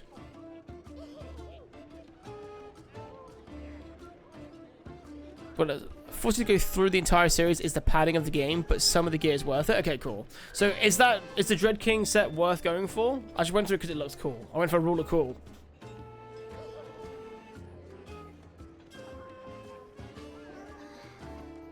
Well, here we go. Sync, you play it on launch day. You tell me if it is, and then I will aim to play it after Horror Month.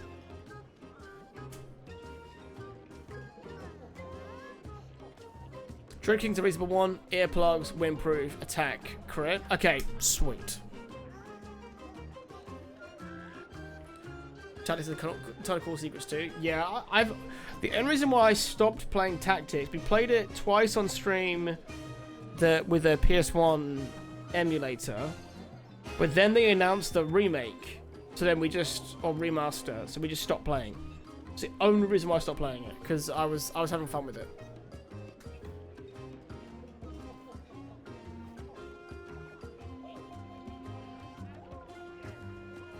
Stuff that you almost need to hear about online because it'd be impossible to organically come across. Yeah, I would, if I was of the age where I would be playing that game and be like fully aware of what I was doing, none of my friends are those kind of gamers. So I'd absolutely have to Google it. Hey, puppies. Oh, you can get Cloud? That's sick. Hello, mate. What do you puppies want? See you later, Narzone. Thanks, man. Right, let me just... I'll have to leave the lobby first. Hey, Tobias. Oh, hello. Oh, what a little puppy.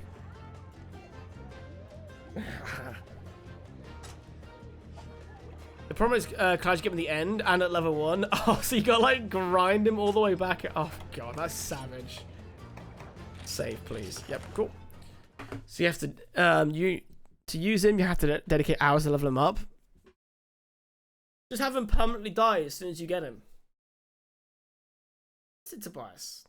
Right, he's nagging me to get up. Guys, thank you so much for watching today.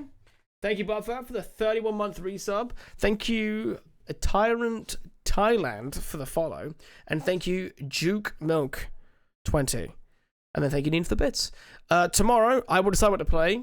I might even just try and give this Medal of Honor game that Buffer was talking about, but we'll try and find some cool retro stuff to play. But thank you so much, and I'll see you all hopefully tomorrow. Bye for now.